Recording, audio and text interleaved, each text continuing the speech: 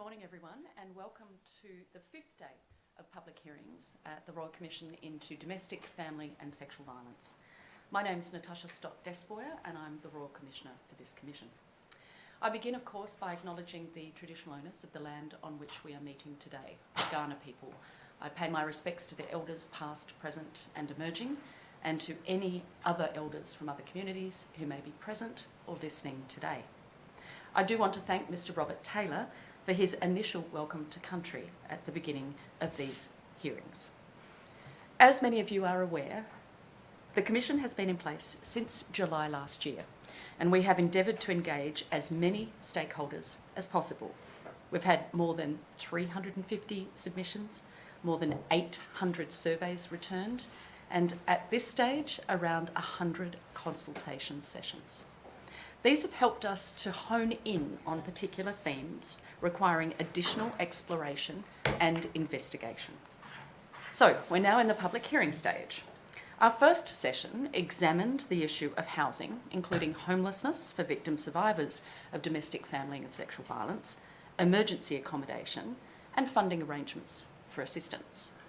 Our second set of hearings examined issues such as the lack of access to forensic medical examinations for victim survivors of sexual assault and how this is exacerbated, particularly in remote, rural and regional areas. And the third hearings examined some of the ways that we can prevent domestic, family and sexual violence from occurring in the first place, namely education strategies in schools and primary prevention practices. Today, we move to the topic of children and young people. You will hear about the work of the Commission and the work that we've done to hear directly from young people and children, as well as their representatives.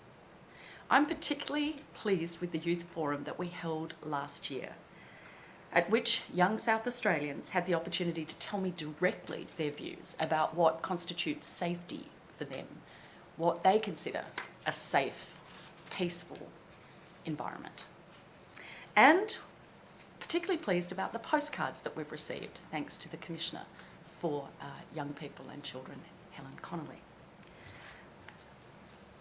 What I've heard many times over from young people, and on that day at the forum in particular, and meetings with the South Australian Youth Forum and the Ministerial Council on Young people feel they don't have a voice, and with good reason. Our forum was a chance for them to be heard, and for me to gather some important information and insights from this diverse, passionate and impressive group of young Australians in all their difference and diversity. It was abundantly clear to me that young people and children deserve a voice. They deserve a role. They deserve to be believed, be safe, and have a say in what's going on around them. In the words of victim survivor from Victoria, Connor Paul, who is now an advocate on these issues, he says, "We have the right to feel safe and live a life free of fear," which today is why I'm particularly pleased that we're having this topic examined. Before Council Assisting outlines the witnesses that we will hear from today, I wish to address an issue in relation to the child protection system. The Royal Commission has learned, and I expect that we will hear today, that the South Australian child protection system is closely linked to the domestic, family and sexual violence system. At the time of this hearing, there is a bill before the State Parliament which proposes reforms to the child protection system. The purpose of today's hearings is not to explore the bill or any of the specific reforms to the child protection system that are set out in that bill. While issues in relation to child protection are likely to be explored today, I wish to make it clear that nothing the witnesses, or indeed Council Assisting or myself might say, should be taken as a reflection of the Royal Commission's views on that legislation. The Commission will, in time, carefully review and consider any reforms and may make recommendations relating to the child protection system in its final report. After the first set of witnesses today, we will anticipate a short break around 11:15 a.m. I now invite Council Assisting to give her introduction. Thank you. Thank you, Commissioner. Today and tomorrow we are conducting the Royal Commission's 5th and 6th days of public hearings. Today's evidence will be, as the Commissioner has said, focused on children and young people. Tomorrow's will be on intervention orders. Before we commence today, I will reiterate some comments that have been made at the commencement of our previous public hearings. First, I acknowledge the domestic, family and sexual violence lived experience of anyone involved in the hearings, following on the live stream, or watching the recording of this hearing at a later time. Today, I acknowledge particularly the lived experience of children and young people who are experiencing, or have experienced, or have otherwise been exposed to domestic, family or sexual violence. People may find the content of today's hearing distressing. I remind anyone watching or listening that if you wish to seek support or advice, a list of support services can be found on the Royal Commission website, which is www.royalcommissiondfsv.sa.gov.au. In relation to terminology, when we refer to domestic and family violence, it includes all forms of violence that can occur within relationships. This includes intimate partner violence, violence perpetrated between family members and in family-like settings, coercive and controlling behaviour, and sexual violence. Sexual violence, whether in a domestic or family setting or otherwise, includes any sexual activity without a person's consent. We will continue to use the term victim survivor to refer to people, including children and young people, who have experienced or who are currently experiencing domestic, family and sexual violence. And we will use the term person who uses violence when referring to an individual who uses domestic, family or sexual violence to cause harm to another. Children and young people can, for some systems, services and studies, include people up to 24 years old. But for today's purposes, we are really focusing on those who are under 18. Children and young people are an important part of the Royal Commission's inquiry, and we have made a deliberate choice to dedicate a day of public hearings to these members of our community. Evidence regarding the prevalence of adverse childhood experiences is emerging in Australia. The 2023 Australian Child Maltreatment Study found that child maltreatment is an endemic and nationwide problem affecting today's children and young people. The study revealed the high prevalence of childhood experiences of physical abuse, which was 28%, sexual abuse, 26%, emotional abuse, 35%, neglect, 10%, and exposure to domestic violence, 44%. The rates of children and young people experiencing 2 or more types of maltreatment were high, 40%, as were the frequency and duration of these experiences. The same study affirmed that experiences of childhood maltreatment are associated with severe mental health problems and behavioural harms, both in childhood and adulthood. Evidence is also increasingly revealing the strong links between adverse childhood experiences and the subsequent use of violence in adolescence and adulthood. A 2022 ANROS study into adolescent family violence in Australia revealed that 89% of young people who had used violence in the home reported that they had experienced child abuse. This data paints a clear picture that, firstly, children and young people in Australia are at significant risk of experiencing violence, and secondly, that they must be supported to escape and recover from that violence and to break future cycles of violence. In the National Plan to End Violence Against Women and Children, 2022 to 2032, the need to recognise children and young people as victim survivors in their own right is a theme across the 4 domains of prevention, early intervention, response and recovery. The National Plan notes the long-term impacts of domestic, family and sexual violence on children and young people and rights. Children can witness violence, but children can also experience violence directly. A child's worldview is shaped by the violence they see, hear and experience each day. These experiences affect their perception and understanding of the world, which can have long-term and ongoing impacts. It goes on to say, This underlines the importance of preventing and intervening early when children are experiencing violence, abuse and neglect. Supporting children as victim survivors in their own right and addressing the impacts of developmental trauma will help break future cycles of violence. Consistently with the National Plan, the Royal Commission's terms of reference direct it to have regard to recognising the rights of children as victim survivors of family, domestic and sexual violence, and to ensure an approach that includes the experience of children. The Commission has proceeded with children and young people in their own right as an important focus of its inquiry. It has put many mechanisms in place to hear directly from children and young people.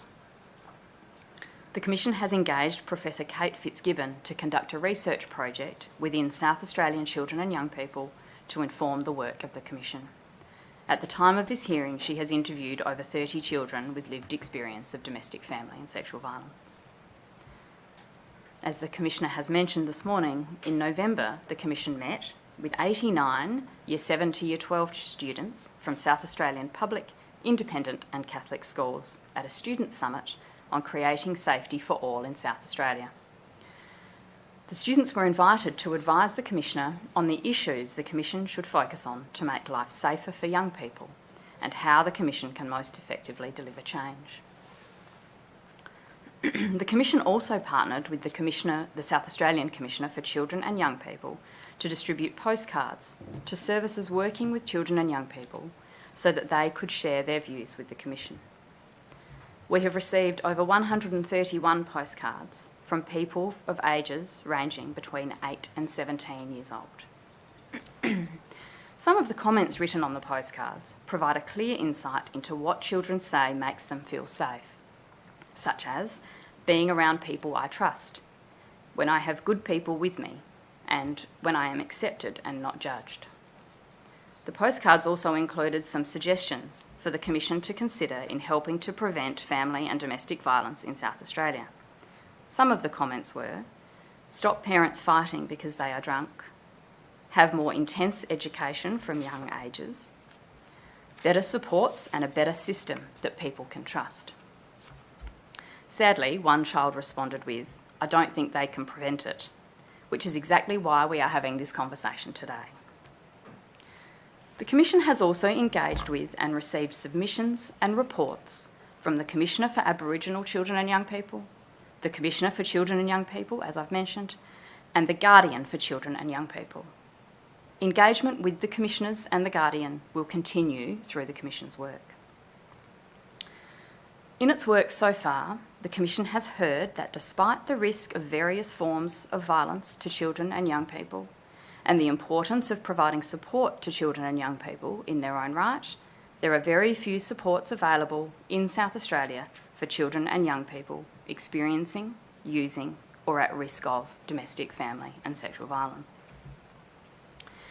This was raised in evidence in previous public hearings, when witnesses explained that St John's Youth Foyer was the only service in South Australia providing housing for unaccompanied young people aged 16 to 24 who are homeless or at risk of homelessness, and that Kind is the only service in South Australia providing therapeutic interventions for children and young people using violence.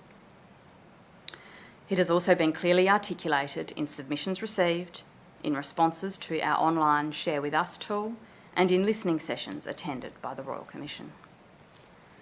The Commission has also heard that children and young people who experience domestic, family and sexual violence feel like they do not have a voice, that they are not heard or they are not believed. This was a clear theme in a report received from the South Australian Commissioner for Children and Young People. Participants described wanting their views and wishes to be sought and recognised, particularly when they may differ from a parent.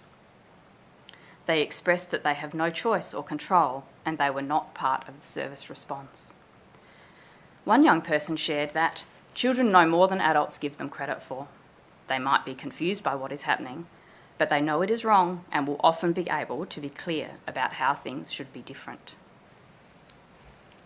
The first witness for today is Professor Leah Bromfield.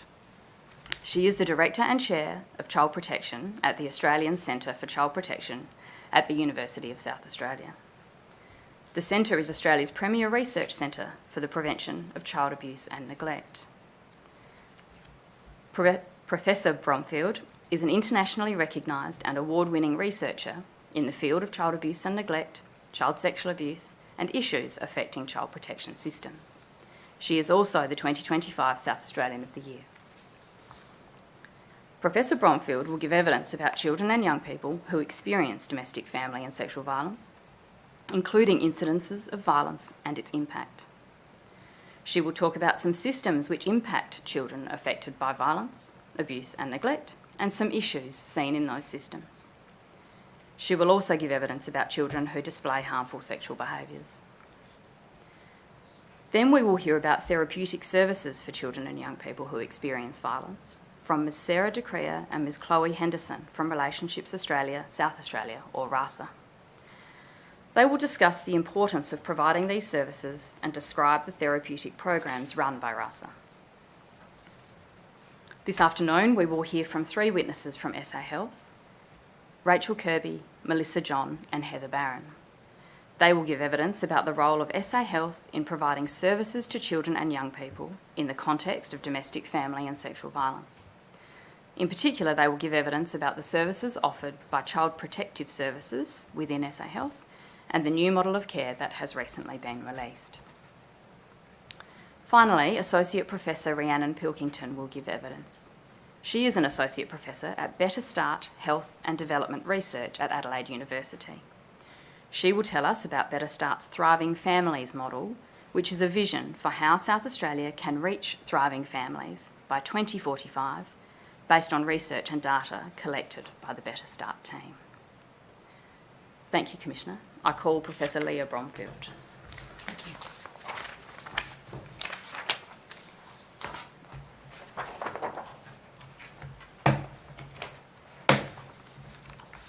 Do you truly and solemnly affirm that the evidence you shall give will be the truth, the whole truth, and nothing but the truth? Say, I do truly and solemnly affirm. I do truly and solemnly affirm. Thank you, and please state your full name. Leah Bromfield. Thank you. Welcome, Professor. Good morning. Good morning. We've heard you are a professor, and I understand you are the Director and Chair of Child Protection at the Australian Centre for Child Protection at the University of South Australia. Is that correct? That's correct. Can you tell us a bit about the Australian Centre for Child Protection? Absolutely. The Australian Centre for Child Protection is the premier national centre for child protection. We were established at UniSA in 2004 by a grant from the Commonwealth Government to create a national centre that would generate new knowledge and help to bridge the gap between what we know and what we do in preventing and responding to child abuse and neglect. We're very proudly a mission and values-driven centre and strive to develop practical evidence-based solutions to address the problem of abuse and neglect in Australia. Thank you. Before we move on to the substance of your evidence, I understand you're also currently the Chair of the South Australian Child Protection Expert Group. That's correct. Yes, we've been charged with developing a 20-year vision for reimagining the way we approach child protection in South Australia. You're the Chair of the Tasmanian Uplifting Care Independent Expert Group. I am. And the Co-Chair of the National Strategy Advisory Group for the National Strategy for Preventing and Responding to Child Sexual Abuse. I am, and I should look for roles with shorter titles. And you were also the Commissioner for the Commission of Inquiry into the Tasmanian Government responses to child sexual abuse in institutional settings. Yes. And this year's South Australian of the Year. Yes, that's an honour. Professor, in your research and other work in child protection or child abuse and neglect, I assume you consider children who have experienced domestic, family and sexual violence? Absolutely. We consider children's experience of family and domestic violence to be a form of abuse and neglect. So there are 5 types of child abuse and neglect. They are sexual abuse, physical abuse, neglect, emotional or psychological maltreatment, and experiencing family and domestic violence. The evidence is quite clear on the harms to children of experiencing family and domestic violence. So I want to ask you a bit about that now. Can you explain some of the ways that children may experience domestic and family violence? Yeah, I think it's really important to explore this. I think historically we've tended to think of children as passive bystanders or witnesses to domestic and family violence, and that so underestimates their experience. Children's experience of, I'm just going to say DFV to shorten my evidence.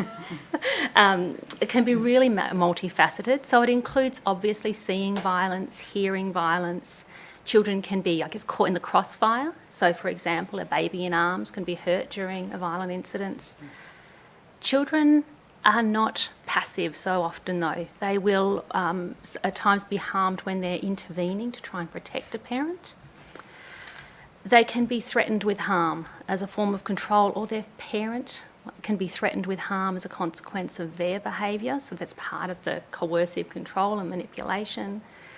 They can be told that they're responsible for the violence towards another. So, you know, well, I had to hit your mother because you didn't do this. And so really enmeshed in the violence. They can actually be forced to enact physical and sexual violence against other family members.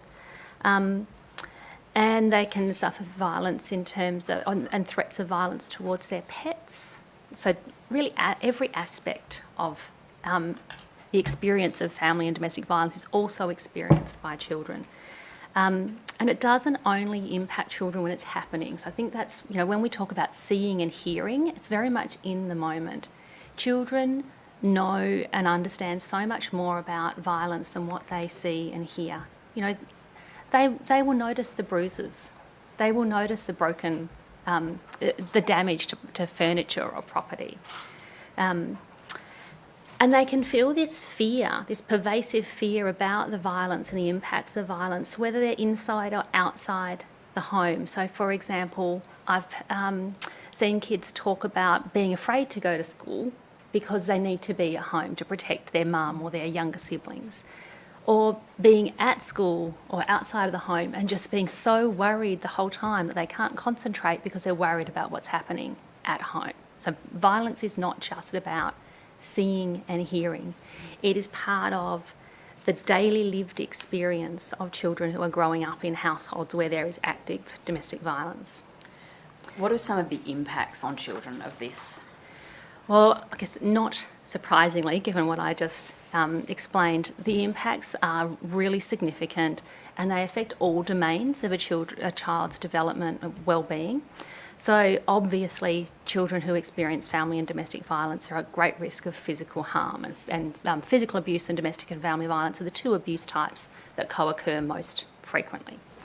But that state of living in a constant state of fear, that actually has been shown to affect the developing brain. So we actually see from brain scans neurological impacts to children who are in that constant state of fear.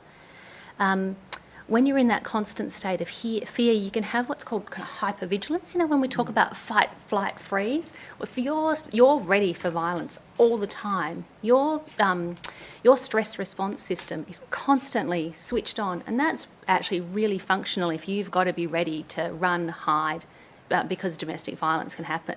But when that's switched on all the time, for kids, it can be hard then for them to switch it off. So they go into the classroom and they're still ready to fight, flight. And so they're interpreting so many things as threats. And we see a lot more externalising violent behaviours, dysregulation in classrooms for kids who are experiencing domestic and family violence.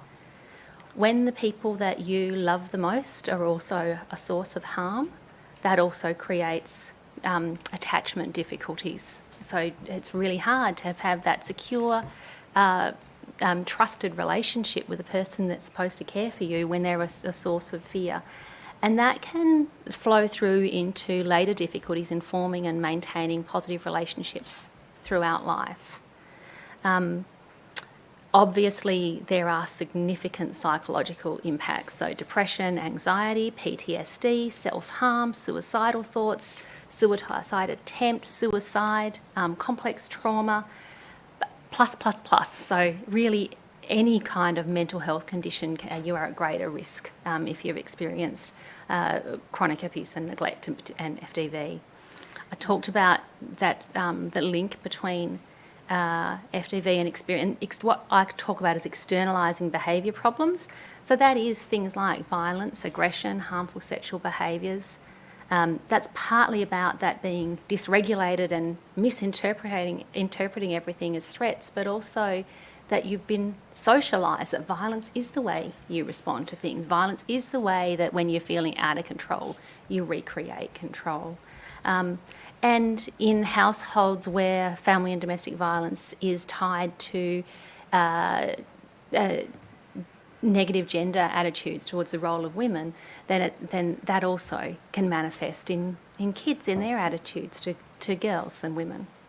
And you mentioned behaviour of young people at schools. What about school attendance, educational outcomes? Yes, yeah. So these can flow through then to school attendance. So either so school attendance, it might be because you're afraid to leave the home because you're wanting to protect someone at home. It might be because mum and dad are so struggling with everything that's going on in their life that they're not getting you to school. Or it might be that you've gotten so behind because of all those impacts in the classroom that you're disengaging from school. So that, of course, affects your educational outcomes.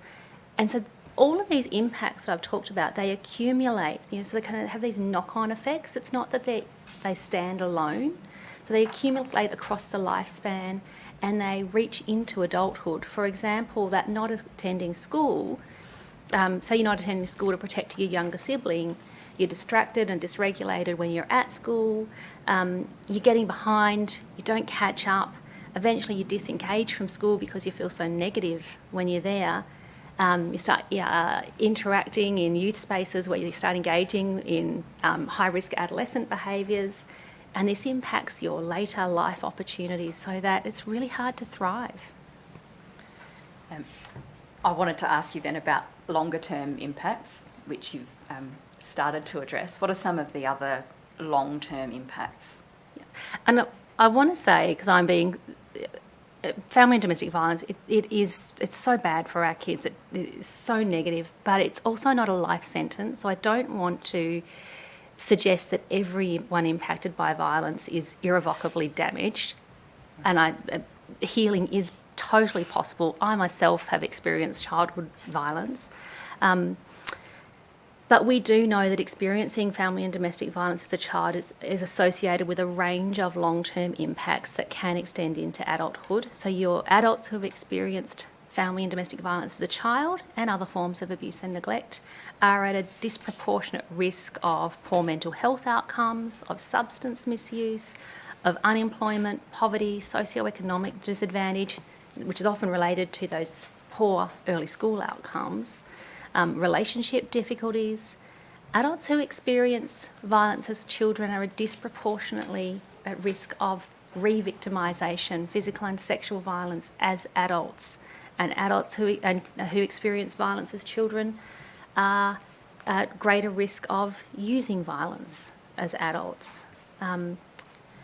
And sadly, the impacts of violence can directly impact victim survivors' parenting capacity. So all of those impacts, the substance misuse to try and dull the intrusive traumatic memories, the mental health as a result of the domestic and family violence, they make it really, really hard to parent, to meet the needs of your own child, and can lead to intergenerational transmission of violence. And we see this really often when we look back at the childhood experiences of parents who are reported to child protection.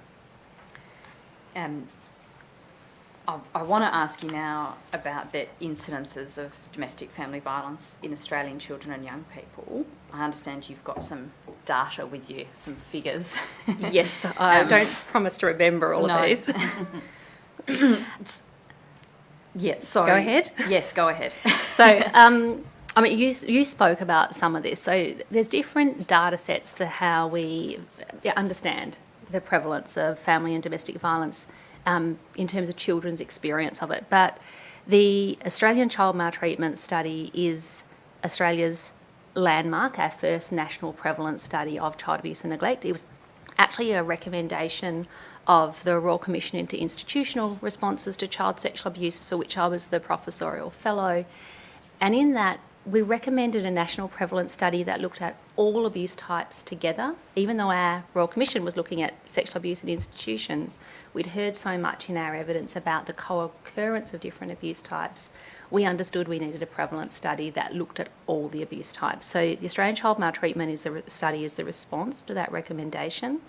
It's a nationally representative study. It included a sample of 8,500 Australians aged 16 to 65 plus, but it looked at that sample of 8,500 people in age groups. So there was 3,500 in that sample aged 16 to 24 years, so what I call the young Australians sample. So sometimes I'll talk about the whole study, which is the 8,500, everyone from 16 to 65 plus.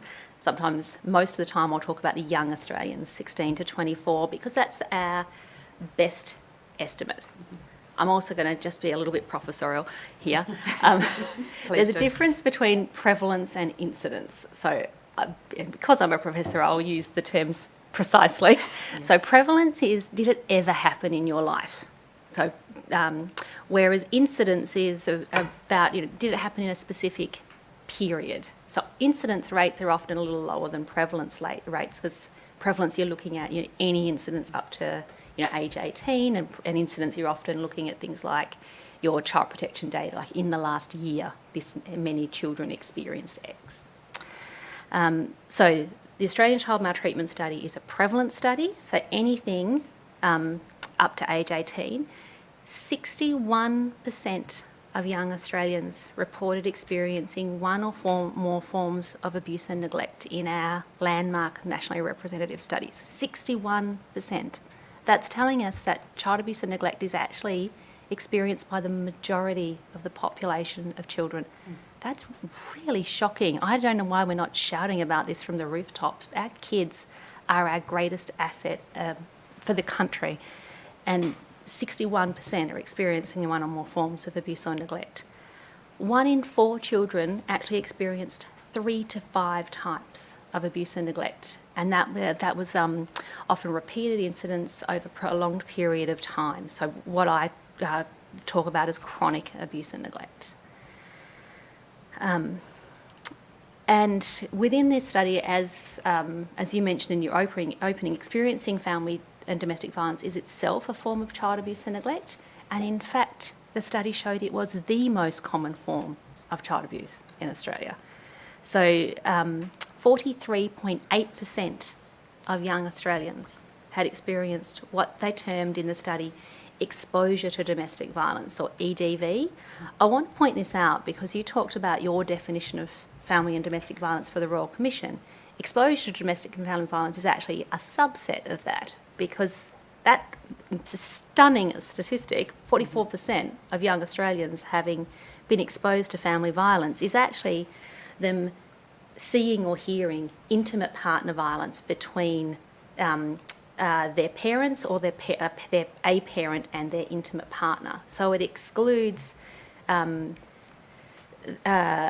violence between other family members, and it also excludes the aftermath of violence, being aware but not seeing and hearing. So narrow definition relatively, and still 44%.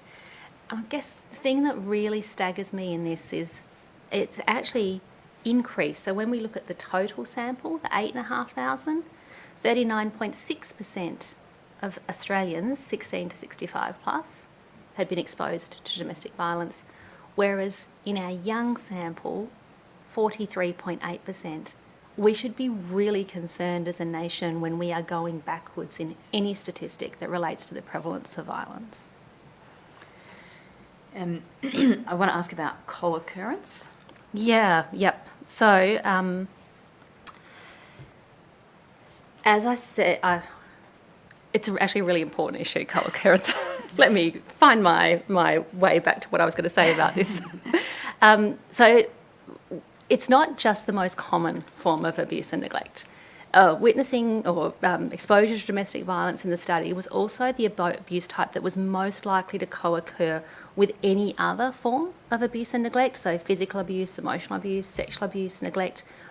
They were all the most likely to co-occur with exposure to domestic and family violence. This tells us something about the dynamics of violence, and that there's mechanisms within households where when family and domestic violence is occurring between adults, children are at greater risk of experiencing abuse and neglect. Thank you. Sticking with data, but moving slightly to the prevalence of family and domestic violence in children in contact with child protection systems.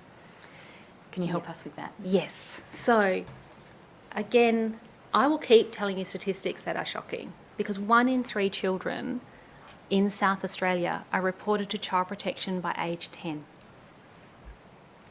I just think we should sit with that for a minute. 1 in 3 South Australian children are reported to child protection by age 10. And within child protection, the prevalence of FTV is really, really high in the child protection reports.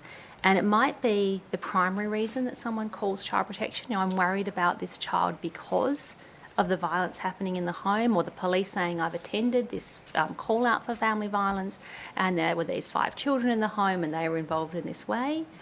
It also might be noted as additional context or an additional risk factor. So I'm really worried about this child who's attending school and seems to be suffering from chronic neglect. You know, they don't have lunch, their medical needs are not attended, and I think there's violence going on within the home.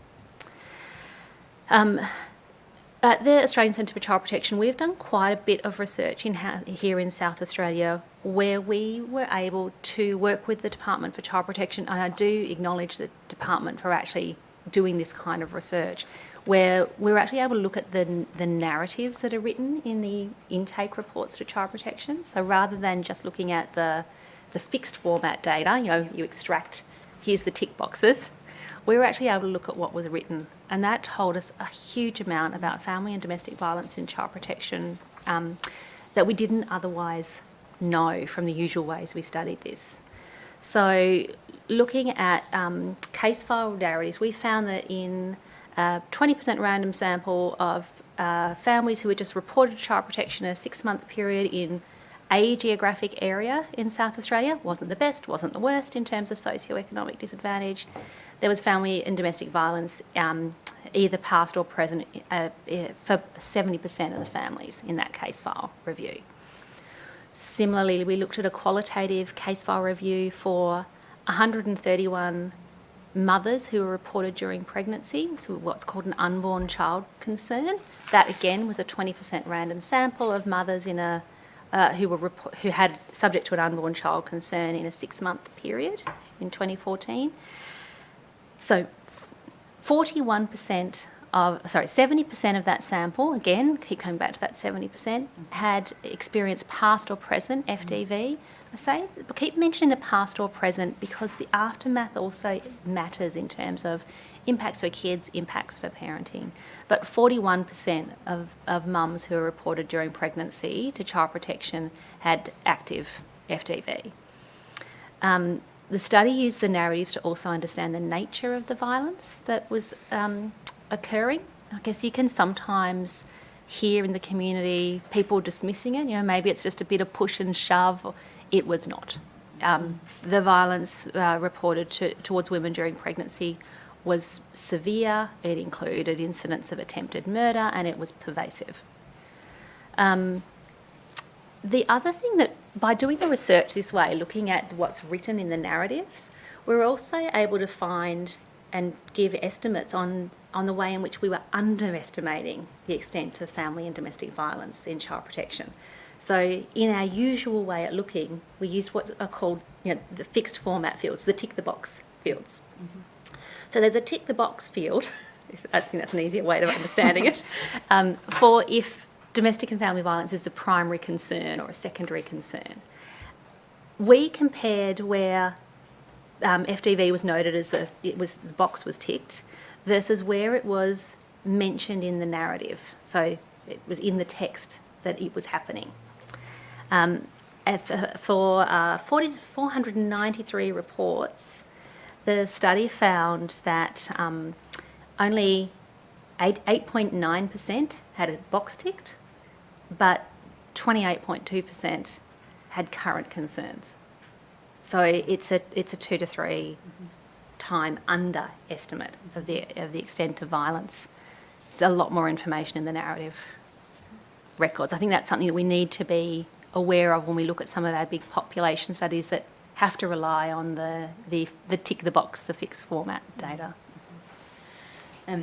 I understand that, or the Royal Commission has heard, that First Nations children and young people tend to be overrepresented in child protection systems. Yes, multiple data sources point to Aboriginal women and children being disproportionately affected by violence. I think Aboriginal people would obviously be the best place to speak to those experiences.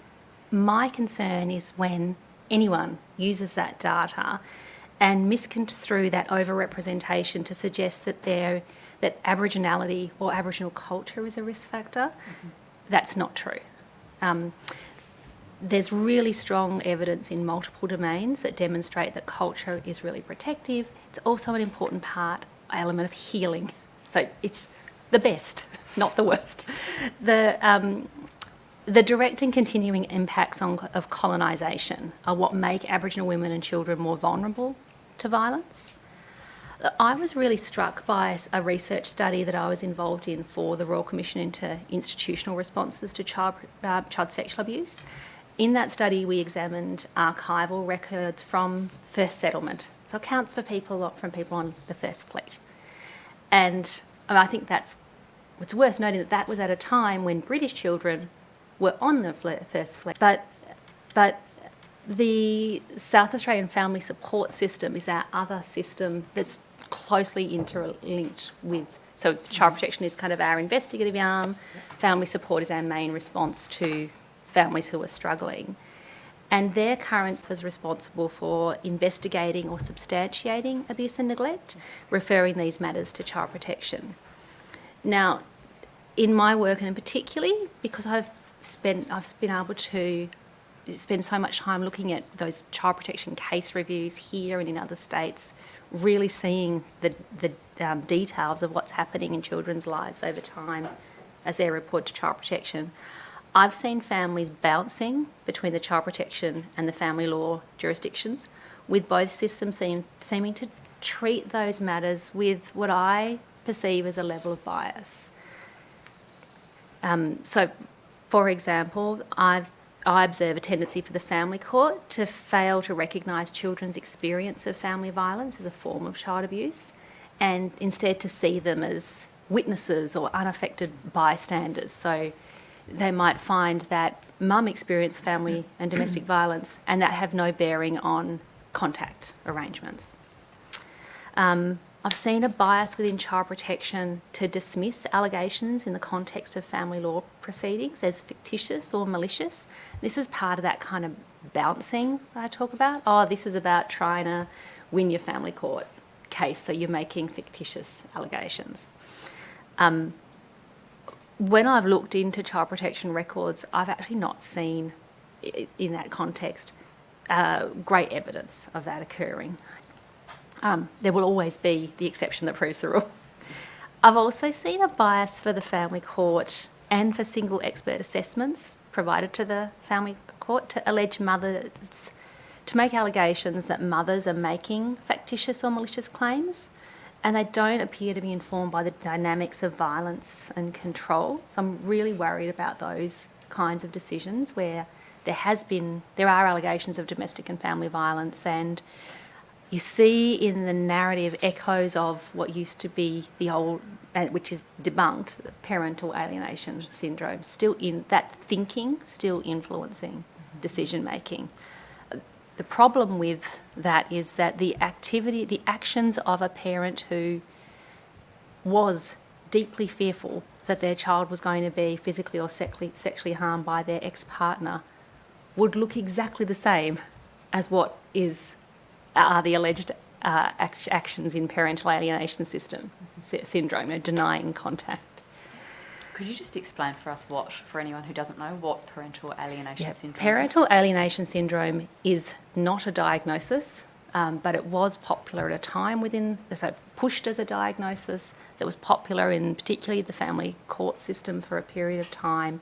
And it suggested, it was quite gendered, so typically it was alleged that mothers were planting ideas in their children's head and alienating them from their dads typically, so hence the parental alienation syndrome, and that would involve getting children to make false allegations, children to act fearful around their dads, that children not wanting contact, denying contact, absconding with their children to avoid, which, as I say, are also the actions I would expect of a mum who was desperately fearful that her children were going to be harmed by her ex-partner. So as a diagnostic criteria, it's not useful at all. Thank you. I think I interrupted your train. I'm sorry. Oh, no, that's fine. It's a bugbear of mine, so happy to talk about it. I think with that bouncing between, there's a tendency for both systems, again, my observation, a bias for both systems to see an absence of a finding as a finding of no substance. Now, they're actually really, really different things. So finding that there's no substance is kind of saying, I've proved this to be untrue. But having no finding doesn't mean you've proved it to be untrue. And in my view, that bias has resulted in both children through both systems being placed with or forced to have contact with a parent who's a perpetrator of physical or sexual violence towards them or their mums or both. Can you give an example in this context of that kind of absence of a finding? Yeah, so the family law system, because it doesn't say it's self-responsible for investigations, will often refer to child protection to investigate. Now, child protection use this term substantiation. Now, I can see how a bystander might go, well, they must be substantiating or not substantiating whether that thing happened. But child protection systems are actually really overwhelmed. And so a substantiation in child protection is not about did it happen or not. Actually, most allegations to child protection are not denied abuse. Most allegations that are reported onto family support services, everyone's saying it's happened.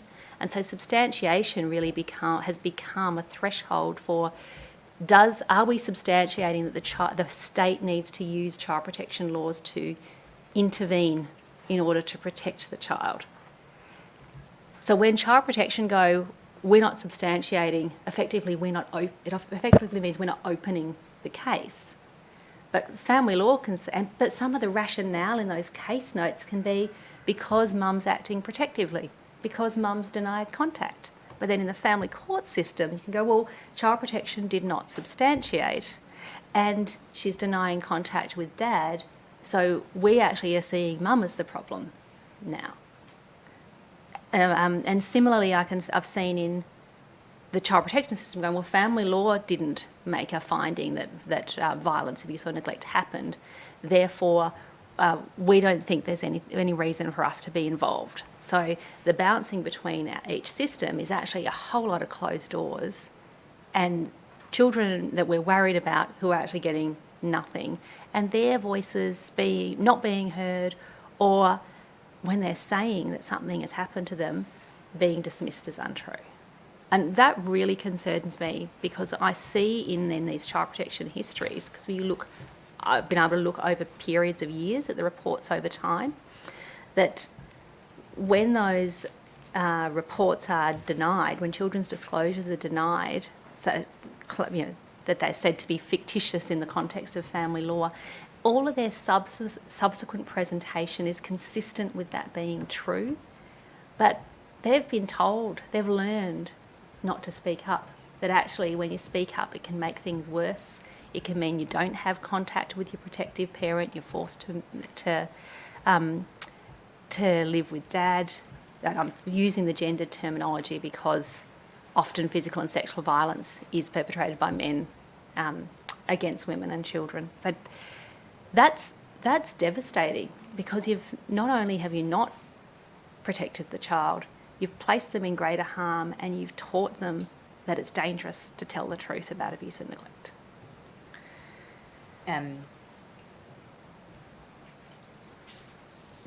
I think, sorry, No, do you want me to go on? Yes. I think that, like I said, historically, the family law system didn't see itself as having a role. And perhaps there was a time where the family law system could have held that position, that it didn't have a substantive role in child protection decision making.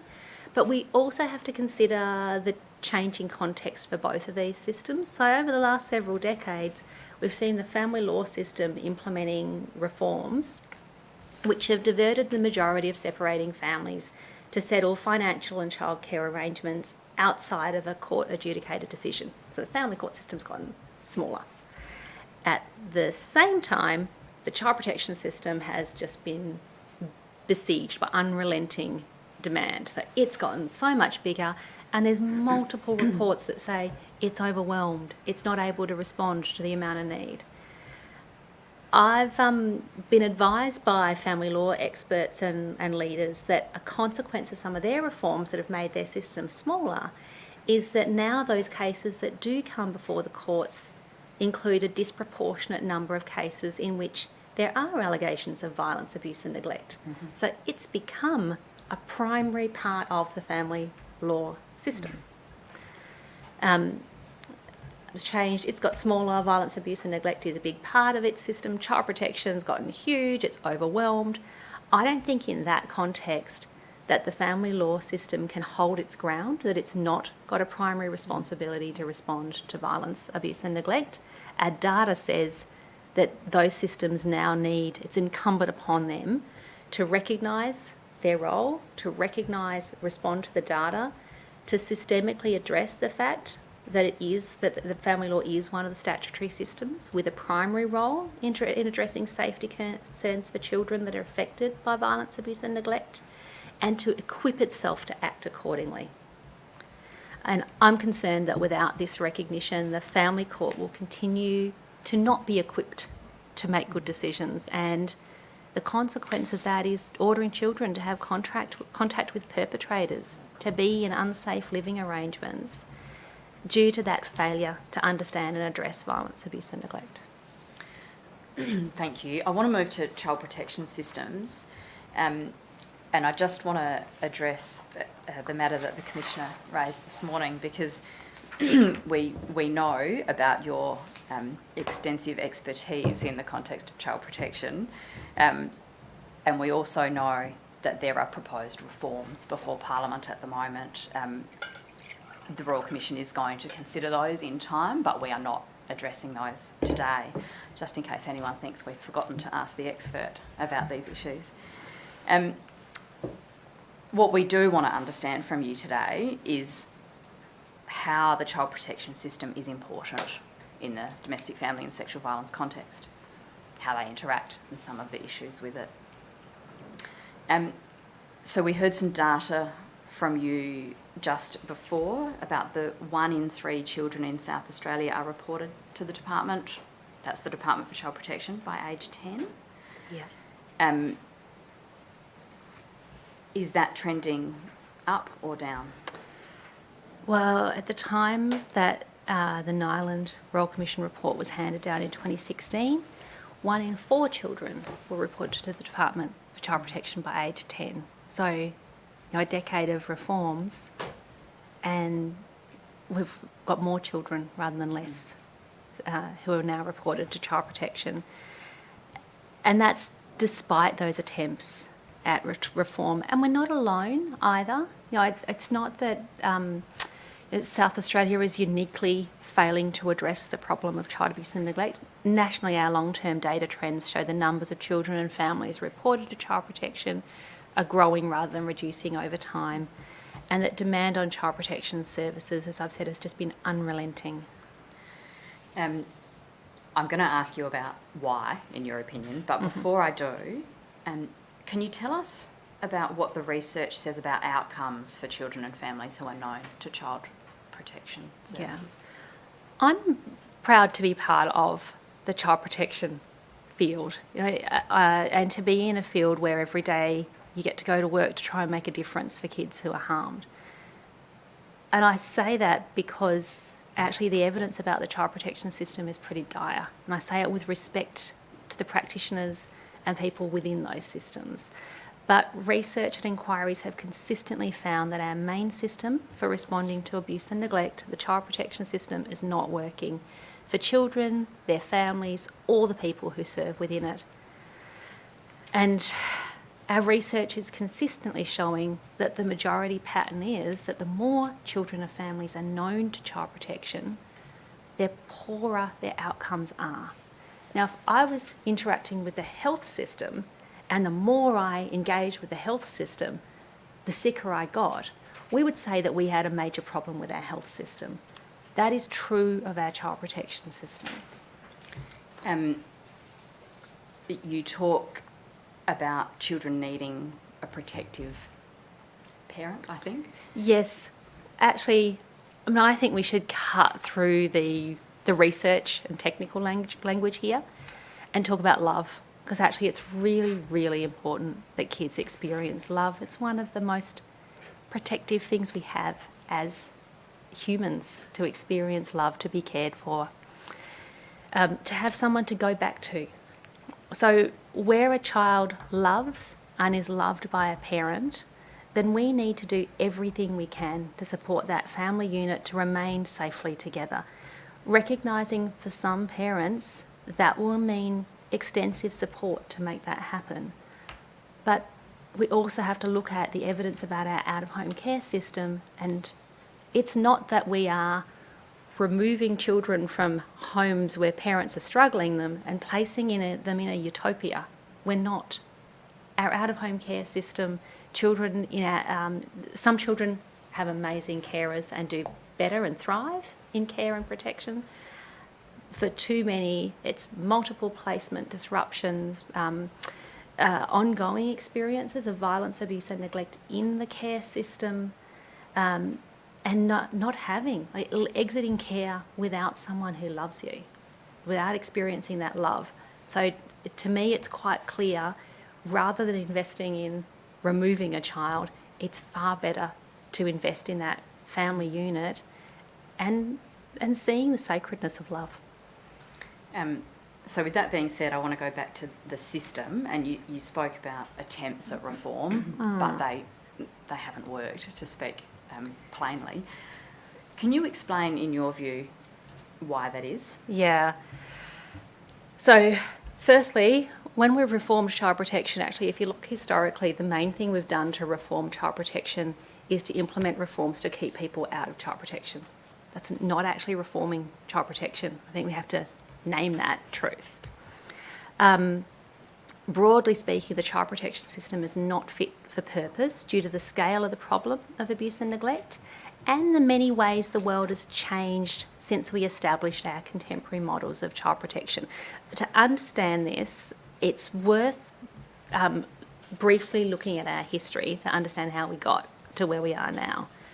So we designed our modern child protection systems in the 1960s, and that was in response to the discovery of the battered child syndrome, which was low incidence, high severity problem of very severe physical abuse, so kids with multiple bone fractures, subdural hematoma from shaken baby, very severe physical abuse. And so we created legal powers to require people to report and to enable the state to intrude into family life and to investigate and remove children. I use that language purposefully because at the time we had to create these mandatory reporting laws because people thought it was outrageous to intrude on family life. Now, our times have changed.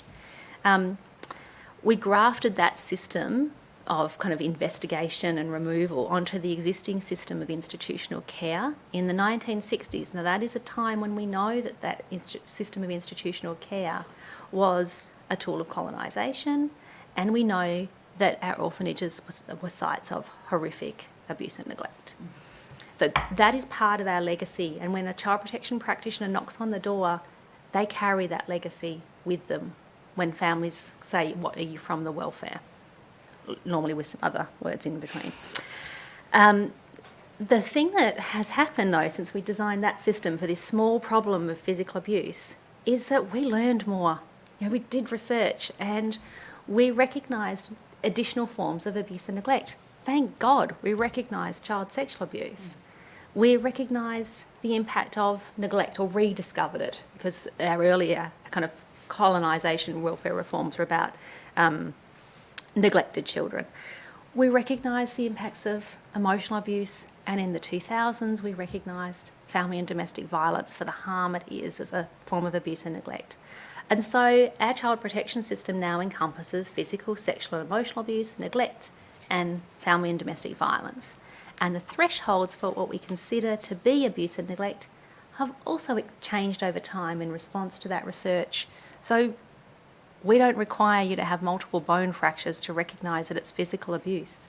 If you are hit with an implement and you are bruised, that is physical abuse. And again, that's good evidence that's led us to those lower thresholds. What we haven't done, though, is we haven't then revisited the founding assumptions of our child protection system, which was founded on it being a low prevalence incident detection system for families who, really the only path was removal. So we talked about the Australian Child Maltreatment Study. It tells us that 60% of the population have experienced one or more forms of abuse and neglect. In that context, we could see 1 in 3 South Australian children being reported to child protection as still underreporting. No one ever envisaged a statutory child protection system that encompassed the majority of the population. It's not what it's designed for. It's like saying go to the emergency department rather than the GP as the first step in help seeking. You mentioned earlier the world has changed around us as well. Yeah, so it's not just our understanding of abuse and neglect that's changed.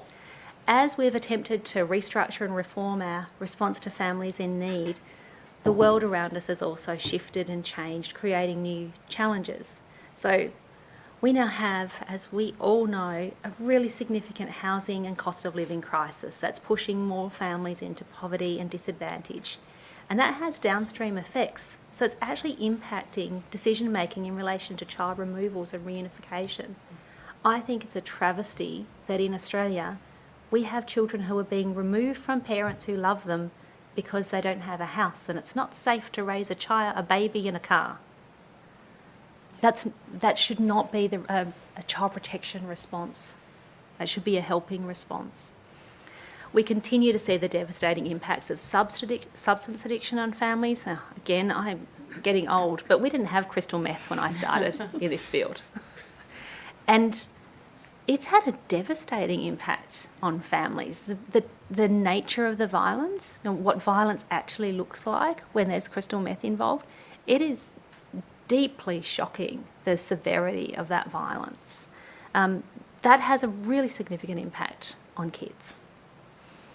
And when we fail to disrupt disadvantage and support healing, we also see cycles of vulnerability that accumulate and they compound over the lifespan and they reach across generations.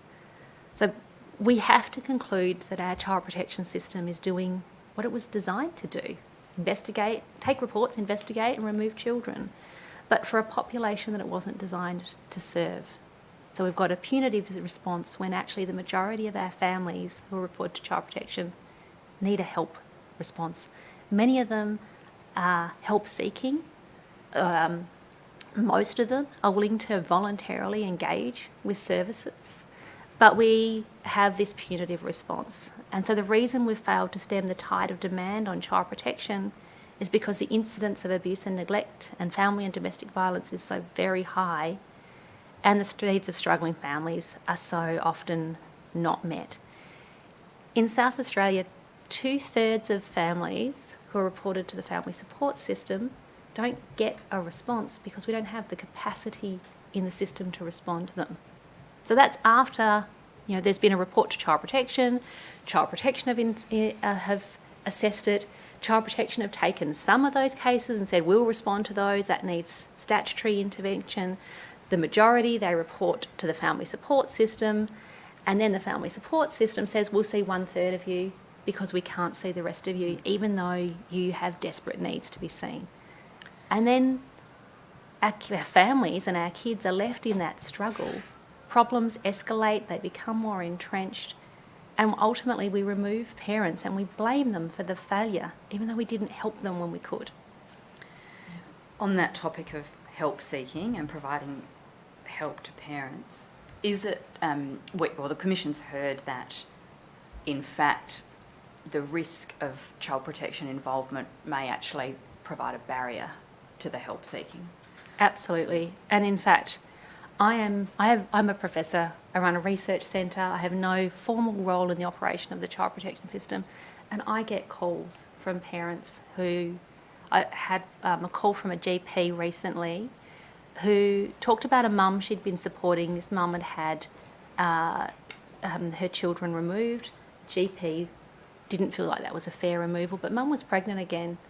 And she was at the GP saying, I'd really like to go to the antenatal visits, but I'm afraid to. I'm afraid that as soon as I go to those antenatal visits, I'll get a report to Child Protection, and this baby will also be reported and removed from me at the hospital.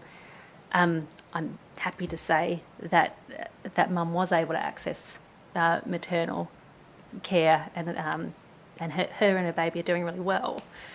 But that's terrible. When mums who are help seeking are too afraid, we see it in the context of domestic and family violence, where you might have a mum who is wanting to leave a violent partner, but there's no housing, and so she knows that if she kind of puts her head above the parapet in any way, she's going to be trapped because it's unsafe.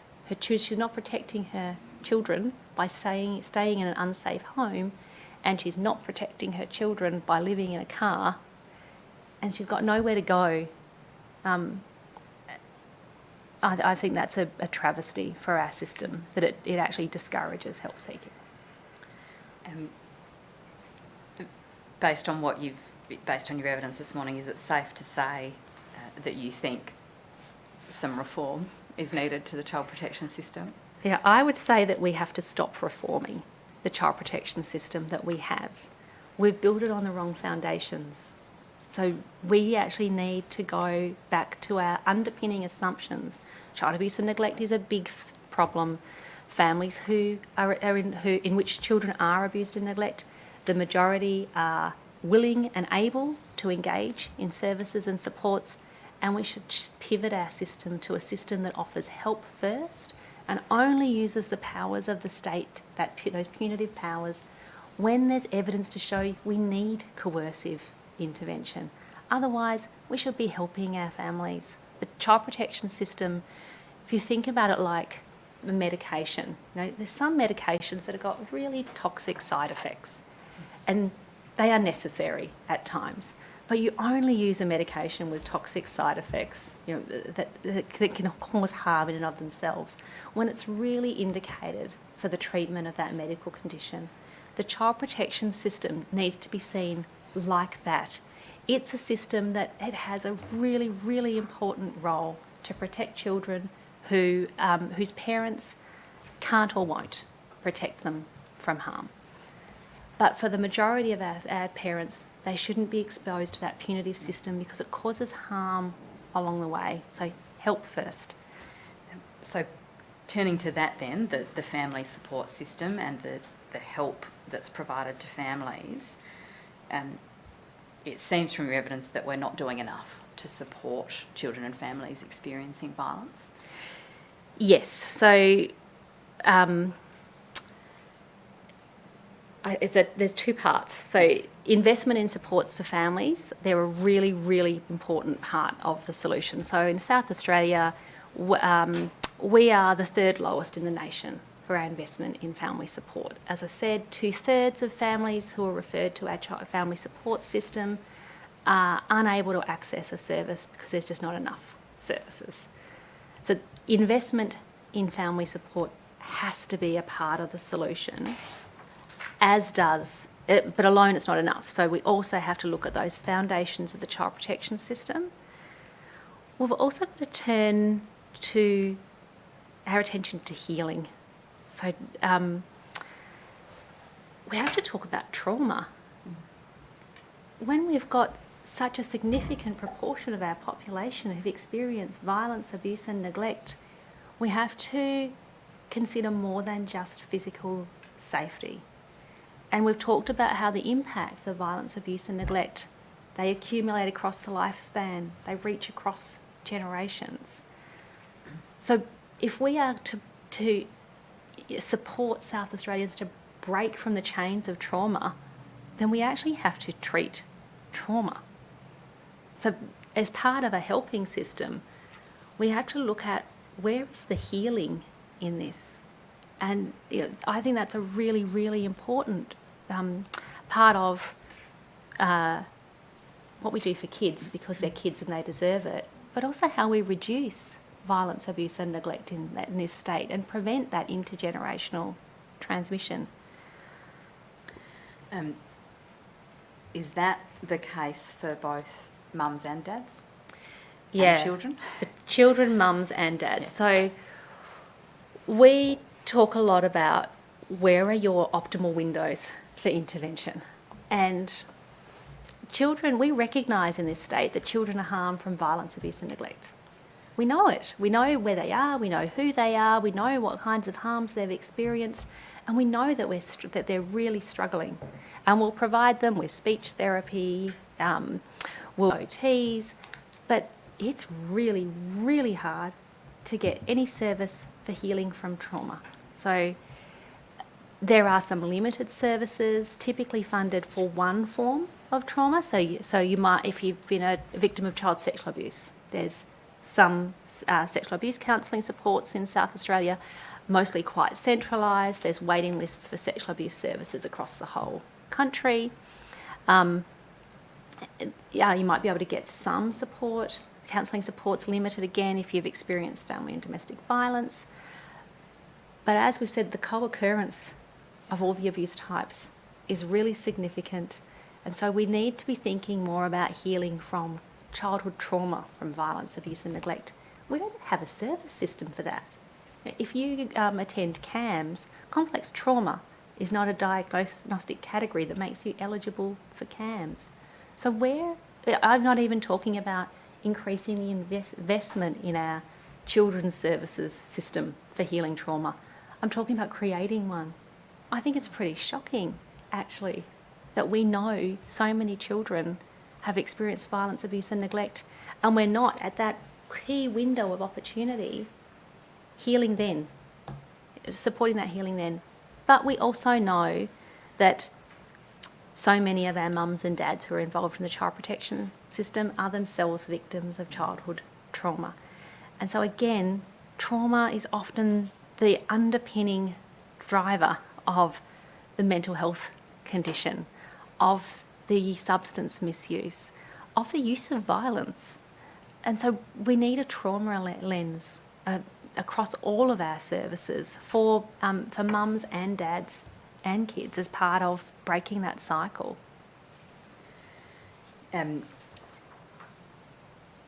Still talking about help or access to help, but if I can just move along a little bit to available services and the idea of universal services. Mm-hmm. Can you explain to us what universal services are? Yeah, so universal services are how we describe services and supports that are intended to be accessible to everyone. So healthcare is a universal service. Education is a universal service. And what is their role? So I'll talk about what their role is in responding to abuse and neglect, because actually that's a really great question, and I don't think we've always had the answer right. So you see, we've often talked in the child abuse and neglect field about applying a public health approach to the problem of abuse and neglect. I still believe that's correct, but I think we've misapplied it and we've done it to our disadvantage. So in a public health approach, The World Health Organisation talks about taking a public health approach to violence prevention. It talks about there being kind of 4 steps around knowing your epidemiology. We designed our system without a prevalence study. That's a big first error. It talks about then matching interventions to windows of to those critical change points, evidence-based treatments, scaling them up. The other thing that is often talked about in a public health approach is what we call primary, secondary and tertiary prevention services. So that's where primary prevention might be something like health promotion messages, and a tertiary service might be a hospital. So primary, secondary, tertiary, going from least intensive to most intensive. So we've tried applying a public health approach to child protection, and in doing it, we categorise the existing service system according to what we saw as its role in a public health approach. So primary prevention, which is for families with known vulnerabilities for abuse and neglect. We often talked about universal services and primary prevention being the same thing. Then secondary prevention being for families with known vulnerabilities for abuse and neglect, and tertiary prevention referring to interventions to prevent further abuse and neglect in populations where it's already happened.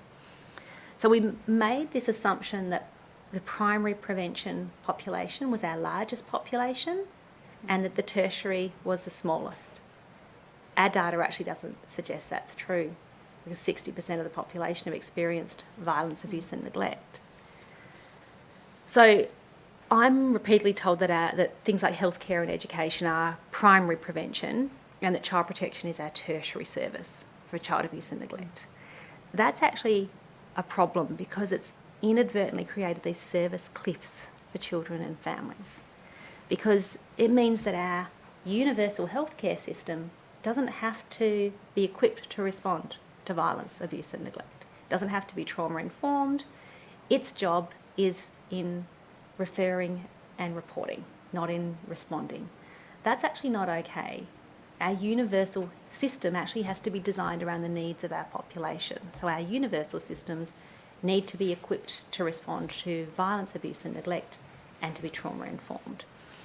And it's acted, that kind of, those service cliffs, they that act as a barrier to child protection really being everyone's business. And they mean our families who are the most vulnerable end up having doors closed to them. Oh no, there's violence in this family, you're not eligible for our service. But when you look at the child protection system, the tertiary response, it's not a therapeutic system. It's not actually the helping system. It's the accept reports, investigate, remove, and it's our out-of-home care system. So what's left for our most vulnerable families if the primary and secondary doors have been closed to them? Where are they getting help? And when they don't get help, problems escalate, they become more entrenched, and then our intervention is to remove children. You've mentioned healthcare in the context of universal services and access to trauma-informed services. So I take it that health is one of, the big areas that needs to incorporate the needs of children who've suffered abuse or neglect. Absolutely. And across the continuum of needs. So our health system needs in universal services, in primary health networks, to be equipped to recognise and respond to violence, abuse and neglect, and to be trauma-informed given the extent of the population who've experienced violence, abuse and neglect. Our health system, though, is also where we see our specialist clinicians, our most specialist clinicians for dealing with children's mental health. And that's kind of our main response to children who've experienced trauma. The main therapeutic response is a mental health response. The Commission has been hearing that those specialist units that you're speaking about and the tertiary response tend to be set up as small specialist units. Can you comment on that in the context of what you've been explaining to us? Yes. In South Australia, I think they're called the Child Protection Services, or they may have recently changed their name. They are situated within our local health networks, but not in every one. So we have these very small service of amazing clinicians, but they're centralised in the southern, central and northern health networks. So if you're in the country, you either have to travel or you don't have access to those services. And they're very, very small. And we've talked about a problem that's very, very big. So in my view, because they're the best of the best, health really ought to be the stewards of our mental health healing system for violence, abuse and neglect. And that means maintaining a specialist role, a statewide role in responding to violence, abuse and neglect. Even in those specialist services, it's actually very, very hard for children to get treatment for trauma.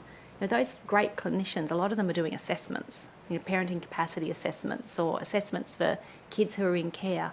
But again, where's the therapeutic response? We can't assess and not respond. But also, as stewards of the system, what leadership should we be expecting from health in terms of ensuring that we do have a statewide response to violence, abuse and neglect? There is capacity in services like the family support system in Western Australia, where our centre also does quite a bit of work. We partnered with government and a number of philanthropic organisations to try and build up a statewide capacity to respond to childhood trauma. So we've provided free professional, tertiary accredited professional certificates to thousands of frontline people in schools, in child protection, in youth justice, in country health nurses, in understanding childhood trauma. We've got mandatory trauma training now for all WAPOL officers. Mm-hmm. So I think the latest stats on that, 9,000 had already completed the training. And then we have a graduate certificate in responding to childhood trauma to try and increase the capability of our existing staff in community services who are already responding to kids, and to have the skills to respond to childhood trauma, because we've repeatedly heard that our workforce doesn't feel like they have that confidence. So I think we really have to look at the role of health in that specialist response, health being trauma-informed, but also who's our lead agency for creating a healing system outside of the hospitals? Where's the equivalent of our primary health and our secondary health networks for healing? Where's our workforce strategy? And that would help in the demand then on those specialist services so they can be reserved for the most complex of cases. And not trying to meet the needs of the 60%. Not trying to meet the needs of the 60%. But that, being trauma-informed in health, it's, in terms of childhood trauma, it is still across the whole lifespan. I do a lot of work with victim survivors of child sexual abuse, and the health system can be really, really scary when you've experienced sexual abuse or sexual violence, because you have a repeat of that pattern of losing control of your body. And there are particular medical procedures that are really triggering when you've experienced sexual violence. So birthing can be so triggering, and it can then trigger a whole lot of mental health concerns that impact then on your ability to parent your baby.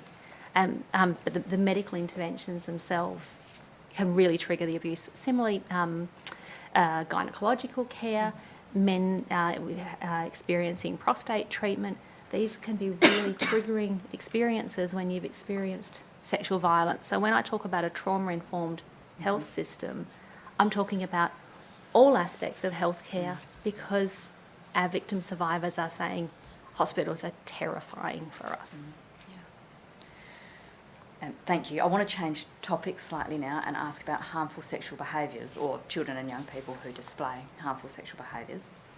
Can you explain to us what harmful sexual behaviours are? Yeah. So harmful sexual behaviours are sexual behaviours that are displayed by children and young people that fall outside of what might be considered developmentally, socially or culturally expected. Now I say that because actually sexual development is a really, really normal part of growing up. Kids exploring their bodies, kids developing sexually, that is healthy and normal. So it's when it's outside of what are those developmental norms. It can occur face-to-face or via technology, and harmful sexual behaviours when they involve another child or young person might include a lack of consent, reciprocity and mutuality, or involve the use of coercion, force or a misuse of power. And to give a concrete example, because that sounded a bit academic, it might look like a range of things, from preschool age children playing a sex game where they lay on each other and simulate sex movement and noises. That's not developmentally appropriate for preschool age kids. An adolescent standing under an open staircase and taking photos of, up the skirts of their same age peers. Right through to children who are harming themselves, so children asphyxiating themselves while masturbating, that's a harmful sexual behaviour, or an older child using threats or coercion to force a younger child to perform a sex act on them. So we talk about a continuum of harmful sexual behaviours, from healthy sexual development through to developmentally inappropriate behaviours or concerning behaviours. Those two categories at the lower end can often be responded to with education and boundary setting. And that doesn't actually have to be complicated. It can be things like saying to your 3-year-old, that's a private part of our body. We don't play with that part of our body in the lounge room or in the open at the childcare centre. So I don't want to overcomplicate this. A lot of harmful sexual behaviours or inappropriate sexual behaviours can actually be responded to really quickly with that education, boundary setting, and they go away completely. What about at the more severe or extreme end of the continuum? Yeah. Can that be? Yes, so treated? there are some children who I worry about quite a lot more. So there's some context for sexual behaviours where, and I know it might sound strange, but it's not so much about the severity of the behaviour, actually it is about the context. So I've seen children with developmental, with cognitive disability with display quite intrusive sexual behaviours with a complete lack of understanding. They've seen something on a TV program that they really weren't equipped to understand. They've replicated that behaviour, and actually, even though it was a quite extreme behaviour, could have been intrusive, can be responded to still with that education and boundary setting. So when I most worry about harmful sexual behaviours, it's actually when children are persisting in sexual behaviours after there's been intervention. When the other child is showing emotional distress and then they're not responding, there's a clear lack of consent. When they're persisting to create opportunities, what in an adult frame we might talk about as grooming. I don't like to apply that language to children, but purposefully creating opportunities to gain access to children, where the behaviours persist in secrecy. I'm really worried about that child, and I'm really worried that if we don't provide specialist intervention, that those behaviours will persist and that they can persist into adulthood. Is it correct, though, that specialist intervention can assist and prevent it proceeding? Absolutely. So that's the really important thing to know about harmful sexual behaviours. Treatment is super effective. So if we provide appropriate treatment, for most children, those behaviours will entirely extinguish. They should never be tarnished with a label that they carry into adulthood of a sex offender, if they've experienced that effective treatment. I do want to ask you about the response to it in South Australia, but before we do you have some figures around the incidence of harmful sexual behaviours? I'm really pleased that you're talking about this as a commission, because systemic reviews put the incidence of harmful sexual behaviours at about 30 to 60% of all child sexual abuse. And in the Australian Child Maltreatment Study, approximately half of all the child sexual abuse reported by young Australians was actually caused by another child or young person with harmful sexual behaviours. It's the fastest growing form of child sexual abuse in Australia. It occurs in homes, it occurs within families. It's also been identified in the Royal Commission into Institutional Responses to Child Sexual Abuse and the Tasmanian Commission of Inquiry, for which I was a commissioner, as the most prevalent form of child sexual abuse in contemporary institutional contexts. For example, in preschools, schools, youth detention, out-of-home care. So where children are gathering, this is the most prevalent form of child sexual abuse in institutions.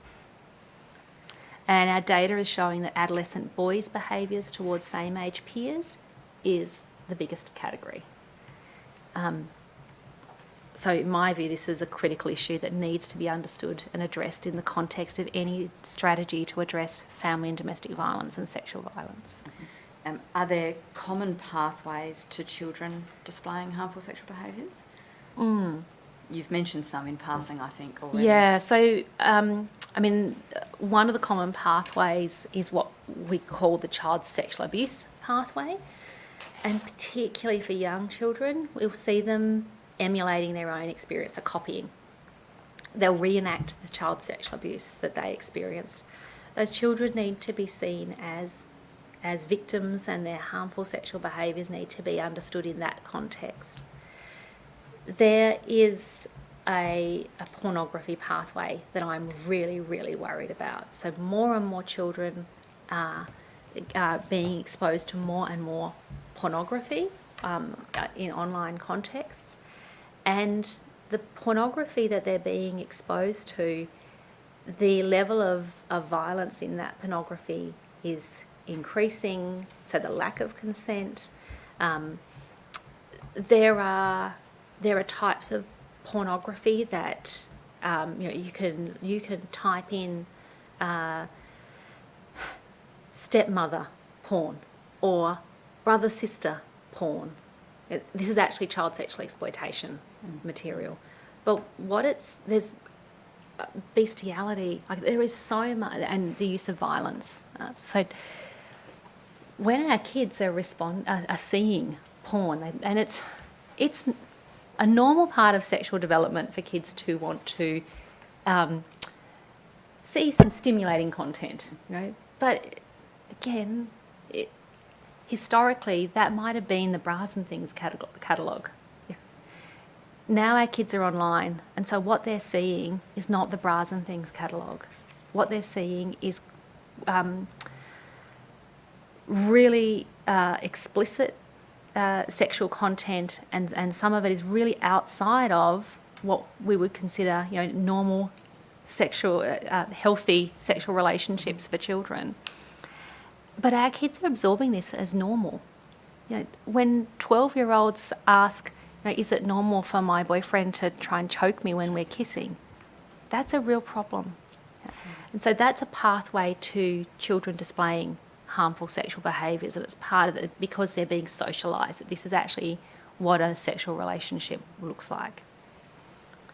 The other pathway is what we call the FDV, the Family Domestic Violence pathway. So in households of children who display harmful sexual behaviours, they are disproportionately more likely to have experienced family and domestic violence.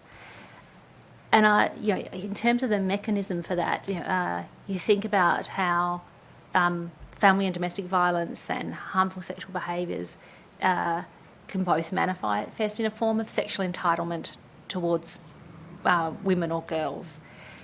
If that co-occurs in a sexualised environment where there's hyper-masculinity, then I'm quite concerned about that pathway in terms of growing our kids to display sexual behaviours endemic in gendered violence.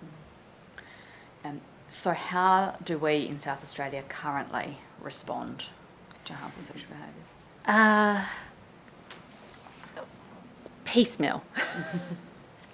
So harmful sexual behaviours was actually recognised in the Royal Commission into Institutional Responses to Child Sexual Abuse. It's actually a national priority in the National Strategy for Preventing and Responding to Child Sexual Abuse. And so we've seen some responses in some agencies. So, for example, our education system has implemented quite a systemic response to harmful sex, equipping teachers to recognise and respond to harmful sexual behaviours. But all of our departments have acted as islands in relation to responding to harmful sexual behaviours. They're also using a whole lot of different definitions. Now that might seem like it's not important, but it actually is, because they have different thresholds for when they should report to the police, when they should report to child protection. They can't agree on that when you don't have one common definition and one continuum with agreed thresholds for, and roles and responsibilities for who does what. And we know that when there's confusion, it's kids and families that fall through the gaps. We also, in South Australia, have a very limited treatment response. So we have one FTE for children 12 and under who are displaying harmful sexual behaviours, only available in the Central Adelaide Health Network, the Children's Health Network. And we have 2 FTE for responding to harmful sexual behaviours in CAMS. But I've just talked about this as the fastest growing form of child sexual abuse in Australia, and we've got 3 FTE within our state. We also don't have any kind of dedicated system for helping. You know, when you've got so much harmful sexual behaviours that sits at that inappropriate sexual behaviour or the concerning end, then what would be really helpful is, instead of reporting children into child protection or police or trying to get them a tertiary, very specialist health response, actually supporting parents so that you can say, look, actually that's an inappropriate behaviour, or actually that's a normal sexual behaviour. So some of that education and resources and supports for parents, consultation for your family support practitioner who's dealing with this system as it's uncovered as they're supporting a family, or for domestic and family violence services who are working with mum, and then this issue emerges, not uncommon given the DFE pathway. So support. So we need a kind of a consultation, clinical consult, kind of advisory service, resources and supports, and we desperately need more than 3 FTE, and we need to stop the postcode lottery.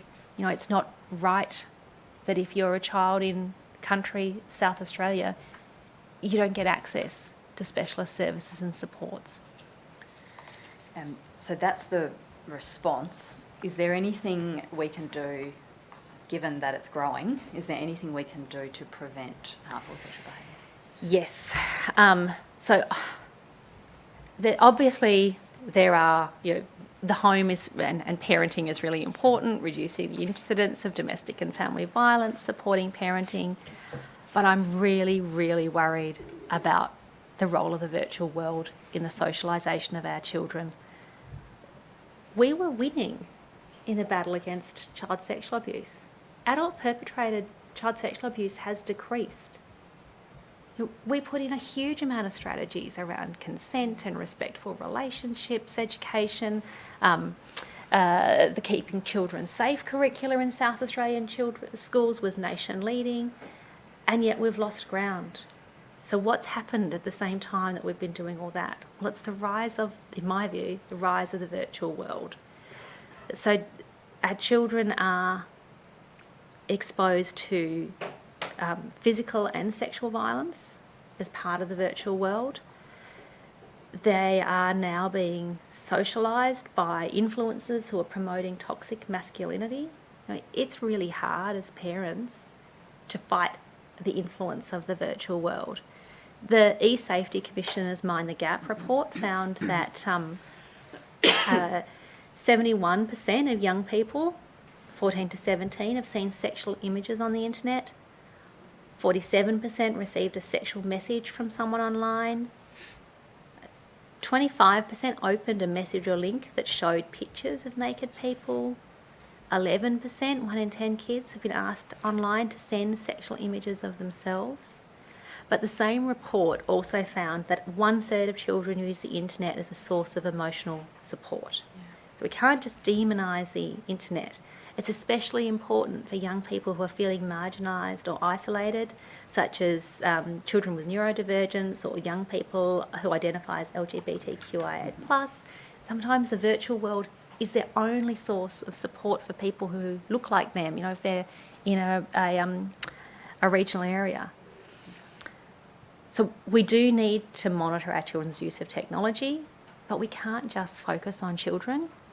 You know, at the moment, my concern is that we're just regulating kids. And to me, that's analogous to when we told women not to walk alone at night.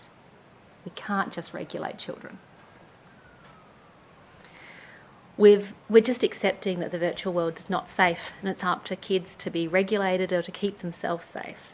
So we need to go further to regulate big tech, to actually create more safety within the virtual world. There is so much technology that our big tech companies already have that would enable them to implement age verification, that would enable them to identify child sexual exploitation material, that would enable them to identify violent pornography. This technology already exists. And in fact, some of our big tech companies that don't implement that kind of technology on their own platforms have developed it and sell it to others.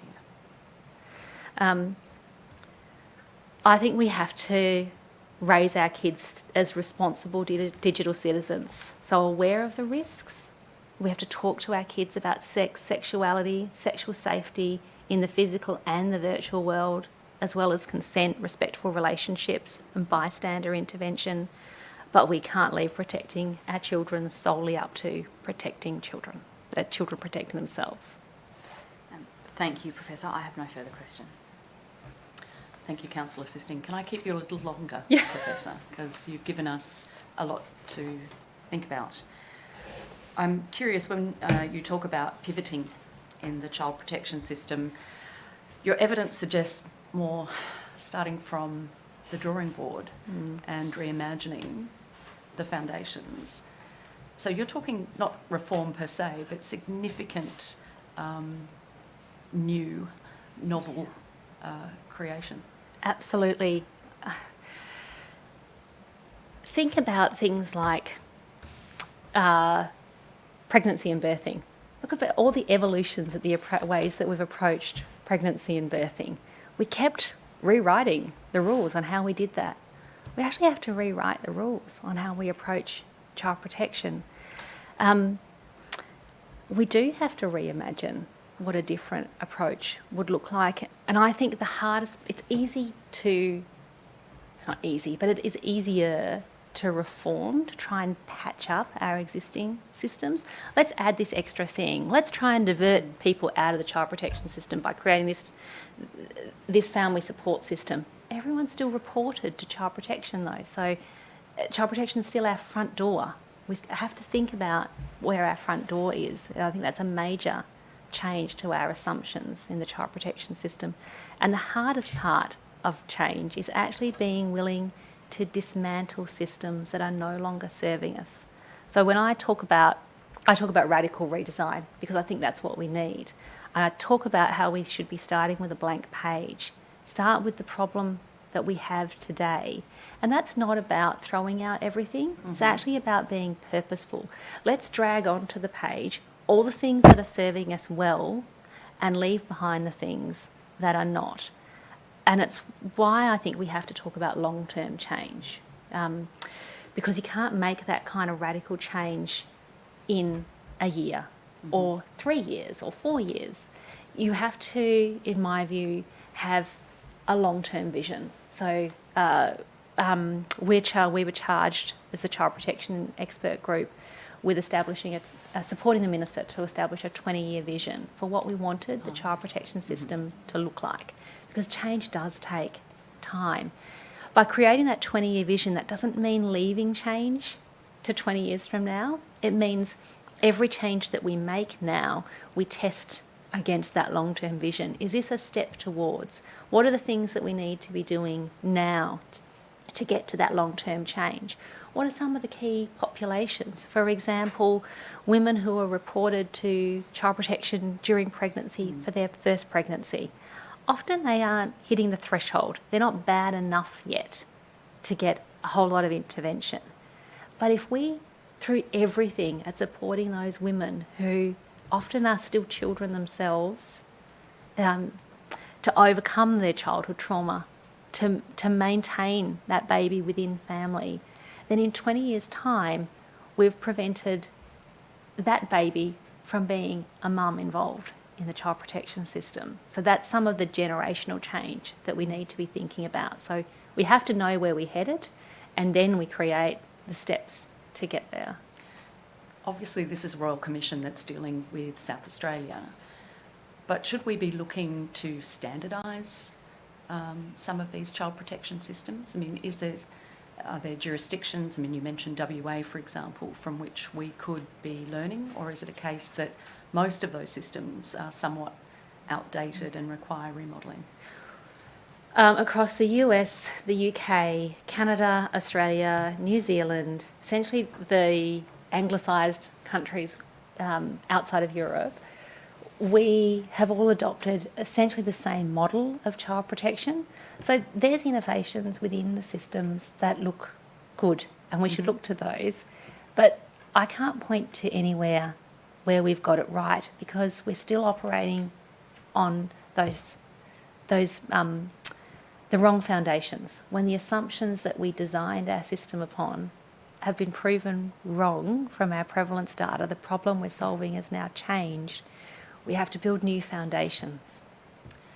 Again, the issue of state versus Commonwealth laws. When you talk about the bouncing between family court and child protection, is that further complicated by the fact that you're dealing with Commonwealth legislation and state-based laws? Or is it the case that your premise that the family court needs to, I think your word is, equip itself to deal with those issues of investigative, roles when it comes to child abuse and neglect? Clearly you are advocating for it to adopt that as a primary role and consideration. So even though, again, we're state-based, we can look at some of those intersecting laws and agencies. And I suppose equipping oneself also is around what a system expects of itself in terms of the professionals within it, their knowledge and skills, their understanding of dynamics of violence, abuse and neglect, so that they're not vulnerable to things like parental alienation syndrome type thinking.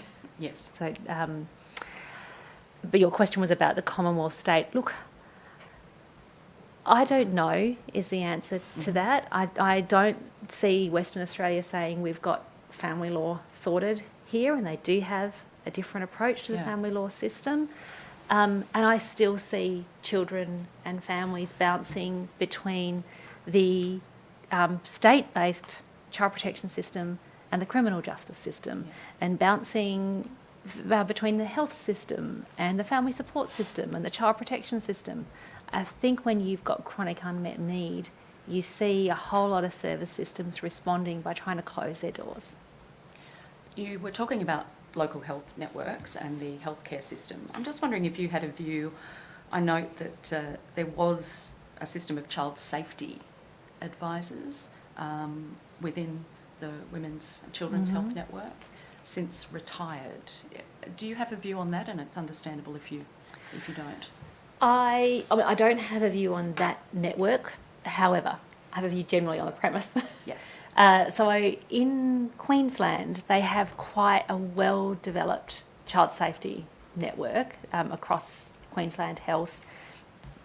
And that's for a range of different people who are involved in responding to children's health. So, obviously your paediatricians and your paediatric hospitals, your health professionals who are involved in forensic medical examinations, but also your social work departments, And so as part of that network, they do ongoing professional development. They actually have an annual conference where they look at themes in child safety across health. I don't know what the impact is on the ground because it's not something I've evaluated myself, but I've attended some of those networks and I'm impressed that you have such a large number of people coming together and demonstrating an interest, health professionals, in how they can better respond to abuse and neglect. I think it's been enabled by having that ongoing function. You said that we should be shouting these statistics from the rooftop. Why aren't we? I think there's a number of reasons. I think the statistics are so high that some people find them hard to believe. So I've heard media reporting before where people go, what? No, surely I must have heard that wrong. Or could that be true? Or that must be, you must have defined this problem in such a way that it's not really something we should worry about. And yet the ACMS study showed that of the 60% of Australians who'd experienced one or more forms of abuse or neglect, about half of that problem had current mental health, clinical level mental health concerns. And that was at that point in time, noting that the impacts of trauma can manifest and ebb and flow across the lifespan.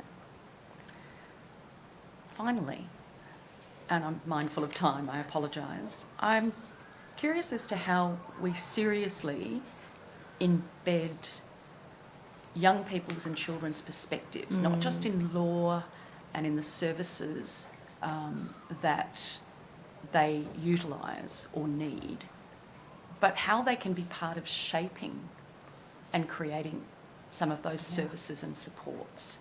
Do you have any recommendations for the Commission in relation to that? Yeah. So I was really privileged to be involved in the National Royal Commission in the work we did to develop the National Principles for Child Safe Organisations, and to have been able to commission and oversee all the research program that we did looking at children's views of safety in institutions. And from that research, we realised that one of the principles for a child safe organisation actually needed to be that children participate in the organisational governance, not just in the decisions that affect them.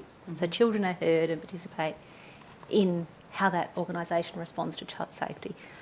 South Australia has done less than a large number of other states in terms of implementing the national principles for child safe organisations. You know, in New South Wales, in Victoria, in Tasmania, child safe organisations are regulated. You have to demonstrate that you're meeting the principles, and there's a whole lot of support that goes alongside of that to support implementing the principles. That's kind of one kind of systemic observation that I'd make. But we also know that of the 10 principles, empowering children to have a voice is actually one of the ones that organisations have said, we really struggle, how do we do this? So I worked with Associate Professor Tim Moore, and we did a project for, at the same time, for the New South Wales Child Guardian and the Victorian Commissioner, Children and Young People, about creating some practice guidance on how you do this.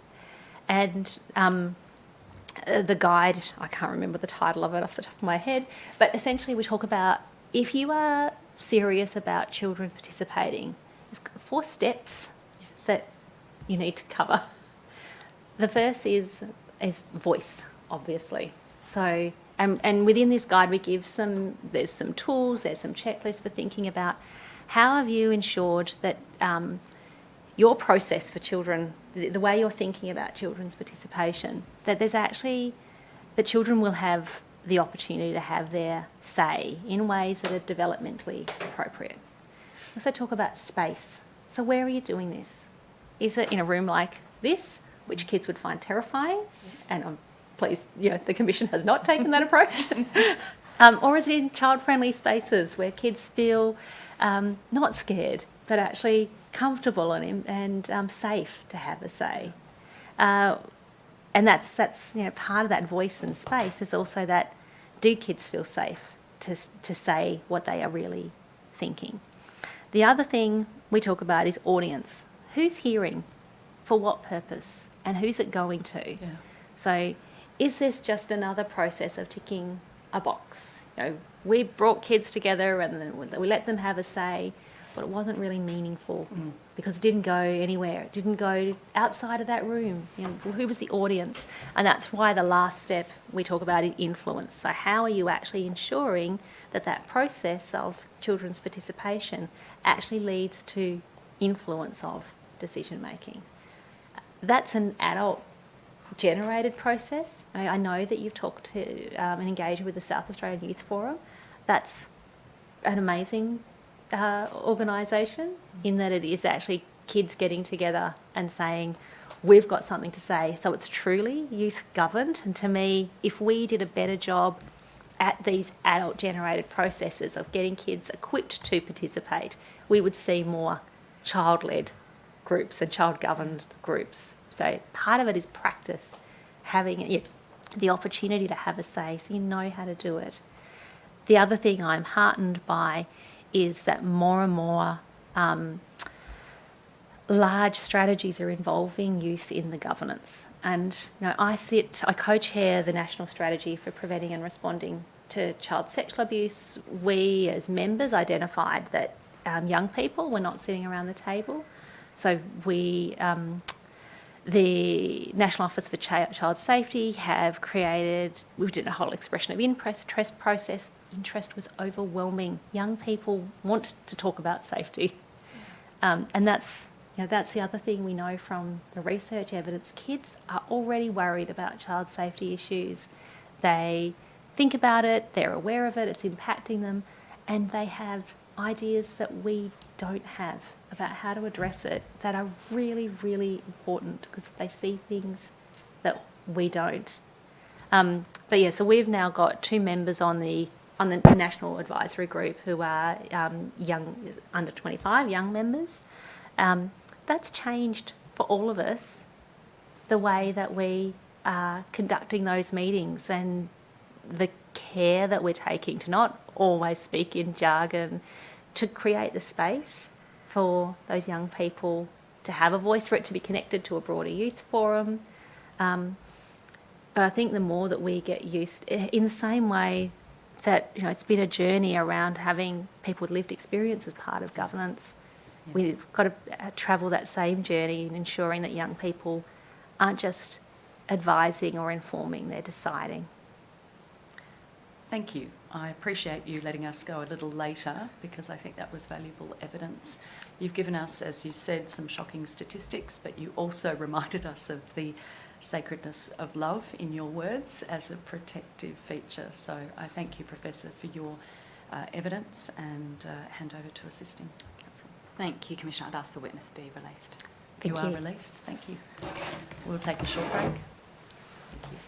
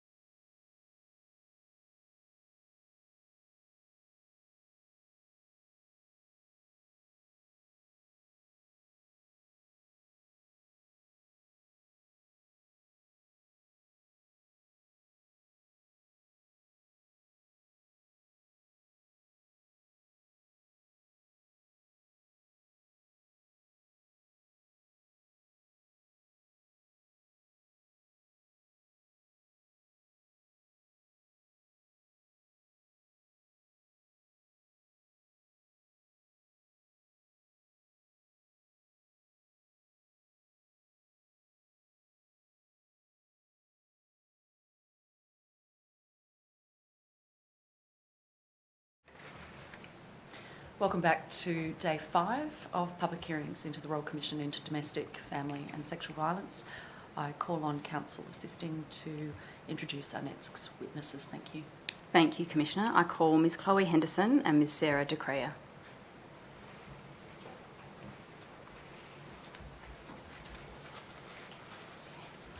Thank you. Do you swear that the evidence you shall give will be the truth, the whole truth, and nothing but the truth? Say, I swear. I swear. Please state your full name. Chloe Henderson. Thank you. Do you truly and solemnly affirm that the evidence you shall give will be the truth, the whole truth, and nothing but the truth? Say, I do truly and solemnly affirm. I do truly and solemnly affirm. Thank you. Please Thank you. state your full name. Sarah De Crea.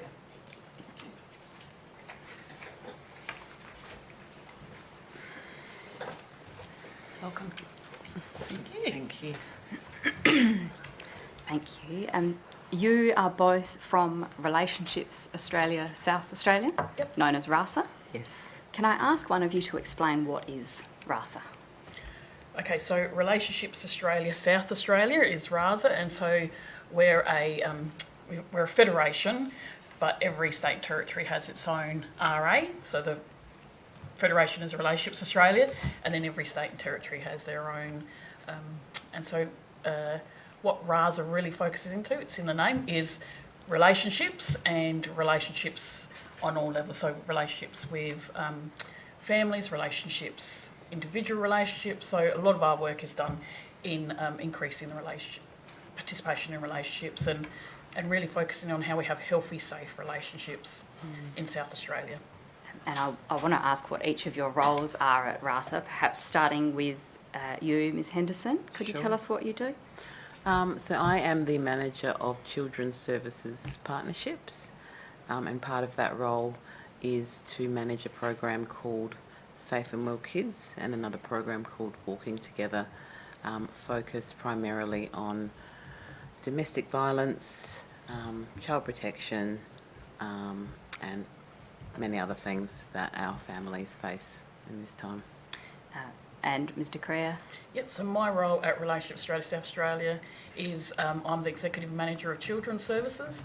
So I look after over a sweep of services that work with children and families, usually in the child protection, domestic violence and space, and really, so Safe and Well Kids, Walking Together is one of those programs, and another one of those programs is Together for Kids, that works with children that are experiencing homelessness, and the DV services sit under those, and Ngā family group conferencing, where we steer families away from child protection by allowing family-led decision making. So you've both mentioned some programs that RASA offer, and we're going to ask you about some of those today. But picking up on two of them that you've mentioned, Safe and Well Kids and Together for Kids, I understand that they are specialised therapeutic services for children and young people who have experienced domestic and family violence. Is that correct? Yes. Okay, I'll ask you a bit more about those in detail later, but is it correct that they operate quite similarly? Yes. And you've said that each of you manages one of those programs. Correct. So before I ask you about those programs, I want to ask you some more general questions, if I can.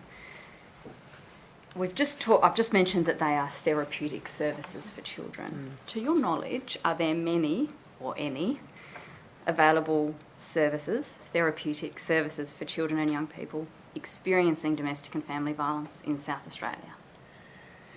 I think both of those services are quite unique, as they may, and I'm pretty sure they are, the only services in South Australia that see children in their own right. So in those two services, children are the primary client, so the child itself is the client, and that's who the case plans and that's who the therapeutic plans are based around, is around the children. And so they are two very unique services in the space. Yes. Something Ms. I Henderson. would like to add about just in what you're saying, Sarah, too. I do think our two programs are really unique because we have a resolute focus on the children, and the children being our primary client. And I think that's what sort of sets these programs apart. We think there should be more programs like this, because gone are the days where we understand that children don't passively witness or experience violence. They're actively experiencing domestic violence. So our programs really centre on not just child-centred, but child-inclusive. So the decisions are led by the children where possible. Is that what you mean by child inclusive? That's what we mean by child inclusive, and the difference between child centred. So when I say child inclusive, we're not just seeking their voice. I think, as a service sector, we are quite good at seeking children's voice sometimes, but it's what you do with that voice. How are you accountable to that child? So that's you understanding their core experience, but then having a therapeutic loop back to a safe caregiver to actually be able to hold that story, to be able to begin to heal together. That's the key to the work. And it's also using children's voices to inform our decision making as a service sector, how our program runs. That's what we mean by child inclusive. And can you explain for us why that approach is important in this context? So child inclusive practice, so both of these services have really, so Together for Kids has been around for 16 years, so it's a long-standing child inclusive kind of program that used to do a lot of child-focused work, and over the time with support with Professor Jen McIntosh, what we started to really lean into is what we call child inclusive, and we really use the Lundy model for child inclusive practice, where we kind of give children voice, base, audience and influence. So what we're saying is the importance for children to be able to tell their story, to have the people they love hear that story, to have the decision makers, because often what we talk about in when we see children in their own right is that children belong to someone or something, and that's usually a family, right? So they're not out there on their own, they're actually they belong to family or belong to a mother. So we all know that adults have the final decision making, but children should have the right to influence decision making. So really a child inclusive practice really involves children in discussions, decisions that affect them.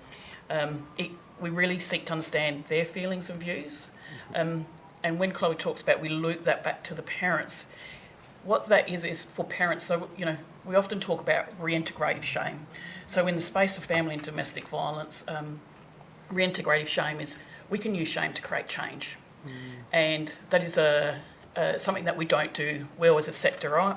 And so using shame to create change is shame in those that we love the most is where you'll get change. And whether you're a person that chooses to use violence or whether you're someone that is experiencing violence, when people hear for the first time their child's experience in the life of that family, this might be the first time they hear that experience, what ends up happening is they will create change. Because we live in this kind of adult-centric world, right, where lots of adults are making decisions for children. We've gone past the day of children should be seen and not heard. When we're working in the space of domestic violence and family violence and sexual violence, children do need to be seen and they do need to be heard because they are also witnessing and they're also a victim of what is happening here. And often what we do, and this is not mother blaming a lot, is we focus in on the adults in the problem. And the child becomes very quiet and we don't seek for them or seek their understanding of the problem. And then we know that we've got very unwell children, so mental health in children is raising, and that is usually because we don't do enough therapeutic support when children are in the problem. So we don't intervene early in the life of the problem. We usually wait till we see the behavioural outcomes of children. And so what these programs, Child Inclusive Practice does, is go in and speak with the children so they can have their voice heard, they can make meaning of what's going on for them, and they can influence their family to create change. And like I said, when we use reintegrative shame, most people love their children. And I think we forget that. Even people that choose to use violence love their children. So when their child's voice is presented back to them, they usually create the change that's needed because it's that shame, not the shame that the sector gives them. We give them punitive punishments. We give You know, you can't see your children if you enter in the child protection space. You're now left out of the decision making if you're the perpetrator of violence, and then the woman that's left is making all the decisions. We put a lot of responsibility, whereas in this space we're using the child's voice to actually get those both parents to kind of go, let's look through the lens of a child. And when you look through the lens of a child, that is when you're going to get some change occurring. And we haven't done that well as a sector. And I think we're a little bit scared of children in that space. I'd love to add something in there, but you Yes. go. No. I will come back to you, Ms Henderson. I just wanted to pick up on something you said about we tend to focus on the adults, but children are also suffering. I think that's Yeah. my word, not your Yeah. word. The Royal Commission's heard, and we've had evidence about, there seems to be a focus on crisis response and physical safety. Yep. What's happening to the children when that's the response and there isn't a focus on the Yeah. child? So often what we do in these spaces is we remove children to keep them physically safe.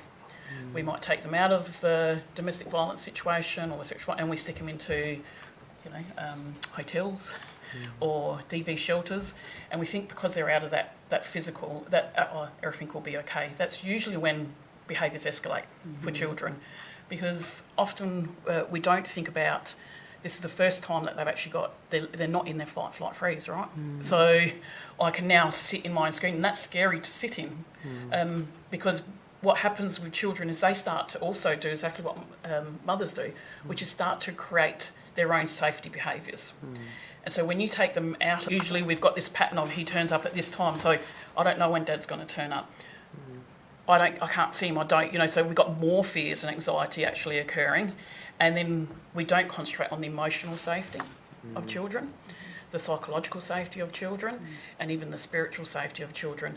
And what we think is we create safety with a mum, and that should all be okay, when actually this is the time when behaviour's escalating, and you've got so much pressure on a mother who's now preoccupied by lots of things that the sector puts her through, to look for housing, to do these appointments. If you've got child protection on your space, you've got to do all these appointments, and we're making her unavailable for the child. And then what you've got is a child that now not only is doing behaviour issues, but has a caregiver that's not attuned because the pressure that we stick on the mother, and that actually makes the child escalate even more. And we've seen lots of times where we see children become perpetrators by the system. We hear from teachers, the child's putting a lot of pressure on mum to visit dad, or the child's, and it's like all of a sudden we're turning children into perpetrators. And it's like, no, this is the time the child really needs that serve and return from her mum, and we call it the serve and return, where, just to be able to find a time where they can sit in a therapeutic relationship. And we're not talking about healing all their problems. We're talking about finding safety in the relationship, in that dyad, in that attachment dyad, because that is where children will feel safer, children's mental health can be supported, and where mum can feel like she is doing good enough parenting. So that's where that is really important for child inclusive work. I'm going to ask you about that relationship first, but Ms Henderson, did you want to add something before? And I'm sorry, we've gone off. No, I really appreciate it. I always, when Sarah speaks, I've always got more that comes to my mind. But talking about the physical safety aspects that you raised in that question, I think it's also really important to reiterate what Sarah's saying, in that we are definitely not doing as service providers is saying that mothers that have experienced domestic violence are incompetent or somehow bad parents. Absolutely not. What we are saying is that mums that are escaping violence remain feeling quite powerless, unable to regulate themselves or their children. We have our detection of overall risk screening data that tells us this. We have some data that suggests that 60% of mothers that were entering our Safe and Well Kids programs said that they just could not understand their children's behaviour. 77% said they were struggling to respond to their kids at all. And over 50% were actually being a lot harsher with their children than what they wanted to be. So this is an impact on the relationship because of the domestic violence that doesn't stop just because you are physically out of the environment. And I think what tools like this, evidence-based tools like risk screening outdoors, and our use of Outcome Star really helps us to screen for this risk, but it also helps us to move away from, I think, a bit of a fallacy that's in the system of like incident-based. You know, the incidents of violence have stopped, so they're okay. Well, no, they're not. We know that kids stop inviting friends over. They learn to tiptoe around the house. They learn how to gauge mum's response. They don't go to school. Their behaviours become out of control. We've got a lot of data that suggests that our kids are telling us they feel heaps of feelings of emptiness. They've got no cultural connections. Their sleep routines are all over the place. So this really helps us, particularly in the coercive control discussion as well, to start to understand, and I think it's David Mandel that speaks of this, that, you know, it's this, all of this reveals a complex web of controlling behaviour that shapes every aspect of children and survivors' lives. So that's what we mean when we say just removing getting physically safe is not the way. And just the other thing I wanted to add about our services, both of our services, is we Sarah talked about the Lundy model, but both of our services at their core call for the full participation of children, and they rely on relationships being the vehicle of change. So we believe the healing happens between caregiver, protective parent, mum and child, because children often are always the most harmed by the reason we're walking into their front door, because they are the most vulnerable. And just tacking on to something Sarah was talking about, shame, because I think this is such an important discussion to have. The orthodox way in which as a system for years we've been othering men that use violence, and we other young people that offend, you know, we think, yep, put them in prisons or move them to the side and just work with mum. Whilst Safe and Well Kids as a program doesn't work directly with men, we still need to give effect to that child's relationship with their father. They still love their father. And if dad is feeling a lot of this shame, which he is, because like Sarah said, dads still love their kids. They've probably got intergenerational issues leading them to their violence. But children will then take on that shame. Yep. We know that children take on the shame of their parents. So if we're not working directly with children to help them make sense of their story around their relationship with their dad, because otherwise they blame themselves, we need to be able to sit in that story with that child. Even if we deem it a dysfunctional story, we need to be able to sit in that story to then be able to help children to co-create a new story that's a healthier story. I think that stuff's cycle breaking. Yeah. Yeah. Because we know children are egocentric, right? That's just children. It is, you know, it's not the world and me, it's me and the world. So if we don't help children understand that, they will blame themselves. And just being able to sit with a child and say things like, oh, did you know that actually mum and dad used to argue before you were born? Is sometimes big information for children to go, oh, I never knew that. But these are the little things that we can do to support children to understand that this is not their fault. And if we don't speak to children directly and get them to help navigate their story, they will lead into this world thinking that's their fault. And I want to talk about physical safety in the eyes of whose physical safety, right? So when I'll speak through this as in an Aboriginal sense around when I work with some of our families, and this story will always stick with me when I was working with a mum who was now having her child removed because of domestic violence. Her response to me was, where were all these people when I was a child? And what she was saying is, he might give me a black eye every now and then, but I'm not being raped every night. Now, this is someone speaking straight into their experience of sexual abuse, right? So we've got traumatised children will turn into traumatised adults who will turn into traumatised parents. So, you know, when we're talking to this mother about violence, her threshold of violence is way higher than what some of us would think. And so we need to kind of, and that is because of her childhood, because no one got in there to explain to her that was not okay when she was a child. And so if we know that, we need to start setting up different responses, which is why we're so hell-bent on child inclusive practice. We do need to help children navigate this. Otherwise, we know that they turn into adults that will experience domestic violence themselves, or will be perpetrating domestic violence, or have drug and alcohol issues. So early in the life of the problem, a therapeutic intervention early in the life of the problem is where we should be starting to do our interventions. And I think we leave it way too late in the life of the problem before we decide to jump in. Absolutely.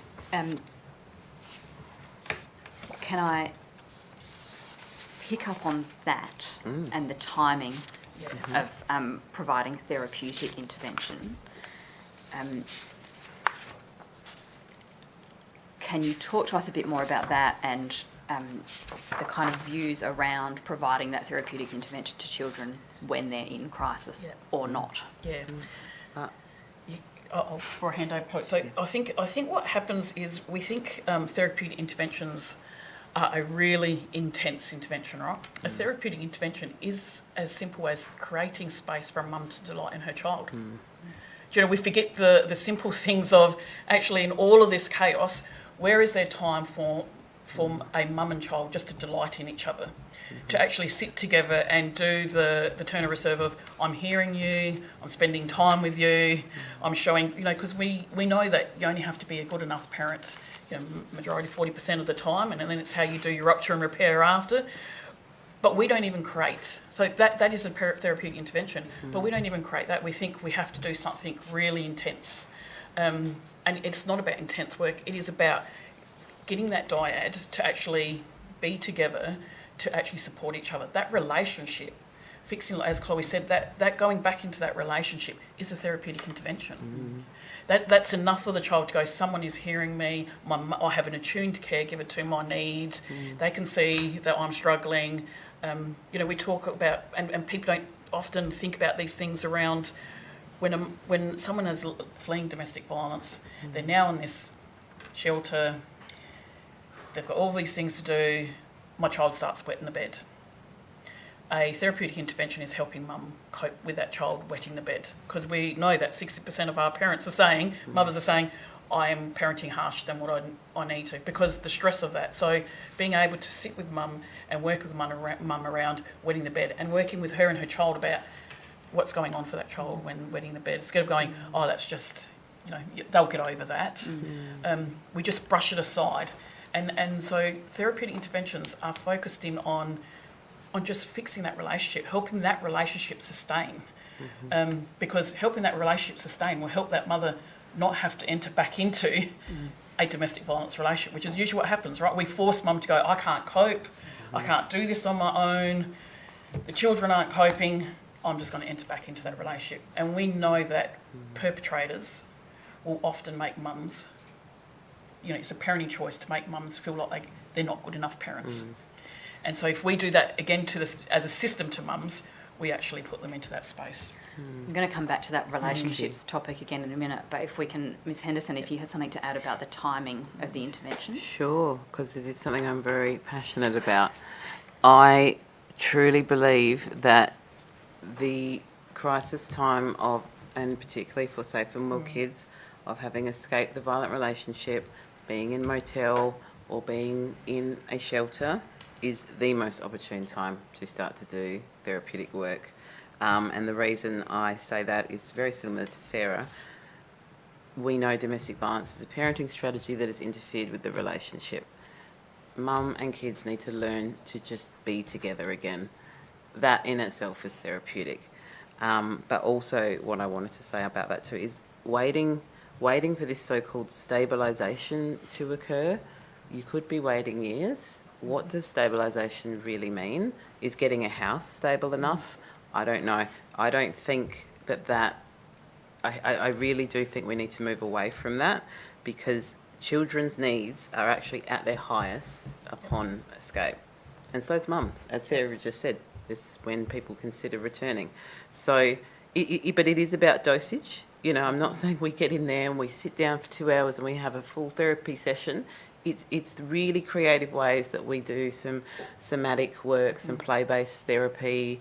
We run a garden program, attachment focused, but they're fun things to do, and you can do them in motels, you can do them in parks, and they work. They really work. But it is about dosage, so it's not therapy in that traditional sense. But I strongly argue that if mum and child can actually, if mum can organise herself and her child's safety in the midst of a crisis, I truly believe she's going to be more likely to be able to do that in future if another crisis were to arise. And Richard Rose actually speaks into this in his work with therapeutic life story work, and he says, I get the same question, is this the best time? It's crisis time. He said, well, it's a crisis, but trauma is always bubbling under the surface anyway. You may as well do it while it's bubbling up now, then wait for some stabilisation to just have it bubble up again. And that's something I truly believe in. And look, I'll just quickly cite some, I love data, some stats. We have a 14-week program, and we get outcome star data where children rate how they're going in various life domains of their life, school, or self-esteem, being safe, all sorts of things, pre and post our service delivery. And for a 14-week program, which I would love for it to be longer, but funding restrictions, we have children telling us, so 65% of children told us that they have significantly improved relationships with their caregivers. 80% of them now know how to deal with big and difficult feelings. 60% have increased self-esteem and knowing their feelings matter. 80% feel an increase in feeling safe and knowing there are people to care for them. So these are really, for 14 weeks, these are really, really good outcomes. And I think that supports the idea that the crisis time is the right time. Can we come back now to the healing the relationship that we've touched on already? So you said at the beginning that RASA in general works on healing the relationship. Yep, absolutely. But can you explain a bit more about the importance of that in the context of the parent-child relationship? So children need attuned carers, we know that, right? And so to have an attuned carer in this crisis time is what we're talking about. Often what we see, again, I'm going to speak in from an Aboriginal lens here around child protection. Usually when mums enter into a shelter, you have more eyes on mothers and children. So when you're in a home with domestic violence, there's closed doors. When you enter into a shelter or into a motel and services are now there, they're starting to have more eyes on them. This is how Aboriginal children are removed, right? Because we have children with large behaviours. We have mums that have got some very unusual safety mechanisms, and it is Dave Mandel that talks around mums and children do, especially mums, they put a lot of safety strategies in their parenting to keep children and themselves safe, that when you're out of that situation, it does not look like safe parenting. It actually looks like dysfunctional parenting, right? And so I'm now having to relearn that relationship with my child. So a prime example is we've had a mum that we were working with that had to go and do because we also know that from our DOORS, 60% of our mothers are also, and DOORS stands for Detection of Overall Risk Screening. Risk assessment. So it's a risk assessment. Screening, not assessment. And so what happens there is when we also, when we talk about child inclusive, we also have a DOORS for children as well, because that's how you include children. But our mums are also saying that 60% of them have increased their drug and alcohol intake, because you're going to self-soothe now, right? So of course child protection are starting to sniff around here. And so what we see in this mum is, okay, she needs to go in for a day detox. She's entered back into the relationship, but she needs to do a detox because child protection are now focusing on her. And this is what happens when we enter into a child protection space, right? Mums have to keep children safe. And we don't put a lot of responsibility on fathers in this space.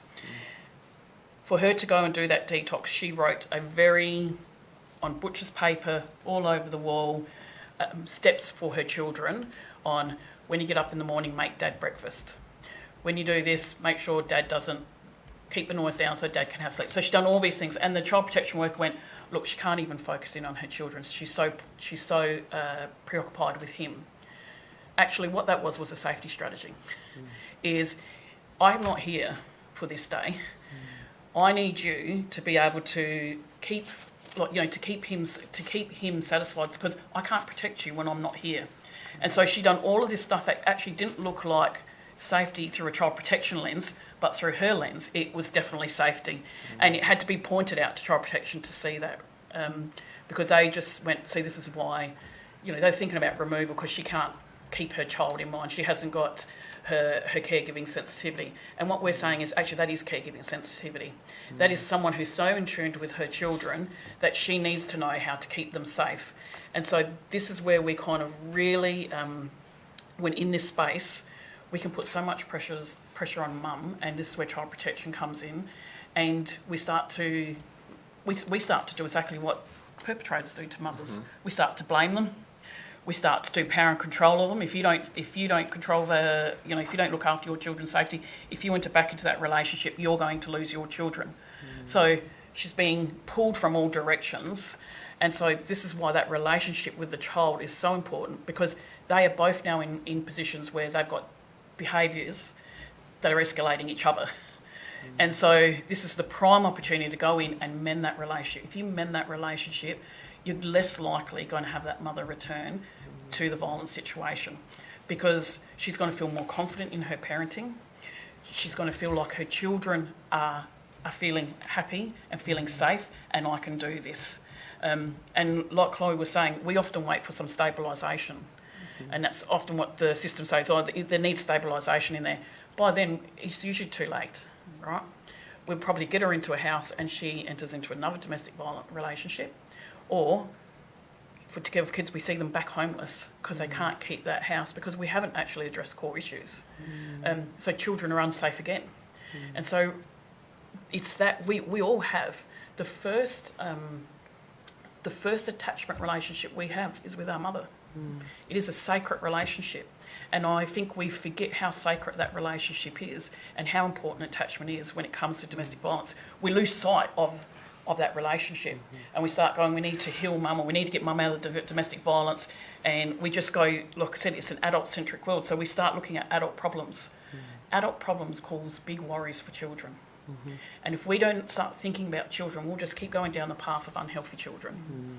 And really, as a state, you can only consider how well you do with how healthy your children are. And I don't think we have a lot of healthy children in South Australia, because we're not doing enough in a therapeutic space to support children through these very hard times. I want to pick up on a couple of things you've said there. Perhaps, I think, Ms Henderson, if you could help us with this. You've mentioned safety strategies to avoid, in the context of violence. And I think you mentioned earlier about the effect of violence on the parent-child relationship. Could you talk a bit more about how violence affects the relationship between, let's say, the mother and the child? Absolutely. So yeah, as I mentioned, domestic violence is also a parenting strategy that sometimes the intent is to separate mothers and children as a strategy for dominance and control. So what that can look like for the children that we work with is that mothers really struggle to understand their children's needs. So, and look, what we try and do in that space is it's not just about helping children make sense of their story and what's happened to them and it not being their fault, but we want to help children make sense of their relationships with their parents and to make sense of their relationship with mum, and to understand their story, but also to make reparation in that relationship that has been impacted by violence. So what we do in that space is we partner with mums. So they're our partners, and they're a partner. I think the key is they're a partner in the solution, not the problem, which the system does a lot of the time. And we help mums understand how domestic violence has been that strategy rooted in dominance and control, and how it has led to separation or fractures in the relationship. So, and like Sarah's already mentioned, but I think one of the most, if I look at some of the thematic feedback we get from mums and children that we work with, most consistently we are getting feedback from mums that say, it was seeing things through my child's eyes for the first time. I had no idea they had their own safety plan. I had no idea they knew this was going on. Hearing my child's core experience for the first time was my most profound moment of change, because a lot of times mums, and how could you? You're having your human rights obliterated. You're trying to just keep everybody alive. but domestic violence weaves such a complex web. And just to also tack on to what you were talking about, how it's a mutually beneficial process, even though we are child inclusive and centred and we have a resolute focus on the children, we truly believe that it goes hand in hand. Helping children is helping mothers. We're helping that relationship. Both need to be nurtured. Mums need to feel more confident to understand their child's core experience, and we facilitate that therapeutic loop back to mum to hold that story. But the most profound moments are when mums can see things through their child's eyes and to actually see for themselves how the violence has actually got in the way of that. And just one more thing I wanted to add on that too. I think I rely a lot on some of the work of David Mandel, and he says, you know, the child's attachment to their mother plays the most crucial role in recovery. And that's something that both of our programs focus very, very heavily on. And yeah. Because it's that attachment relationship that's going to long last into how you have relationships, right? Throughout your whole life. So, you know, and I think people forget that early attachment relationship is what is your prerequisite. That's what's going to help you or define how you have your own relationships as an adult. So that's why we need to work on that relationship. The other thing that gets in the way there is when mothers are in this space there, and this is why we are going up against. We're not blaming mums here, and I think I just want to make that, and that's why we find it very hard to talk into, is because what happens in a lot of these spaces, it has been a feminist space for a very long time, right? So it's we're all in for the mother, and we forget that actually we should be all in for the child and the mother. Again, it's that thing of we're just here to concentrate on the mother. My own experience of growing up in a domestic violence shelter, in centre care, my whole experience was a lot of people were talking to my mum. And a lot of people were coming to me as professionals kind of going, you need to stop behaving like that because you're really stressing your mum out. That started to get in the way of my mum and my own relationship, because I started to become resentful. Because that's, as a child, I'm like, well, what about me?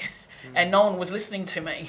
And so this is why I am a real push to listen to children, because I've got my own experience, and it's not that I'm a lived experience worker. I just know that at that time what I needed was someone to actually say to me, what's going on for you?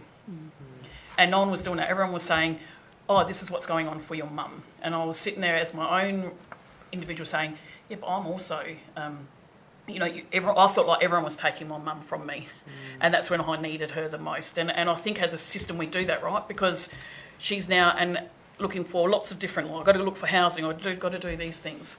Children will do things like, I don't want to go to school because I don't go to school because if I go to school, I don't know what happens at home when I'm at school. So for me to protect mum, I'm going to stay home. And then what happens is when you get into a space like this, it's like your mum's trying to make you go to school. Before you didn't care that I wasn't going to school, but now all of a sudden you want to push me to go to school. So this is why this relationship, otherwise you're going to end up with a resentful relationship between mother and child. And so that is not that's why we can't wait for stabilisation. That's why we need to go in and help. Even we do a lot of neuroscience work. We use a tool called TECA in our work, and that is for mothers to kind of go, do you know how your children's window of tolerance looks like? And for a first time, some of the mums are like, I've never thought about that for my child. And so again, it just helps them have a different relationship and really think about their child's behaviour as they're not naughty children. Because often we go, oh, these children are just being, and we hear it all the time from mums as well. Actually, my children are being really naughty. Actually, so to be able to explain that neuroscience of, no, your child is flipping their lid right now. And I always do that because I'm just so used to doing the flipping the lid. And so mums can then go, oh, okay. And then they respond differently. And so it's how they respond differently that helps the relationship. And so this is where this work is really important. So that's why the feedback loop is we work with the children to help them understand their emotions, because the majority of them want to just have, when we talk about the outcome stars, what we notice is majority of them are very concerned about their peers. And they want to be able to function better at school. They want to be able to control their own emotions. So for children, they're wanting to control their own emotions. So when we work with children around how to control their emotions, we also give the parent, the safe parent, which is usually the mother, the skills to be able to help that child control their own emotions. And that's where that work comes in helping that relationship. And something I just wanted to add on to that as well, in answer to your question, and Sarah's spoken beautifully about attachment. But what we're also attempting to do, and we're doing it quite well, is that we're understanding like that early relationship with a caregiver. It shapes how we are going to make emotional bonds with others in the future, among many other things, including brain development. But interruptions to that, which is what domestic violence does, severely impacts this. This is where we see kids with anxiety, avoidance, trust issues, regulation issues. So that really is how domestic violence, in the sense of what we see with the kids that we are working with, has an impact, not just on the relationship, it's on all of their relationships. It's every facet of their life education. So what we're trying to do is create a home environment where there is a focus, a resolute focus on the children's psychological and emotional well-being that creates a safe environment for all. You know, if you've got a home where and it doesn't have to be a home, it can be a motel, but if you're in a space where your resolute focus as a mum is to create emotional safety for your child, you're going to create emotional safety for yourself. And this is, again, the stuff that I think is quite cycle breaking. Yeah. And Sarah also spoke about the work we rely on, a lot of support and expertise and guidance from Professor Jen McIntosh. And she's really, really helped us be skilled on caregiver sensitivity. So, you know, and we're not saying that we are experts in this field. We don't diagnose attachment disorders or anything like that. But what caregiver sensitivity allows us to do, it's not a measure of attachment, but it does help us understand a mum's bond to her child and how domestic violence can interrupt that and make her a preoccupied caregiver. The best joy we get in this work is the moments where you see mums confident, seeking warm proximity with their kids, sharing all these moments of joy instead of this walking on tiptoeing on eggshells. We see very helpless caregivers turn into very confident and attuned mums, and that's the work, isn't it? Yeah. And so, like I said, it's not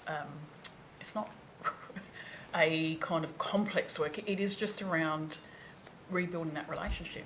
Like anything, when you've had such rupture, and domestic violence is a rupture in everyone's life, and so to bring children back into the picture, to go, actually they've experienced a really bad rupture with even the safe parent. And often we just think, oh no, that once you get that physical safety sorted, they'll just attune back to mum and everything will be fine. No, that needs support, and that needs help and guidance. And that's what really these two programs do. We see children in their own right. We use their voice, their experience, their story. We give them, and then their audience is back to the people that they love. Their audience is going back to the mother, going back to fathers, going back to the school, so people can really understand what they're experiencing here. So they don't go to school, and we see it all the time. Children will go to school, schools don't understand their behaviour because we don't have therapeutic schools. And so, you know, we often, for kids, go and visit children at the school and feed back to the school what is happening with that child as well. So this is around how you use child's voice to actually create change in decision makers. Because, like I said, children don't make decisions. It's adults in their world that start to make decisions. So if you can use that child's experience to actually influence all the decision makers in that child's life, you're going to have better decisions for children, because children are more actively involved in the decision making instead of adults kind of going, oh, we think this is what's in the best interest of this child, when they haven't even talked to that child. You know. Can I ask another question about healing in the relationship? I understand there is a First Nations lens to this approach. Yep. Can you explain a bit about that to us? So, you know, we always believe that healing is in the storytelling, right? So we are born of the physical, we are born of the spiritual realm, we come into the physical realm, but it's stories that make up our world. So, you know, I have no right to judge your story because I have not lived it. And so what we need to do is sit together and understand each other's story. And so that is the same for children, right? So we sit with children and understand their story. We sit with mothers and understand their story. But somewhere those two stories need to connect. And so just in story, like when you sit in a space of safety and able to tell your story, what you're able to do is get some justice, right? And we're all looking for justice. You're looking for justice in this space. People don't know they're looking for justice, but in storytelling, someone is hearing me and I get a justice. And in justice, there is healing. And I think we forget that when people are able to tell their story and have it received in a way that actually people understand it, it's the deep listening, the diddy. And the diddy and the deep listening is, I feel it. So I'm not judging it, I'm feeling it. I can see the pain in that. I can see the love in that story. I can feel the grief in that story. And being able to name that actually allows people to go, they know what I'm talking about. And then that allows for that justice. And often we think justice is something different than healing, when justice and healing are so connected, right? If I'm not heard, I'm forever seeking justice. I'm getting louder and louder and louder until someone hears me right. And often what we see is mums that get louder and louder and louder and then seen as the problem. Because no one is giving them the justice they need. And that's the same with children. You see children's behaviour get louder and louder and louder because no one is giving them, listening to their story correctly in the deep listening. So you do have to sit in deep listening. So it's very different to a Western version of active listening. What we say is we listen deeply with, we sit, we hear for the emotion that's in there, and actually we don't sit and listen to actually start to make an assessment, to start to make a judgment, to start to make a case, because you'll lose us when you do that, right? We know as Aboriginal people, when you go in the room and you can already see that they're already starting to make assessments about me. When actually all I want you to do is sit and listen to my story. And that requires slowing down. We live in such a fast-paced world, and when you enter into a domestic violence space, you've got 12 weeks to do these programs. You've got 14 weeks to do this, and you've got to go for 7 house inspections in the week. When do you get to slow down to sit and understand your story so you can recreate it? And so that's the deep listening, is finding a space in this therapeutic lens where we can just sit with the mother and the child and let them tell their story and make meaning of it, because they've been so caught up in survival, and we it is this kind of deep knowledge of First Nations knowledge with this Western knowledge of neuroscience. Do you know they so feed into each other? Neuroscience kind of tells us that when people are in that fight, flight, freeze mode, they are not in a space where they can make decisions. They are in a flipped lid. And yet this is when we want people to make their biggest decisions. Change your dress. How are you going to keep your child safe? They are totally disconnected. Uncle Lewis O'Brien talks about the brain is in 2 parts, right? There are 2 parts of the brain, and that's the Ghana. People knew that for a long time. And we talk about the upstairs, downstairs brain. You cannot make decisions when your upstairs brain is not connected to your downstairs brain. We knew that as First Nations people, but this kind of trying to push mothers and children into decision making when they are totally in fear, you're not going to get good outcomes. So you need to slow the process. That's why you need a therapeutic intervention. That's why you need to take that time and allow people to resettle. And that again talks into that. Just because physical violence is gone does not mean people are feeling safe enough yet, and doesn't mean mothers are feeling safe enough yet. But where they will find safety is in that beautiful relationship with their child, and because that's where safety occurs, in that loving relationship. And I think we forget that. Sarah, can I add something based on what I've actually learnt from you being at RASA? Hearing Sarah talk about Dadiri, which is deep listening, I think I heard a quote once, I can't remember where it was, but it's something to do with the greatest mark of intelligence is to be able to accept a version of a truth, of someone's truth, without condoning it. And that's what we're doing in this work. We need to sit with people's stories, whether we deem them dysfunctional and this is exactly what Sarah's talking about. Instead of jumping in with solutions, we have to sit in that story before we can work in a family-led way to co-create a new story. And that's something I've really taken from what you just said. And it's probably obvious from what your evidence so far, but does this therapeutic work with children have a future-looking prevention or intervention impact? Totally. Is that totally? Totally. Like, you know, I can speak, so we can speak into some stats. So I'll speak into some stats for Together for Kids. So we, like we said, we use the outcome stars to kind of, for children to be able to speak, because it's about, we do a lot of self-reporting in Relationship Australia. DOORS is a risk screening tool that is a self-report by mothers or anyone that use our services. And it's the same with Outcome Stars. This is a self-report by children, because what you want them to do is tell their own story, not as a system. We decide what your story is, and we've done that for way too long in this space. So actually, what is your story? So for a lot of the children that have used Outcome Stars for Together for Kids, Together for Kids is unique. Like I said, it's been around for 16 years, surviving on yearly funding, can I say? So every year we get yearly funding, so we never know whether the program's going to last, but 16 years it's been going. 49% of our children report making process and feeling safe. So with these interventions, 49% of them are saying they're feeling a lot more safer. 75% report that they have better control of their feelings and behaviour. 57% have report that they have more confidence and self-esteem, and 49% of them are saying that they feel that they're engaging with their education and learning a lot better. We see in Together for Kids about just over 400 children a year, and that is through individual casework as well as therapeutic groups. Those therapeutic groups, again, are groups that rely a lot, focusing on attachment. So this is as early intervention as you can get, and this is early intervention in a space where children are included in the outcomes.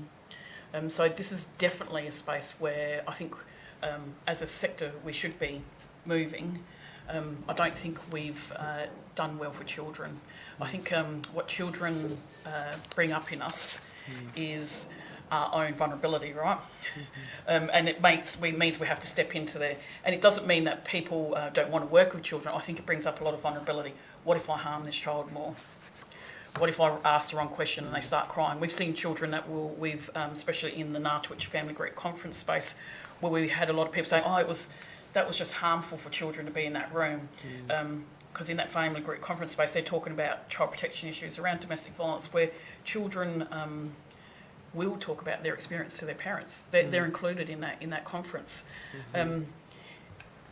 We are really scared when children cry because it brings up our own vulnerability. Actually, this is a child telling their story. It's sad. Of course they're going to cry, but we've got this fear about speaking to children.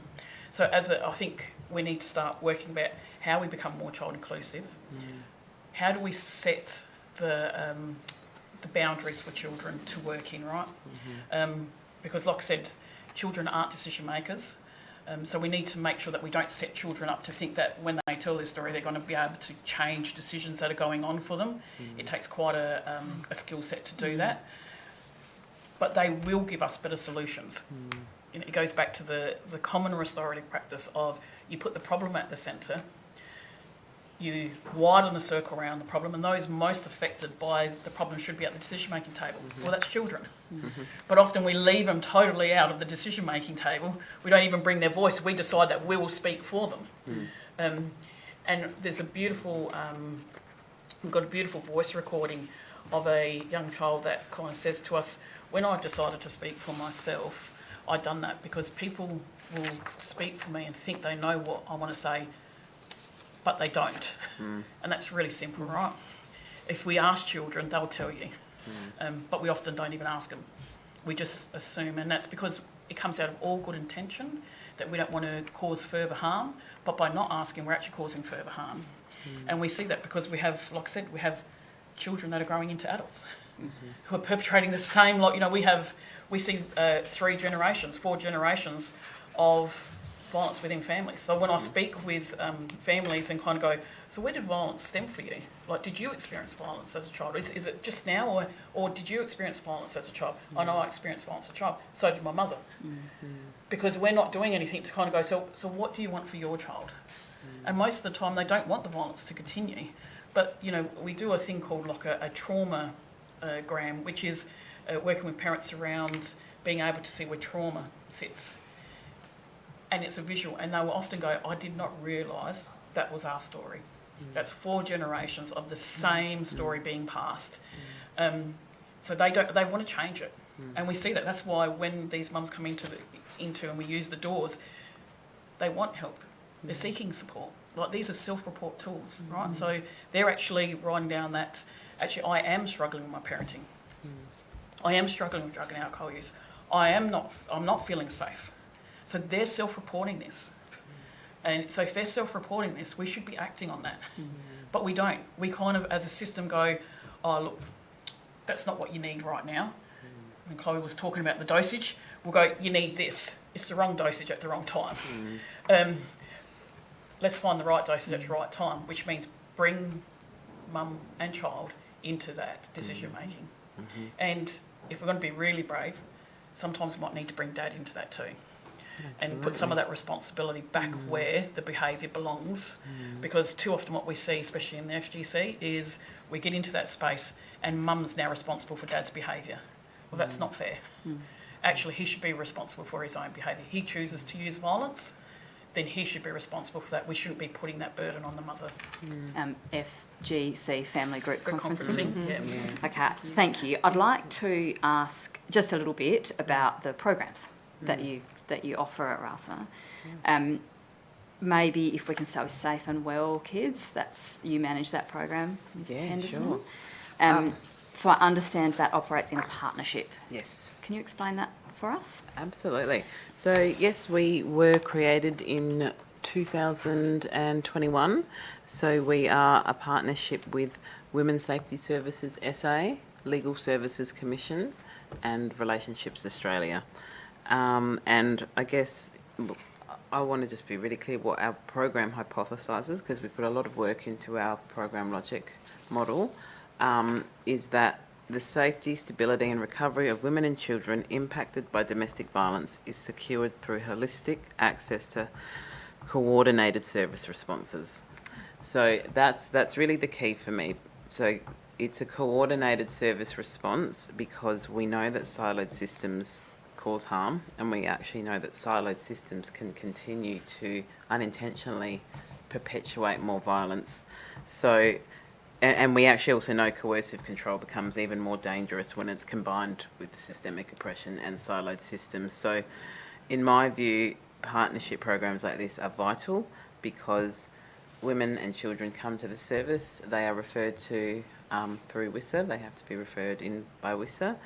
Love in the future for that to look different and to open that up to others. But it's essentially women and children who are involved in women's safety services. So the Women's Safety Service provide child case management.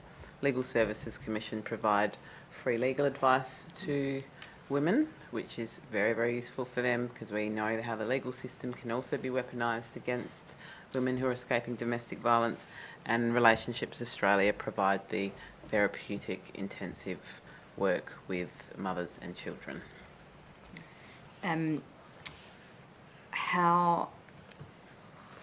RASA do the therapeutic work. Yes. How long does that program run for? I'm sorry if you already said that. It's a 14-week service model. We would love for that to be more. The feedback we get a lot, and we value our client feedback. The feedback that we get a lot from mothers is we would just love to have a bit more time. And we would love to be able to give it. But our KPIs are to see 165 children a financial year. We do really well with that. We're tracking along over the last 4 quarters on 200. But yeah, it's just not enough time. But in saying that, the outcomes are still there, which I think is evident of the fact that with even more time, what more could we achieve? Can I just ask you a little bit more about the referrals? So it's referrals from WUSA, or Women's Safety Services in South Australia. Sorry for the acronym. So does that mean that the woman has to be a client of Correct. WUSA? Yep. So the woman needs to be attached to what they call an adult case manager. So that's a case manager for that you get allocated when you're in women's safety services. Yeah. Does it mean they are in crisis accommodation? Yes. Necessarily? Yep, Yes. yep. So this program is only only accessible to people who are in that crisis accommodation? Yes, yeah, because that's when you get allocated the adult case manager. Yeah. And what if that changes and, say, the woman then resumes the relationship, the violent relationship? What happens in that case? Sadly, given the criteria, that can often mean that the decision's made that we stop service delivery. I would love to see that change, but I do understand Women's Safety Services limitations on that at the moment. And to be really fair, there have been times where we've tried to get a bit creative and continue to do some work, particularly when we've got kids saying, I just want to keep doing this therapeutic work. There's some leeway, but really as a rule of thumb, unfortunately, when you leave the Women's Safety Services as a client, you're no longer eligible for Safe and Well Kids. And what is the age range of the kids that Safe and Well Kids will see? 0 to 17. You talked about number of young people in the program, so I think, did you say around 200 last 200 year? over the last 4 quarters, yes. And where is the funding from for Safe and Well Kids? Office for Women. Yeah. And is it ongoing? Is it limited? Yeah. No, it's year-to-year funding. We are currently, I think we're garnering a bit of interest because we've been really strategic in trying to put this program out there because of some of the outcomes we're getting. So we are being evaluated soon. We've been evaluated by Swells already. And there's some good data that I can share there if you're interested. But unfortunately, it's year-to-year funding, which just creates, recruitment issues, and also, obviously, when you get closer to the end of that year, you've got to start slowing down the referrals, which is a real shame. What about the workforce? So who at RASA, what's the workforce made up of? Yeah, sure. So we have myself as the manager, there's a team leader, and we have 5 therapeutic workers.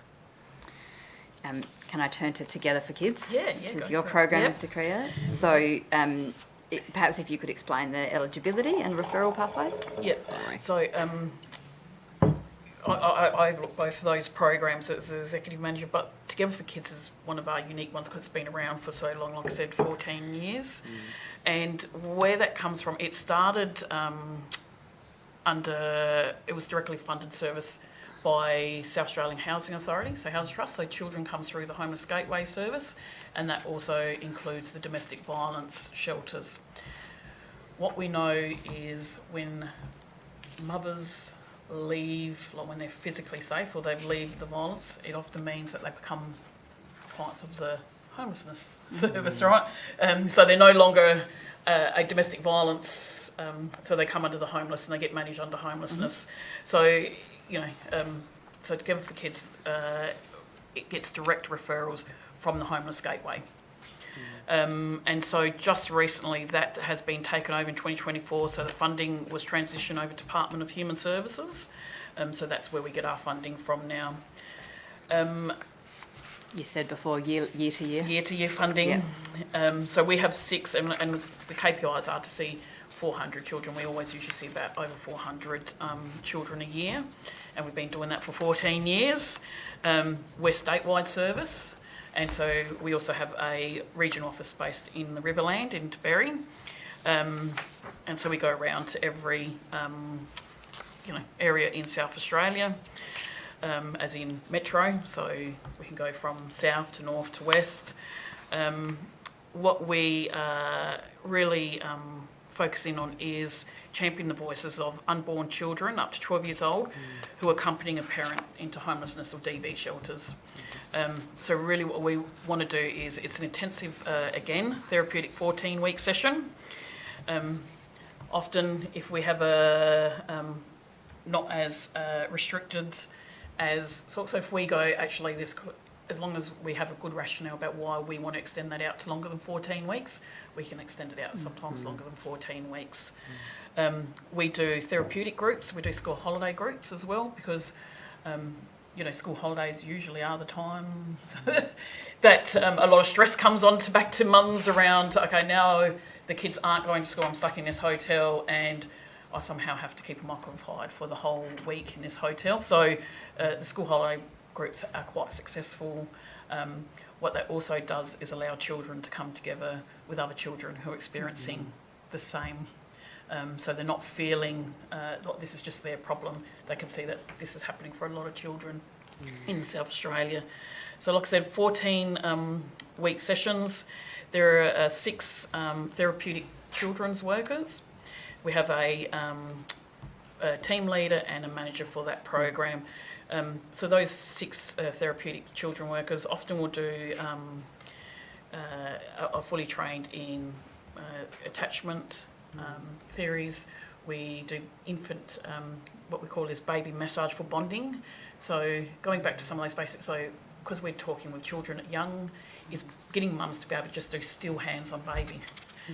Because everything's so fast, so finding a little bit of time to go back into those kinds of places where you really put child in mind. So our whole program is set up on helping mums keep children in their mind to really work on their caregiving sensitivity, because we got that 0 age, and a lot of people say, how do you collect children's voice in that 0 when you're talking about that? We do a lot of, and you collect that through mum, right?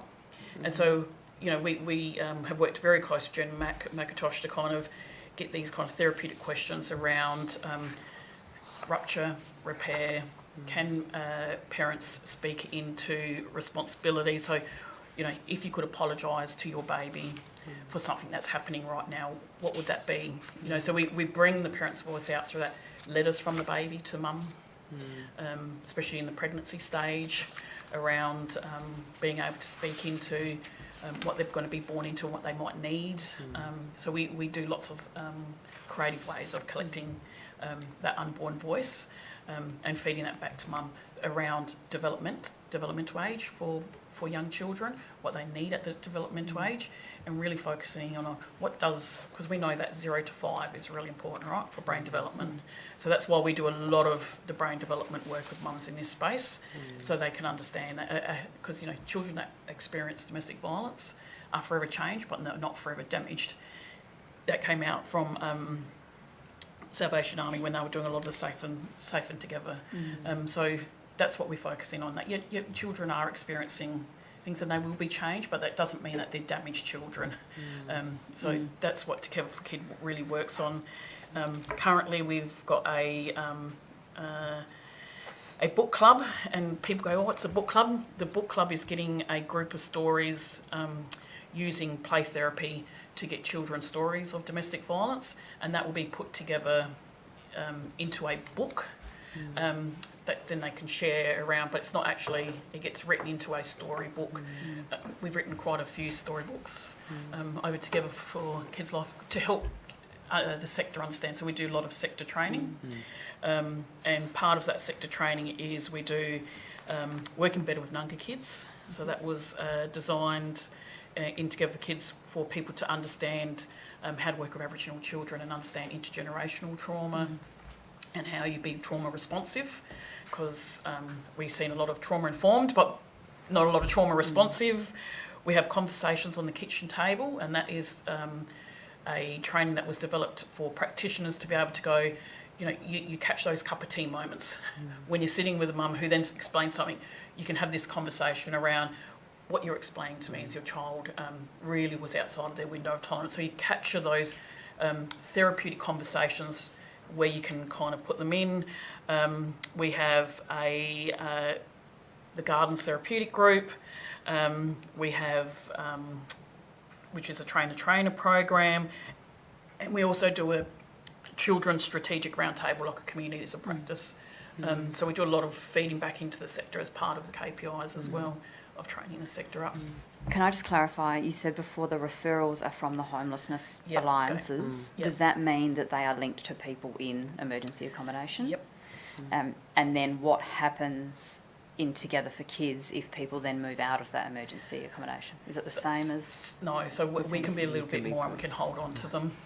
So we usually get, again, it's that right dosage. We usually get them probably when the homelessness or the DV shelters are ready to close and they go, oh, we need to close to something. we would like to actually get them a lot earlier so we can work together, because like Chloe was saying, it's that collaborative approach.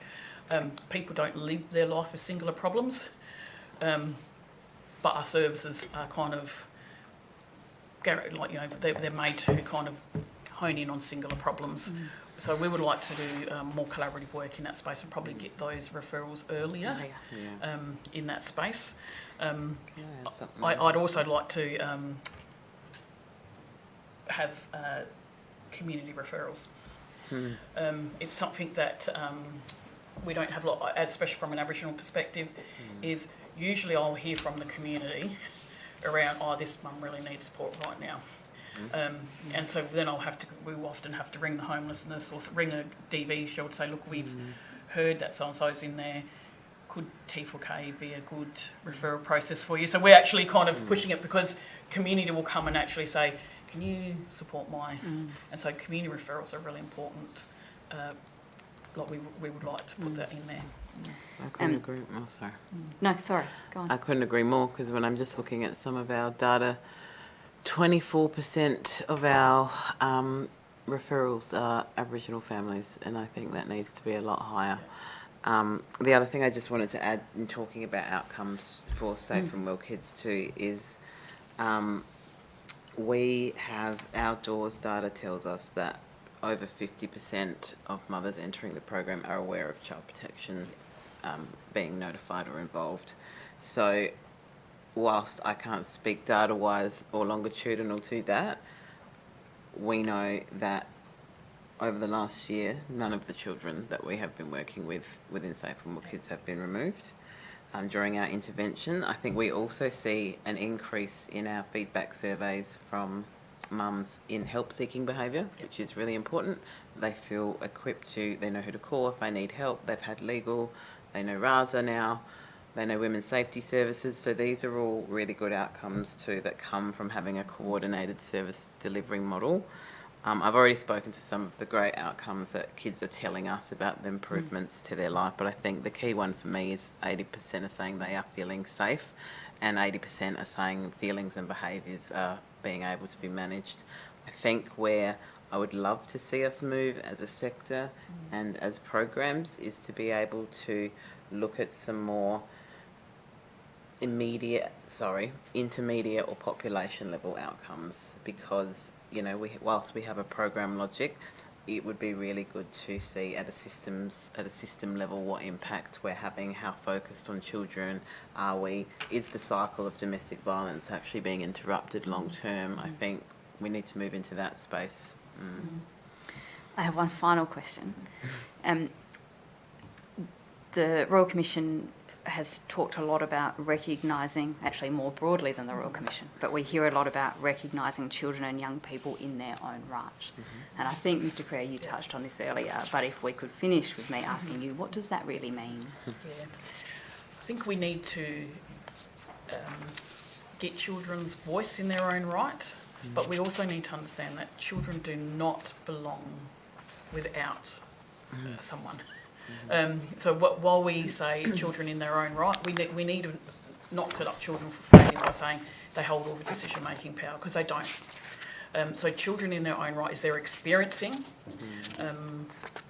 domestic violence. They may have experienced it firsthand or witnessed it, and so they will have their own story and trauma around that. And so that's how we see them in their own right. But we need to know that they actually belong in a wider system. And that system usually is a parent or a community. And so we need to see children as their own right and loop that back to the safe parents. Because if we just work with the child and we haven't done any work with the mother, we're going to set children up. If we just work with the mother and don't do any work with the children, we're going to set mum up. So, you know, they're so connected that, like I said, so instead of just going, we focus in on women's safety, we focus in on children and women, or women and children. I think we need to get better at the language of children don't belong on their own. We all know that. Children aren't walking around here on their own. They belong to someone. And the more we take notice of that, even in the space of child protection, in the space of, because DV leads into child protection, let's be honest, especially for Aboriginal families. It leads into a child protection space, and when we zone out that safe relationship, we're going to create more trauma for children. So it is around who is going to be that safe relationship for that child. So children in their own right is being able to know that they're experiencing their own story of this harm, but it's the adults in that child's life that need to keep them safe. It can't be the system, because the system's not there forever. It has to be the adult, which is why it's so crucial for a therapeutic relational response. Yeah, Did you have something to add, Ms Henderson? I do, because this question means so much to me. I'm sorry, I'm conscious of time, but absolutely what Sarah is saying. I'd also just add that we need to understand what a child's ecosystem actually is without layering that with what we think it should be. We work with kids that are on the streets, and their ecosystem, their family are their friends. Now, we might say that they're not the best influences, but that's their ecosystem, that's who they believe is important, so we need to value that. I've talked about it already, but I think we need to, it's not just about seeking voice, it's about then turning that into some action, accountability and decision making. And if you can't do that, or you're worried, you contract with that child about that. But I think particularly in the child protection space, which has so much crossover in the two programs that we're here talking to you about today, there's a lot of talk about privileging the voice of children, but it's just so talked about, but it's not operationalised. And I think we also have to look at the reason why that is. And I think there's fear. Workers are scared to talk to children. I remember when I first did it, and it is scary because they will tell you how it is, and they'll tell you to get stuffed. But it is actually, so there's fear. I think there's a lack of skills, tools and confidence. And I think there's also a fear about, well, what if a child tells me something and I don't know what to do about it? And like Sarah said, what if I re-traumatise them? Now, Richard Rose would say to that, yes, the fear, the risk of re-traumatising children in this high-risk space is real, which is why, though, the antidote to that is your understanding of that child needs to be equal to the risk. So you need to know that child quite well, because then when there is risk, you will be able to, they're a safe person, you'll be able to safety plan with them. So that's really, really important. And I also just think infants in this space get overlooked consistently. And I think, as Bowlby would say, the greatest protection for a baby or any child is to be held in the mind and heart of a sensitively attuned other. So I think that's really important when we think about how we look at children in their own right. And we need to understand who their important people are. And I think something else I just wanted to finish on too is... We've still got questions. Great. One more thing. This is just such an important quote to me, because a lot of people say, well, my intervention, we're not sitting here saying every time we intervene in a family we just get all these amazing outcomes. Sometimes it doesn't work for whatever reason. But Richard Rose does say we rarely have anyone's total attention. So the children we come across in our work may have never had an adult's total benign attention. So just to get this in and of itself is healing. So if we are practitioners, professionals, at least doing that, we are doing something. And that's... And when we talk about that, because I always know that those things get used against mothers when it comes to child protection, right? It is sometimes the mother can't be that person at that time, right? Because they're experiencing a traumatic event themselves. Yep. So it is who can be. And sometimes as a practitioner is being able to sit there and be the person that's speaking to the child and helping them understand that.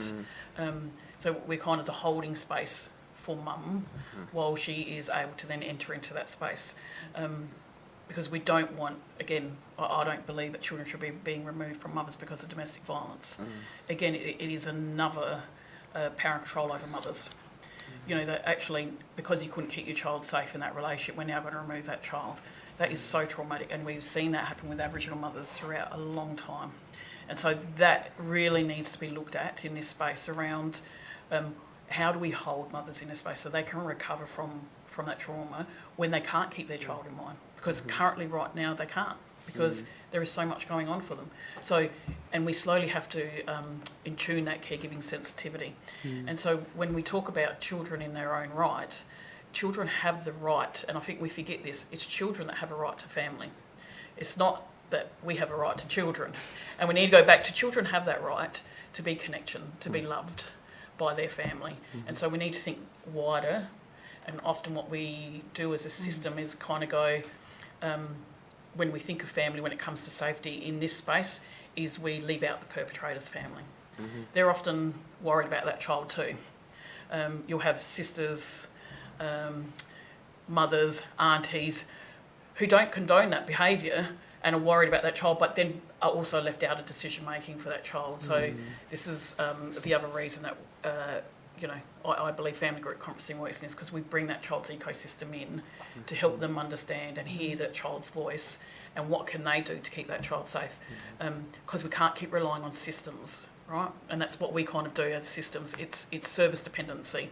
When we're going, actually, everyone should be keeping children safe. It's everyone's responsibility to keep children safe. And that means if your brother is a perpetrator of violence, what are you doing to help your niece or nephew be able to be safe? And we often keep family out of it and let systems do that. The moment the system steps away, we're back in the same predicament. So we've got to help natural supports come in and help them, because they're also dealing with a big problem here. This is a wicked problem that we're dealing with, and as services, we find it hard to deal with. So imagine families who are going, I don't know what I'm supposed to be doing in this space, and then they're totally left out. So, Thank you both. I have no further questions. Thank you, Ms. Orr. I've got a few. First of all, can I just start with a clarification around the age range for Together for Kids? yep, 0 to 12. 0 to 12. Now, with Safe and Well Kids, am I wrong in thinking you said 0 to 17? Correct, yes, we did. I believe for a time it was 0 to 14, but we advocated for it to be 0 to 17. Thank you. That is, I wanted to correct that, because as of end of last year, I think we had 0 to 14 in our notes. I was going to ask you about the impact of yearly funding, but Assistant Counsel has done that brilliantly, and you have explained to us some of the consequences. So instead, I'm going to ask you, what is your funding for those two particular programs, and where is it from? Okay, so for Together for Kids, it comes out of, as of last year, it is now coming out of Department of Human Services, and that's per annum we have 15186. So we got about just $1.5 million. Yep. Yeah. And for Safe and Well Kids, it's around $900,000. And that is from Office for Women. Office for Women. So these are state-based Yes. services, Yep. and as you've identified, unique Very services. unique. Very, yeah. very unique. Yeah. I was saying that we often train, I always say we train the sector, right, because yearly funding means that come towards the end, we get a lot of, we train up some beautiful therapeutic children's work who then will go and say, I need something a little bit more secure in my job, so they'll go and work elsewhere, and that's okay too, because, what we've done is be able to get some beautiful therapeutic children's workers out into the sector, who we see doing marvellous jobs in other spaces like New Pins and other programs, and then they go and we hear them talk about children, and I get like a proud mum to kind of go, I listen to them like really focusing in on children, because we do just, I can't emphasise how much we sit in a space where children are so forgotten, yet we're all there because of children. Absolutely. They are totally forgotten. And similar in Safe and Well Kids, we see the influence. We're open to being influenced, within our partnership as well. We work with lawyers who are lawyers. Yes. And, hearing them speak about child development, and it's just amazing, and we learn from them. But yes, we do see the impact of our influence in the sector, and we'd love to grow that. Okay, so when we talk about growing it, obviously if you had additional funding and you were scaling up, you've mentioned additional weeks, but I'm also curious when you're talking about two locations for one particular Yeah. program, whether you're talking about other regions, other areas, and sort of So standalone. SOC talking to, Do you want me to Yeah. talk to SORC? Yeah. So I think I understand the question. So, yeah, so our referrals come from Women's Safety Services. So we can only, and they're across metropolitan Adelaide. So the scope, can be south, west, north. But love to get into some regional work Yep. because we know how limited services are there. And in a perfect world, it would be really good for a program that's not just limited to clients of Women's Safety Services, but people that are experiencing domestic violence that might not be a client of Women's Safety Service. So we would, and like Sarah said, community referrals would also be amazing. So Sorry, Together you for wanted to Kids add, is Mr. Riverland. So we do Yes. we have an office in Berry, and we have a Berry worker, so a therapeutic children's worker in the Riverland district. Yeah, as well as metro statewide. Yeah. Can I just pick up on your comments earlier around Aboriginal children? As you would know, the Commissioner for Aboriginal Children and Young People Yep. has done a report in which she talks about Aboriginal children in South Australia coming into contact with child protection at a, quote, staggeringly disparate proportion when compared Yep. to non-Aboriginal children. She also goes on to talk about the high rates of removal of Aboriginal children and young people, which is compounded by the declining rates of Aboriginal children being placed with family or kin. I know that time is against us, but would you care to make some comments on that? And I think that hones back to some of your comments about how we view mothers in this environment. Yep. And safety, right? So it comes back to that physical safety. And when we look at mothers acting in ways where we don't think they've got children's physical safety in mind, when actually we can see that they do, it's how they've had to protect themselves. So, so for example, and more like I was saying, when you enter into these systems, more eyes are looking. We've got more mandated reporters. So a mandated reporter might just put a report to say, actually, the children have been left unattended at the park at, Yeah. 7 o'clock at night. If you speak to the mother, what she's saying is, I told them to go to the park Yeah. because I didn't want them to see what was going on at home. Yep. And so then what we have is a notification stating that mum's got poor parenting capacity. But when you speak to mum, she's actually trying to put safety mechanisms in. But the two systems don't talk, right? So child protection just get notification, and then they go in and do a safety plan. Or they'll go in and do a removal because it's not safe before they even had a conversation with mum. And when Chloe talked about solo load services, the amounts of times where DV services are working with mum, but it hasn't been shared to the department. Yeah. Because everyone's working soloed, and we see that a lot in the hospitals. So another program we run is called Western Sea Farm, which works in the first 1,000 days working within the hospital.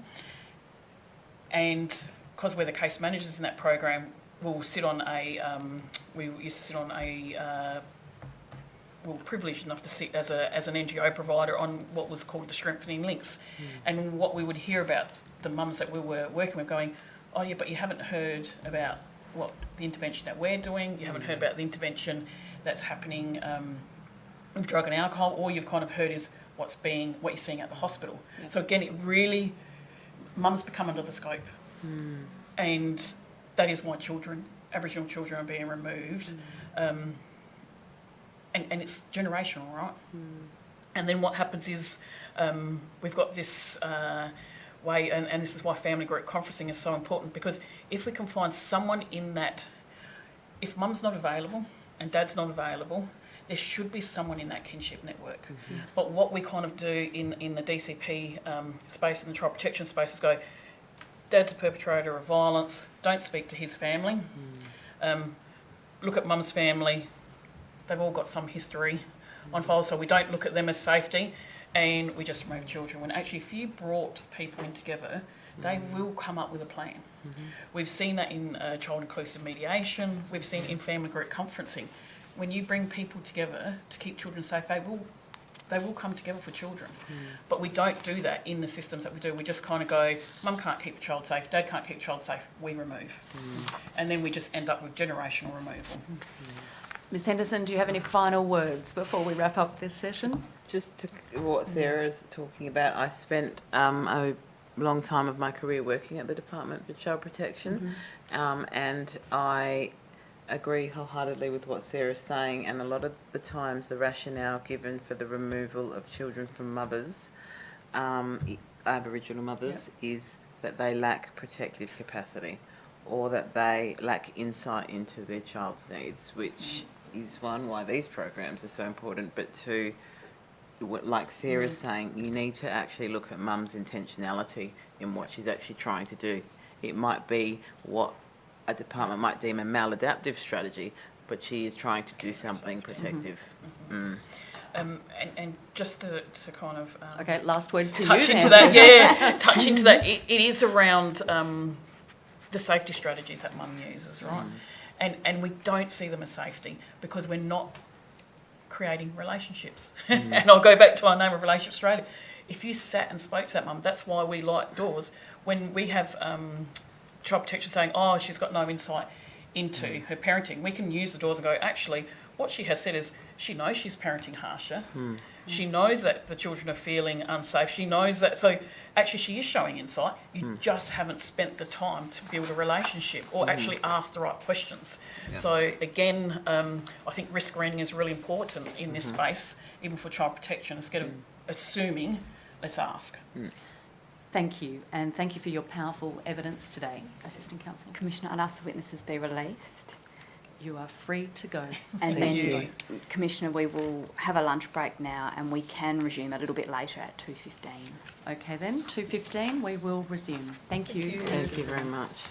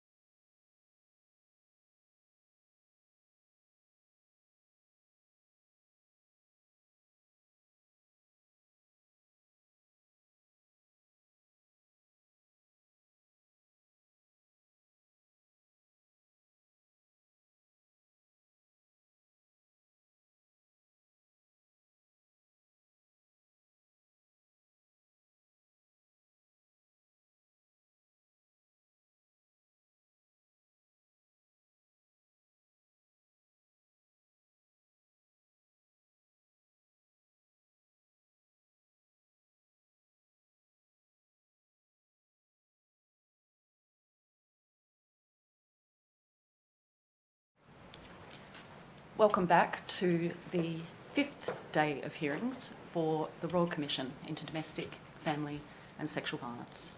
Over to Assisting Counsel. Thank you, Commissioner. I call Rachel Kirby, Heather Barron and Melissa John, who are giving evidence as a panel.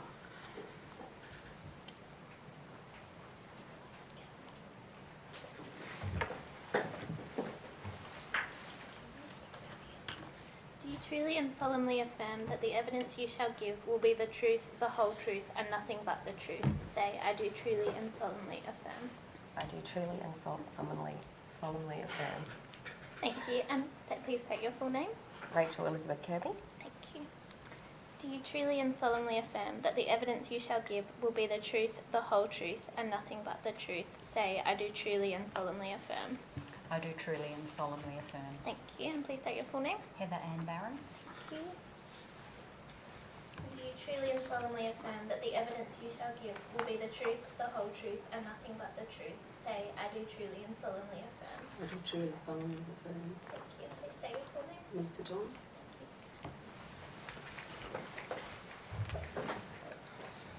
Thank you. So you each work for SA Health? Yes. Everyone's nodding, yes.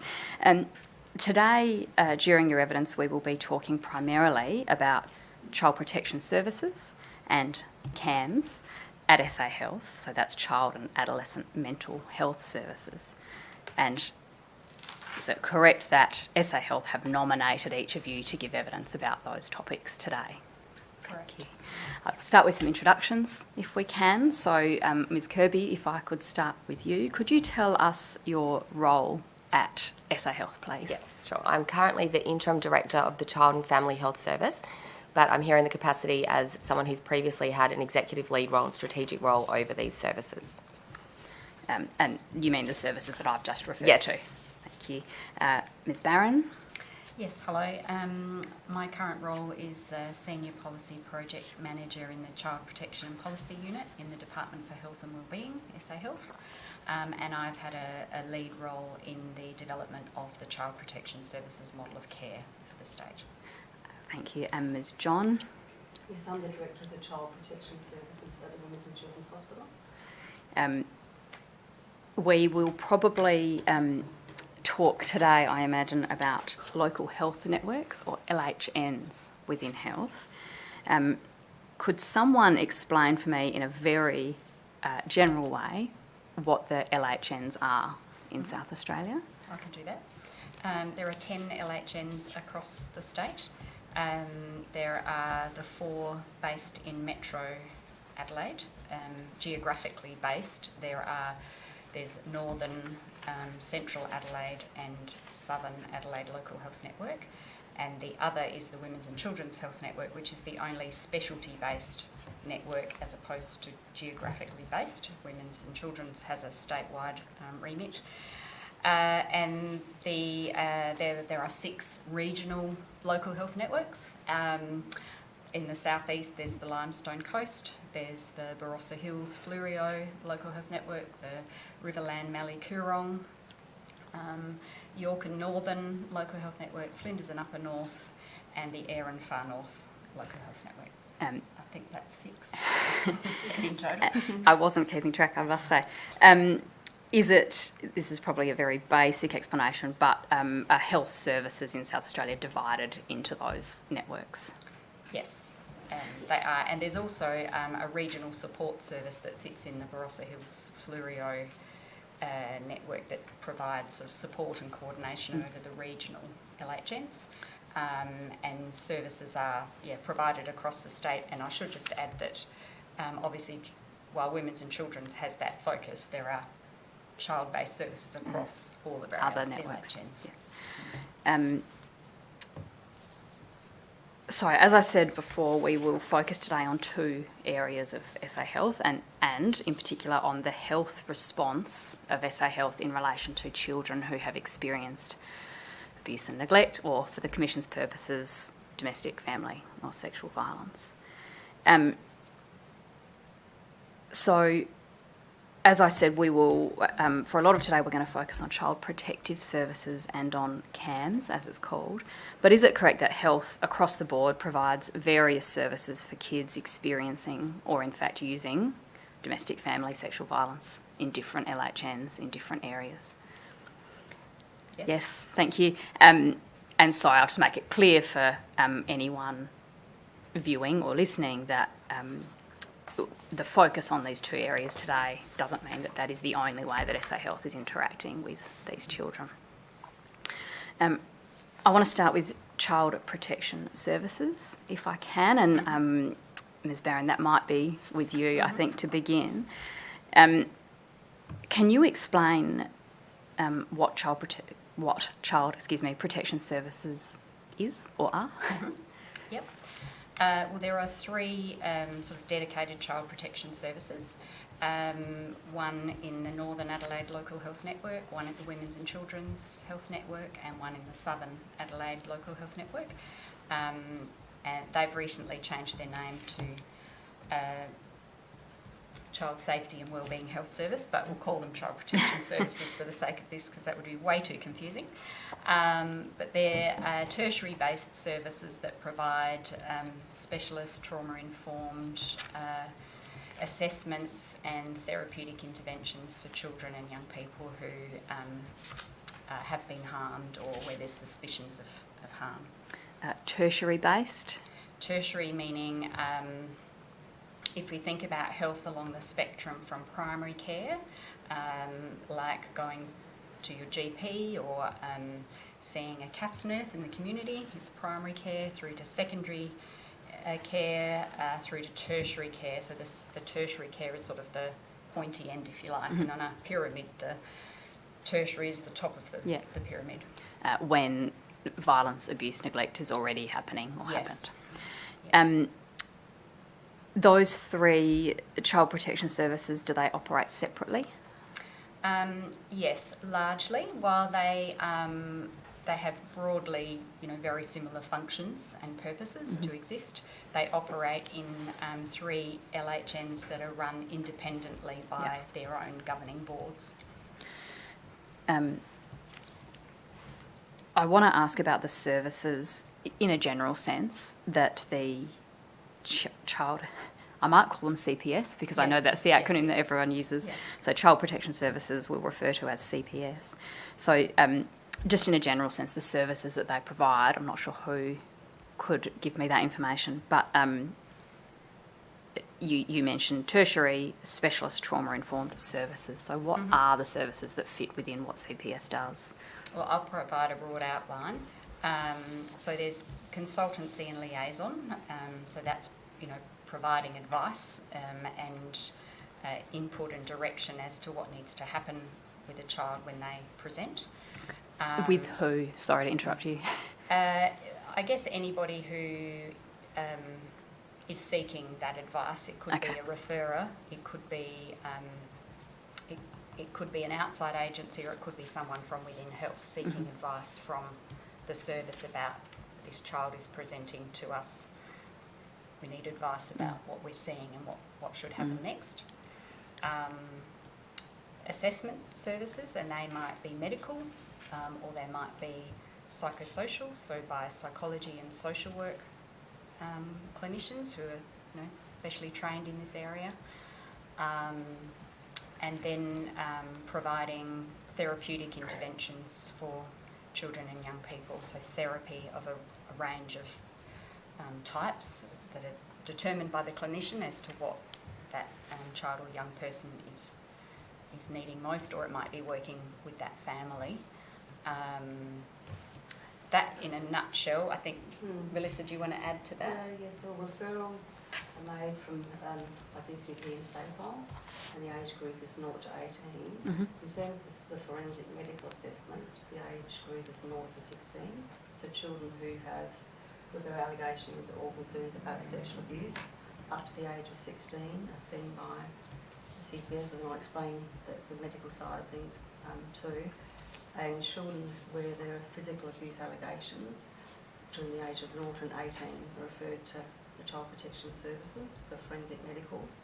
Could I just also say that Child Protection Services at the Women's and Children's Health Network, the medical staff there have actually formed their own separate forensic medical service called the Paediatric Forensic Medical Service, and they actually provide the medical component of those services that I just mentioned, but always in conjunction with a psychosocial clinician from CPS. So that's a new development.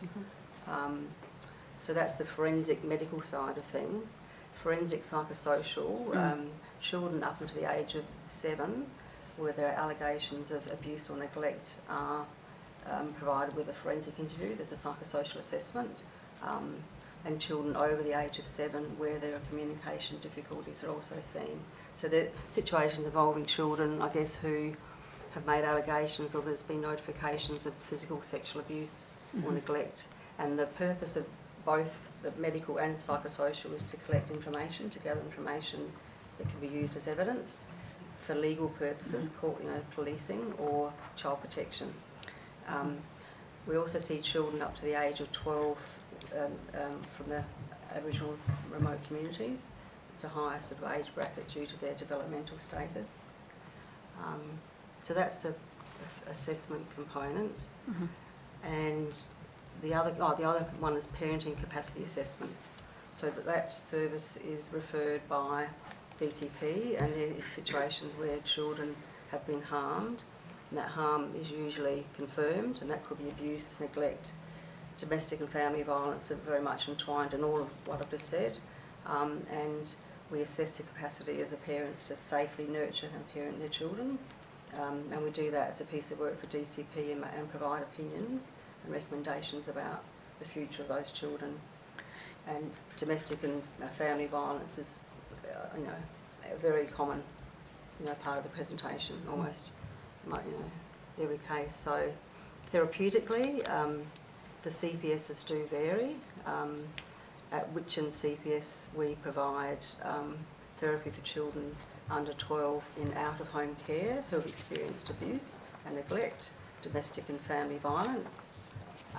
We have a infant carer therapy service for children under 1, infants under 1 again, who have been harmed in the context of physical, sexual, usually physical abuse and neglect, or family domestic violence.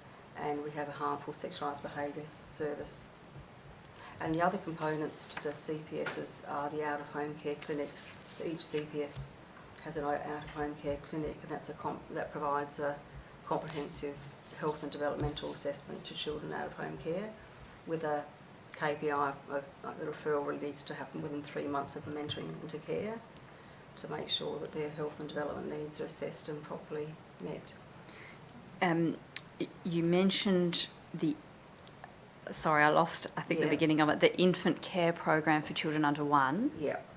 That's at Women's and Children's, CPS?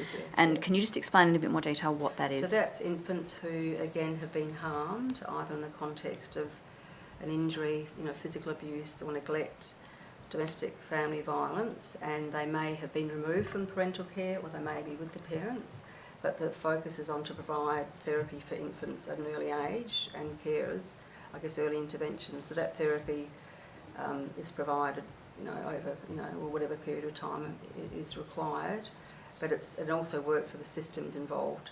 So the therapy lens at the CPS is very, systemic, working with the other agencies and families and schools and other relevant sort of systems and people involved.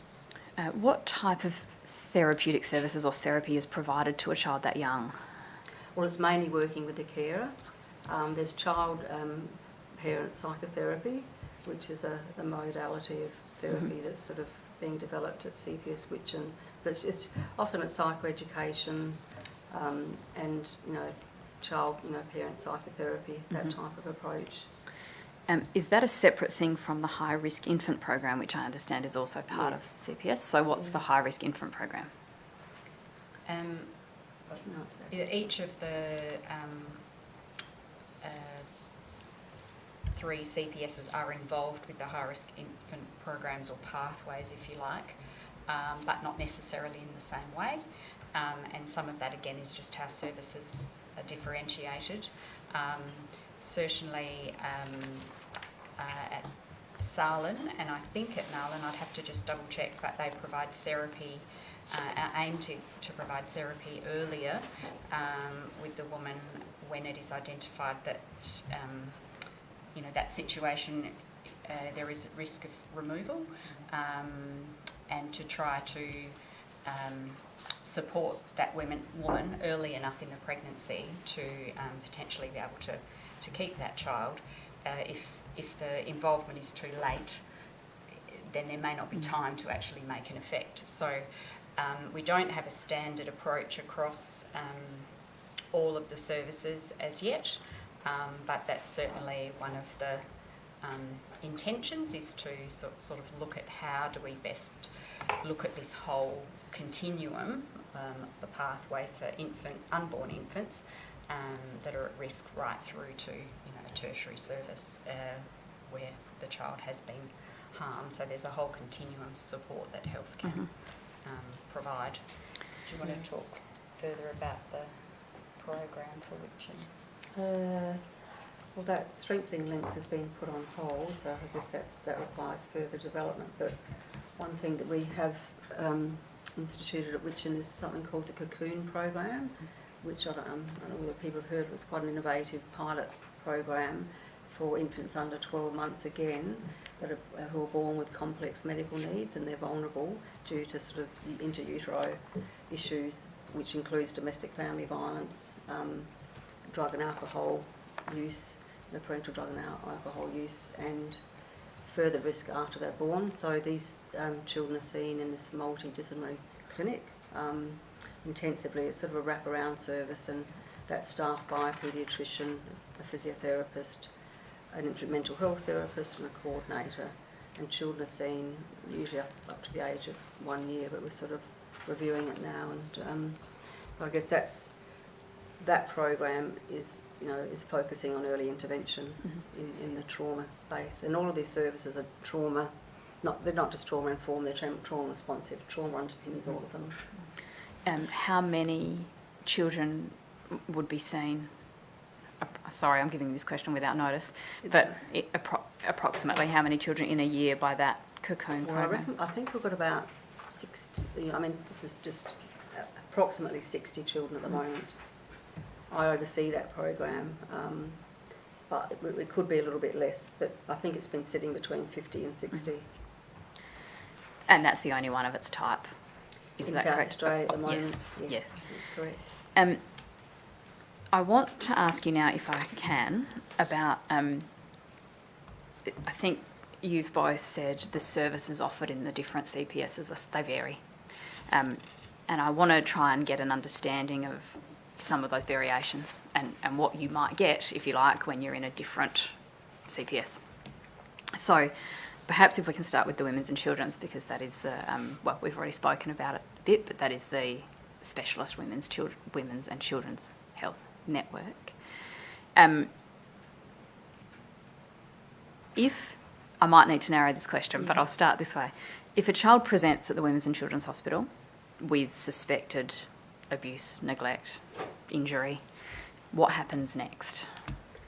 Well, if they present to the emergency department, there will be a doctor to paediatric forensic medical service now. It used to be CPS doctor discussion, a consultation, and usually with the psychosocial clinician who's on duty that day. Usually the doctor or the medical staff are seeking consultation around whatever the presentation is, whether it be injury or serious neglect or whatever. So the specialist doctors will provide that information, and then those doctors will make a determination about notification.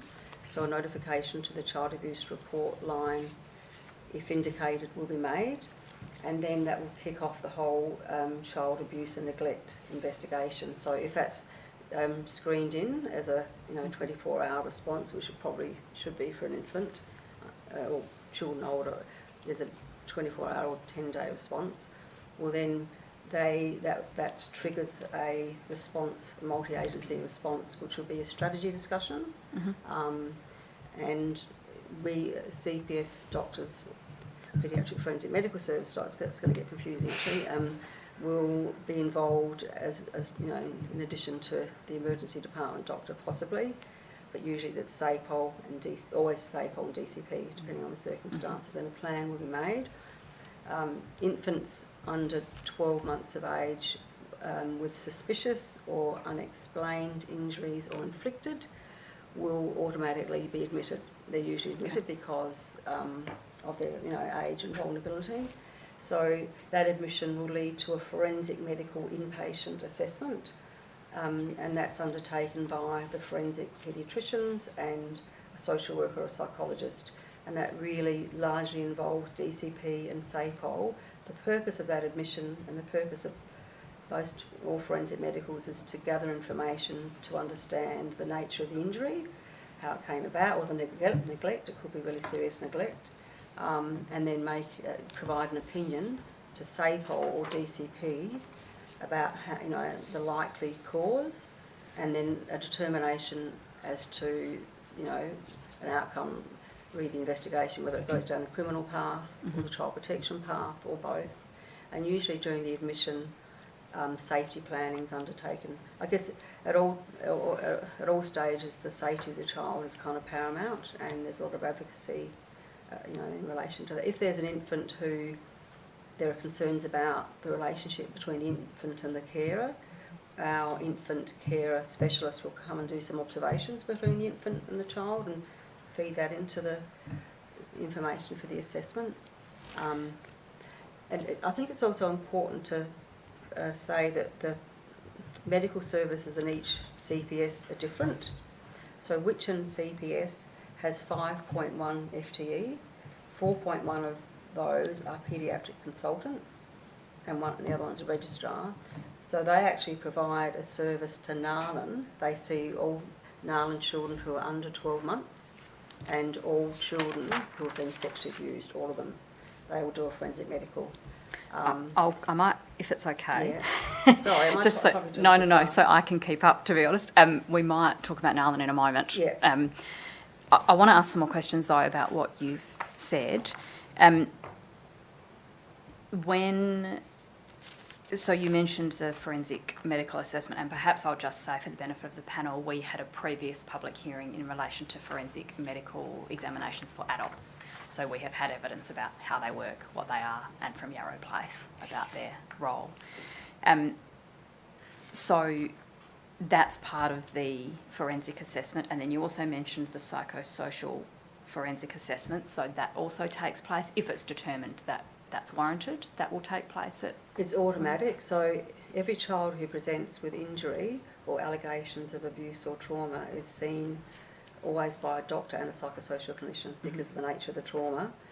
And the psychosocial clinician will also see children who the doctor won't see. For example, if a 13-year-old is alleging sexual assault but doesn't want to provide a statement or something, they still need a psychological response. So our urgent psychosocial response is extremely important, particularly for this cohort of children, and the role of the psychosocial person is to informally assess the impact of the trauma, in that moment, and the level of supports, what the needs are, the safety, and make referrals, either back to our service for therapy or to another service more appropriate. And if, for example, the adolescent has some suicidal ideation or something like that, well then we'll refer to the psychiatrist on duty or CAMS for a mental health assessment. Okay. So it's kind of, Yeah. it's quite complicated, I know. Yes.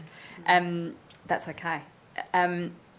You said you gave the 5.1 FTE of paediatricians. Can you just say again, I'm sorry, Yep. who they are, what that group is? So they're from Witchin. Yep.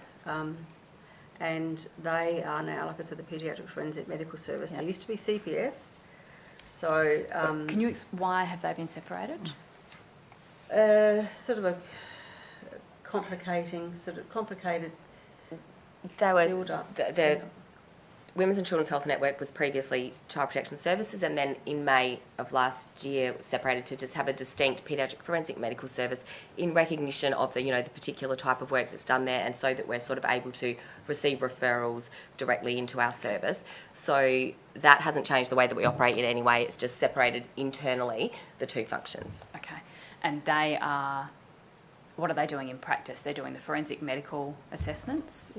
Yes. And that, is that so it? the paediatricians undertake forensic medical assessments and then provide all of the evidence needed in court proceedings. And they actually also provide a lot of consultation, and an area of growth has been fabricated and induced illness. So they're actually they provide consultation advice to other doctors and staff within Women's and Children's Health Network and beyond in relation to induced and fabricated illness, and the psychosocial staff are involved in that too, but also in psychological maltreatment. So it's kind of like that area of work is actually expanding, and that's probably a little bit unique to Women's and Children's Health Network too. Yeah. I should just clarify, of the sort of general areas of response that are provided across the CPSs, would it be safe to say that the Women's and Children's CPS is doing all of it? All of those areas, such as consultancy and liaison that we listed. Can we move to Southern Adelaide? So if a child came into a Southern hospital with suspected abuse or neglect, what happens for them? Is the process the same? I think by and large the process is very similar. Some positions have different names, and there may not be dedicated inpatient versus outpatient teams, etc. So some of the structure around the positions is different, but essentially the child safety and wellbeing is paramount and would be the first priority, but they would receive the forensic assessment also. Probably the difference to describe would be maybe the definitions, and there's probably no clear way of describing this, but a forensic paediatrician as opposed to a paediatrician with child protection expertise, and that's probably the easiest way of sort of distinguishing the paediatricians at the Women's and Children's from paediatricians who've done additional training in child protection. So, there is no national sort of standard or requirement to work in this field, but there are courses. There's training as part of the Royal College of Paediatricians who do paediatrics and community child health work. There are modules that they're required to do, and practical placements and those kinds of things. So they definitely have that experience, but probably not the level of forensic expertise. Okay. Other than, I'm making broad generalisations, Yes, of course. probably across the services, because there probably are individuals with that level of experience in the Sarlan service as well. So, and we're just taking Sarlan as the topic at the moment. If those doctors that you're talking about, they would perform the forensic procedure on the children in the Sarlan CPS. Yes. Would there be any occasion that it would be determined that the special expertise of the Women's and Children's forensic paediatricians would be needed for? There may be times. If the child requires a medical specialty that isn't available at Flinders Medical Centre as a general hospital rather than a tertiary hospital for children, they would be transferred to the Women's and Children's. But that's about a medical response Yes. and facilities, Yes, I suppose. exactly. Okay. There may be some occasions where a Sarlan paediatrician would call on Women's and Children's for advice and potentially transfer a child there. beyond the forensic medical, we spoke about those other services. Generally speaking, are they all available at Sarlan? Are there any exceptions? They don't have the cocoon program, as we said, but yes, they provide forensic interviews and psychosocial support and therapeutic interventions for children. The services have, different workforce composition and volume of staff, and so at Sarlan, their ability to provide therapy across the age range is limited by their workforce. So they see children. Be another detail I'd just have to check, but I think it's up to about age 6. But at this point in time, don't provide therapy for children all the way up to 18 because of capacity. And so what happens to those children between 6 they and would 18? Look to find other services who could pick them up. And then NALHN, so the Northern Health Network, you said before the children under 1 would be referred to the Women's and Children's Health Network. Can you remind us, please, what you were talking about there? Children under the age of 1, where there's an injury that's suspicious, unexplained or inflicted, are referred to Women's and Children's Health Network, and they often are admitted as inpatients, like I said. So yes, I think that agreement was made a couple of years ago, and likewise all children up to the age of 16 where there are allegations of sexual abuse, sexual assault, will be seen by Women's and Children's Health Network. And why is that? Why do NALHN not see those groups of children? It was an arrangement agreed upon by the doctors involved, and it was mainly in relation to capacity and their, how would you say, Heather, their sort of sense of their kind of expertise, because it would be, because I guess the volume at Women's and Children's Health Network is far greater, isn't it?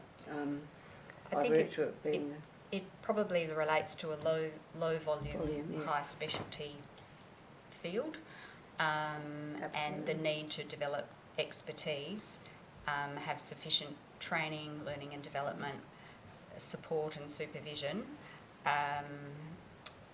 and the frequency to see those conditions to maintain expertise. So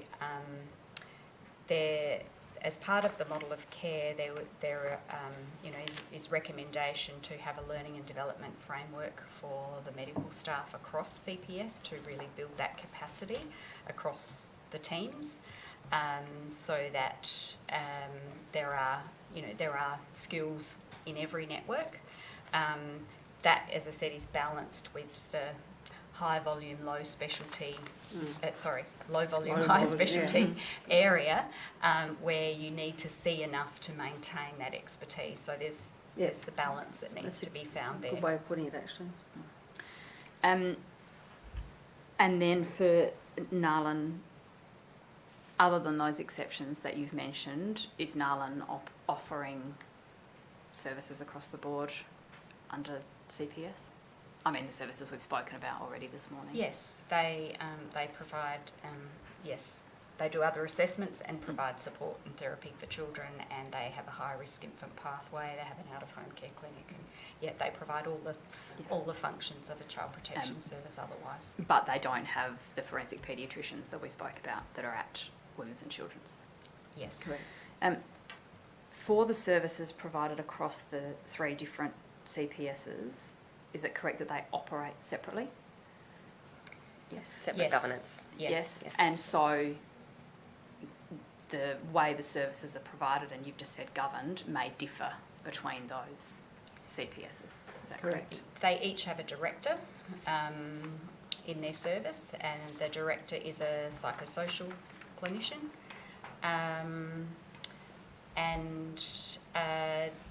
Where they're situated in the hierarchy of their LHN probably differs slightly, but they are separately governed by their LHN. Moving forward though, the model of care that has been delivered by CPPU, part of the operationalising of that really will involve the 3 LHNs working in partnership to operationalise the recommendations of the model of care so that there's shared understanding of the way that the pathways are going to work across the LHNs and opportunities to optimise working relationships, processes and, ultimately outcomes for children and families. So that work is what we will be progressing next. I want to ask about the model of care, but before I do, can I just ask for people, children, young people who are outside the 3 LHNs that we've talked about, so the 3 CPS LHNs, in particular regional or remote, what happens for them in terms of a CPS service response? So if a child presents to their service where there are concerns about their presentation, they can contact any of the CPSs.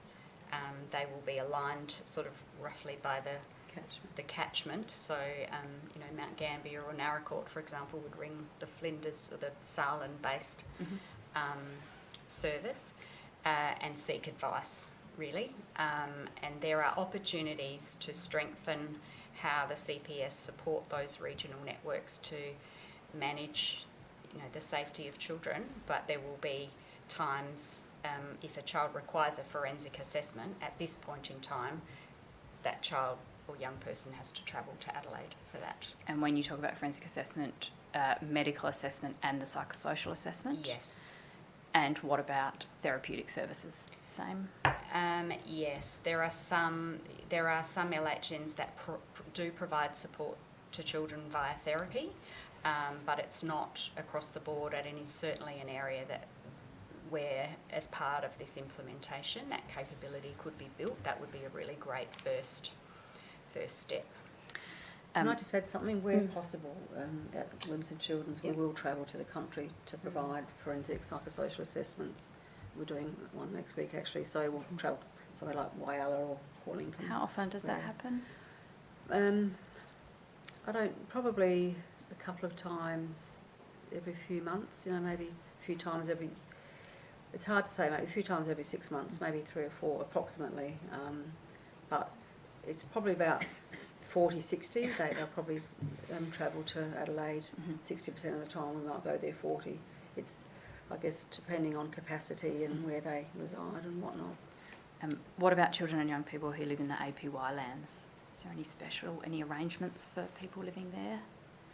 So the Women's and Children's, the APY lands falls under the Women's and Children's LHN catchment, and so the Women's and Children's has what we call the integrated model of care, which defines the way that we deliver services on the APY lands from a CAMS and a CPS perspective.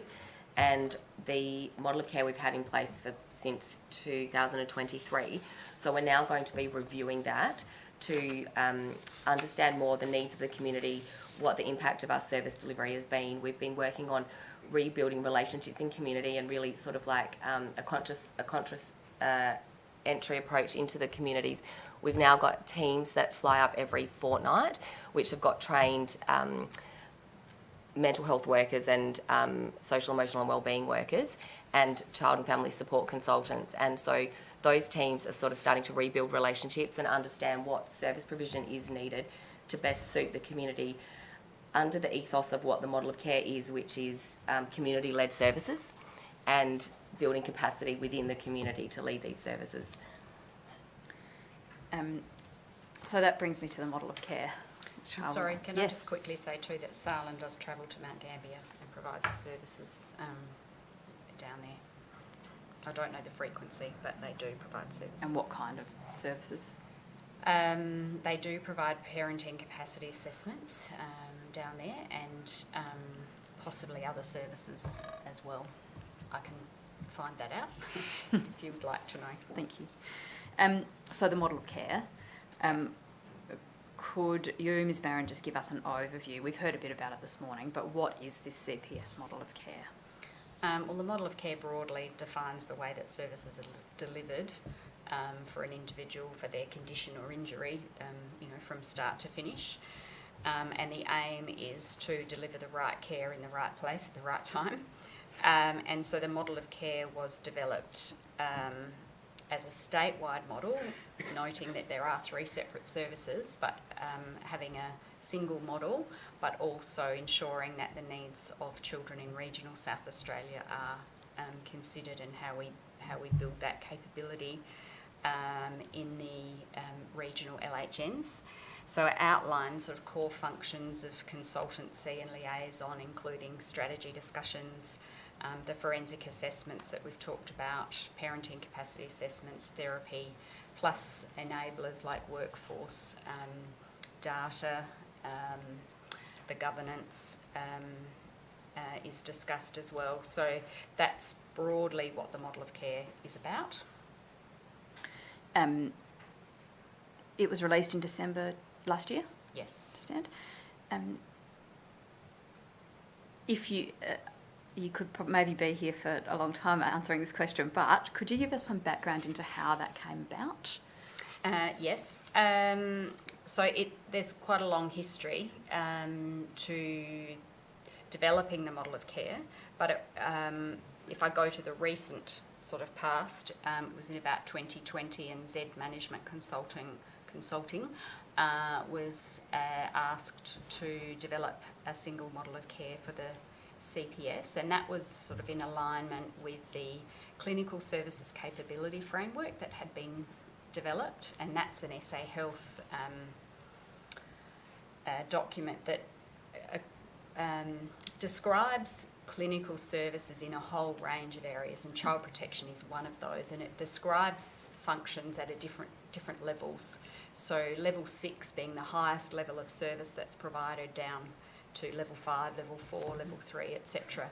And it describes those functions. So that was done for the child protection services. So it was meant to be in line with that, and with reference to governance and reporting and implementation, etc. So Z at the time determined that it wasn't possible to develop a single model due to the differing governance across the services, the service differences, the priorities in each of them, etc. And so they made recommendations which included the establishment of the Chief Child Protection Office and the policy unit that I work within, and we were then tasked with doing that piece of work. So the development involved establishment of working groups and having consultation phases throughout that time, a workshop with staff, a range of things where feedback was gathered from internal and external stakeholders to develop the model that was released. And is it correct, I think you've said this, that it's intended to align the service functions of the 3 CPSs? Yes. It's not to say that all services need to be identical, but it is saying that the core functions, I suppose, are the same. So that if you are a child presenting to any of those services, you have access to the same kinds of services. That may at times mean you are supported by a service at the Women's and Children's as opposed to one at Narlan, for example, but it's clear the pathways into those services, etc., are made apparent. I want to just pick a few sort of aspects of the model of care and CPS. So we've spoken a little bit about consistency of services and how the model of care is attempting to align them. So under the model of care, will there now be consistency across the 3 CPSs about which services are provided to different children and young people across the state? That is the intention, yeah. So we're only just at the stage of the model being released, and now we're having that discussion about, okay, what next? How do we take this forward? I think there is goodwill across the 3 CPSs to work together on that. But realistically, in order for the services to achieve, for example, it was agreed by the consultation processes that therapy should be available from 0 to 18. That's not going to be possible without additional workforce to be able to deliver that. If each of the LHNs are going to provide that kind of service. So there are things that that are, I guess, ideal or aspirational in the model, but will still require working through in a practical sense to achieve that. Does that answer your It question? does, and perhaps I can, a reference to the model of care, it's at page 18, just for the transcript. The CPS will work towards providing consistent services, practices and achieving consistent standards of care. So if I understand what you're saying, we've got the intention in the model, but the next step is how do we do that? Yes. As I mentioned, we had a public hearing about forensic medical procedures for adults, and we heard from Yarrow Place, and we heard about the centralised model. So they have Yarrow Place, which is the centralised place for providing a response to adults who have experienced sexual violence. There isn't a single central unit for CPS. Can you explain, sorry, and I should say there isn't one currently, and there isn't proposed to have one under the model of care. Is that correct? Yes, correct. Can you explain why? Why?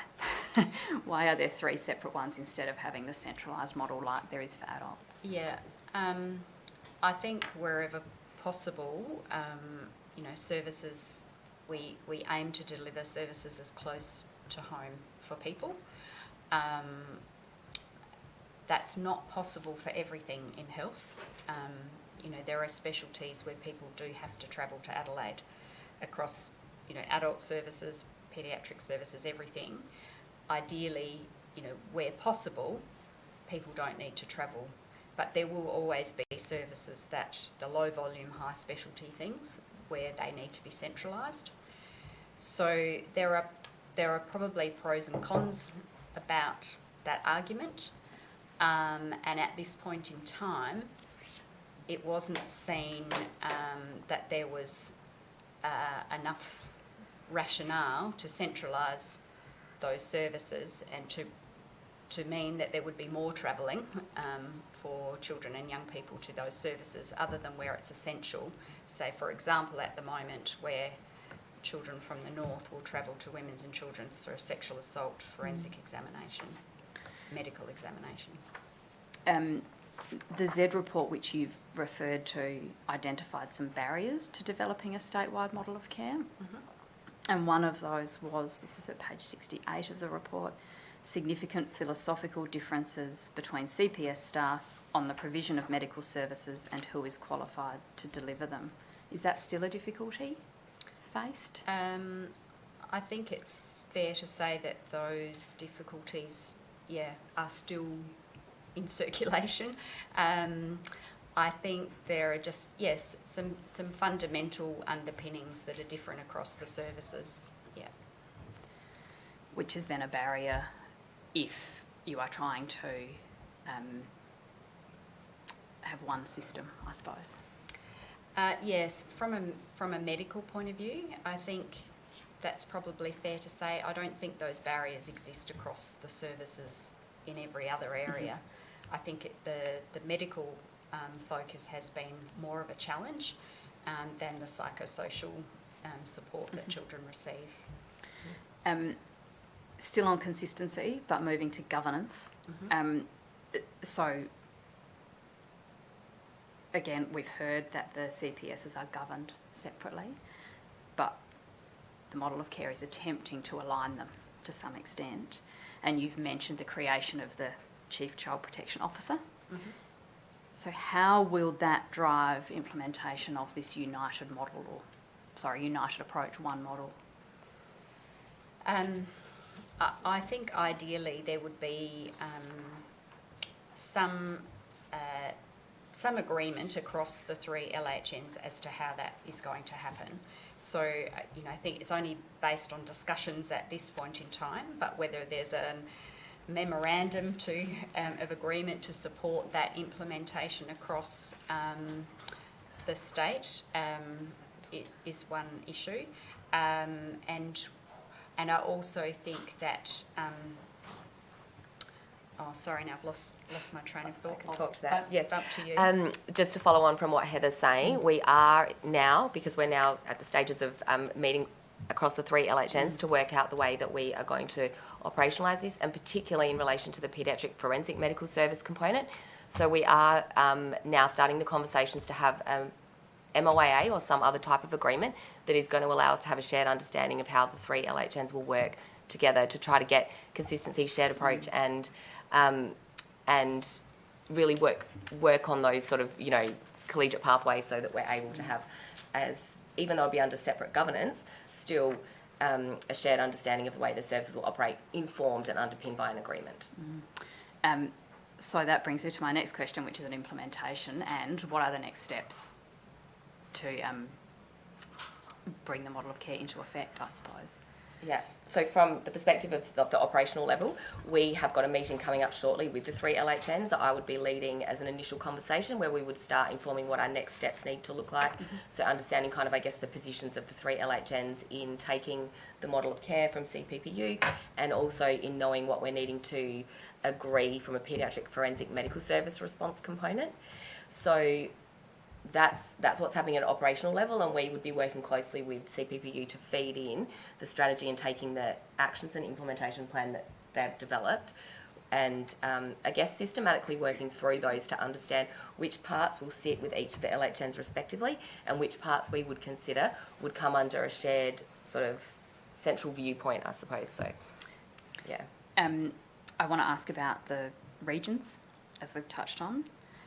Is anyone able to say, under this new model of care, or perhaps even the work following the new model of care, in say 5 years' time, what it might look like for a child or young person, in a region, Port Lincoln, anywhere really? Yeah.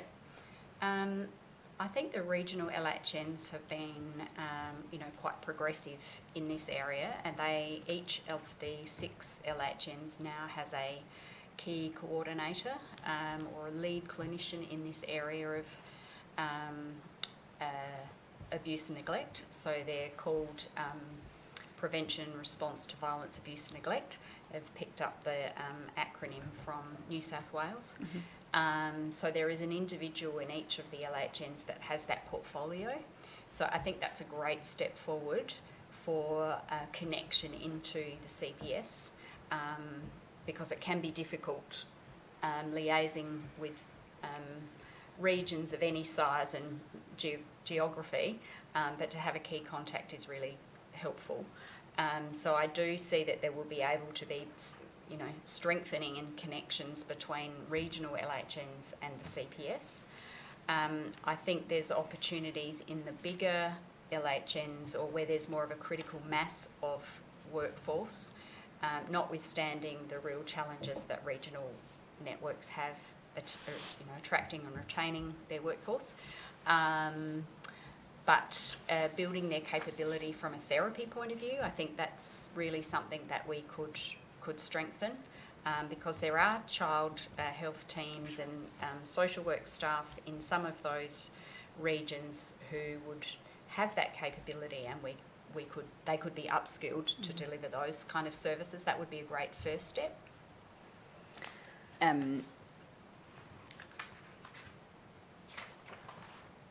There is a reference in the model of care to providing services in consumer-friendly locations. Can you explain what that means? Yes, that's really so that if an outreach, a CPS was going to a country area, they could use a location that is child-friendly. So undertaking an assessment in a children's centre, or somewhere where it's child and family friendly, rather than say in a hospital environment or a police station or somewhere like that. So using those environments, building connections maybe with Aboriginal community controlled organisations where we might be able to use their facilities as well. So we've got SA Health facilities across the state, so linking in with those that are really, appropriate for children and young people. I've just got one more question about the model of care. It refers to the critical need for cultural safety, in particular in relation to Aboriginal and Torres Strait Islander children. And the document also explains that KWY Aboriginal Corporation was engaged to work with the CPSs to enhance culturally safe approaches to care for Aboriginal children and families. Can you just tell us a little bit about that work? So, given the overrepresentation of Aboriginal children and young people in the child protection system, you know, it is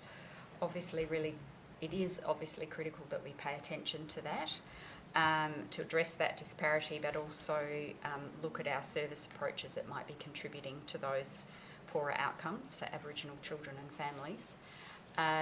So the Department of Health and Wellbeing engaged KWY, Aboriginal Corporation, to do a piece of work as part of the model of care, really, to look at the child protection services and see where there were opportunities to provide more culturally responsive approaches to care, looking at, broadly around the training and development of staff, the support and supervision of staff, opportunities for having an Aboriginal workforce, linking with Aboriginal partner agencies to build that collaboration, seeking cultural advice and support. So they've put a report together and made recommendations for the CPSs to consider as part of their implementation. So as part of the implementation of the model of care, that report needs to sit alongside to consider what they have proposed. That brings me to my next question, which is, is there a plan for how that need for cultural safety will be implemented across the 3 different CPSs? Well, I think there is some examples of really good practice already. So it would be looking at how can we share that good practice across the CPS, and that's got to apply in everything that we do. Where we've got examples of great practice, let's share it, not do things differently. But also, really building on what they have recommended and working through what are achievable things that we can start picking off and doing and trying to build. That, building an Aboriginal workforce is not an easy thing to do, but is a really valuable and important part of this. But it might be that having a shared Aboriginal workforce across the 3 services rather than one is one of the recommendations from KWY, because they provide support to one another, and would provide a better response, say, than each CPS trying to develop that workforce themselves. So there are some shared things that could be tackled together. I want to go back a little bit because I forgot to ask a question before. Ms. John, when you were giving evidence about the interviewing or the forensic assessments, psychosocial assessments of children, you mentioned the 7-year-old age. Is that within women's and children's, or is that the other CPSs as well? Consistent across all CPSs. And what's the reason for that 7-year-old cut-off? That's a good question. That decision was made many years ago, actually, I think it was a clinical kind of decision on the basis of children's development and developmental status. And that number has been queried of late, whether or not it should be actually increased to possibly 10. But I think that was made at the inception of the CPSs in the late 1980s, early 1990s. And from memory, I think the CPS in South Australia is the only health service that actually interviews children in this forensic capacity. And what happens? Sorry. What happens for children over 7? They're interviewed by the police, but children and vulnerable witnesses under the Vulnerable Witness Bill, 2015, I think, or something, Evidence Act. The SAPOL and the CPS clinicians have to be prescribed interviewers. So that sort of came in, I think, in 2017, and they have to do an accredited training, the CPS clinicians. That's been approved by the Minister as an instrument, I think, from 2017. So it's legislated that way. But like I said, we interview children over 7 where there are, concerns in relation to communication because of ASD, ADHD, trauma and intellectual disabilities. And I think that the presentations around trauma are very compelling, and sort of a one-off police interview doesn't necessarily cater for the needs of these children who are really vulnerable. So that's where the number 7 came from. Thank you. I want to change topics now and ask about CAMS, or the Child and Adolescent Mental Health Service. Could someone explain for us what services CAMS provides in South Australia? Yeah, sure. I'll give a high-level overview and then Melissa can speak from a clinical standpoint. So CAMS sits under the Women's and Children's Governance. So unlike what we previously discussed with the CPSs, it's a statewide service with a central governance model. And it provides tertiary level mental health care to children and young people and also perinatal women. We have inpatient unit at the Women's and Children's Hospital and Helen Mayo House, which is inpatient postnatal unit, and then community-based services across the state.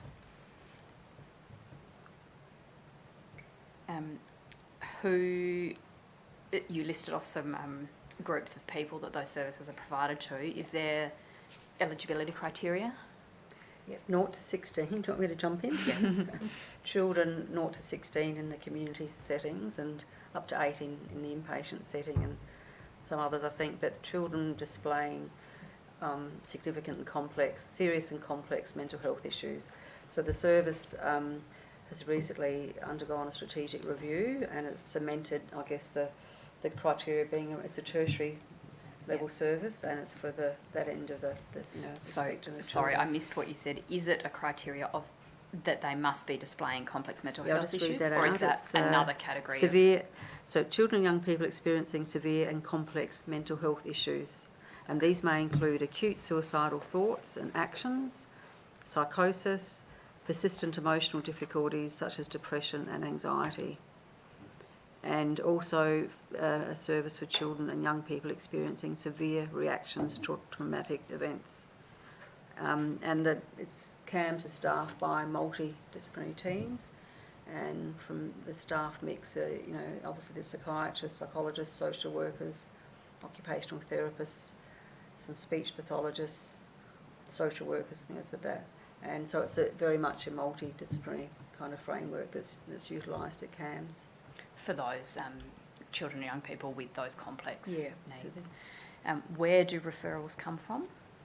Well, there's a central triage, and referrals are from memory. They have to be made via a GP or a health practitioner. Although they do take referrals from the general public as well, but I think primarily the cohort is from a health provider, or because they're a tertiary service, so possibly a secondary level referrer. And are the services, what types of services are provided? You mentioned inpatient care. Is this a therapeutic service, really? Yes, it's based at the Women's and Children's Health Network, and it's maybe a 15 or 10 bed unit, and children are admitted there for a range of reasons, and there's a range of psychiatrists, psychologists, social workers who are involved. There's community teams, and they're sort of similar to CAFS, I guess you'd compare them to, so they're based at different locations, providing a service in the various areas. There's statewide services, and the statewide services include a forensic service, a guardianship team service, and then the Helen Mayo House, a perinatal inpatient facility that's based at Glenside. But when you talk about forensic and guardianship, it's around mental health, is that correct, rather than a medical response? Yes, yeah, and sorry, there's the Aboriginal emotional and social emotional wellbeing workforce too that's sort of involved as part of that multidisciplinary team. But yeah, that's the criteria.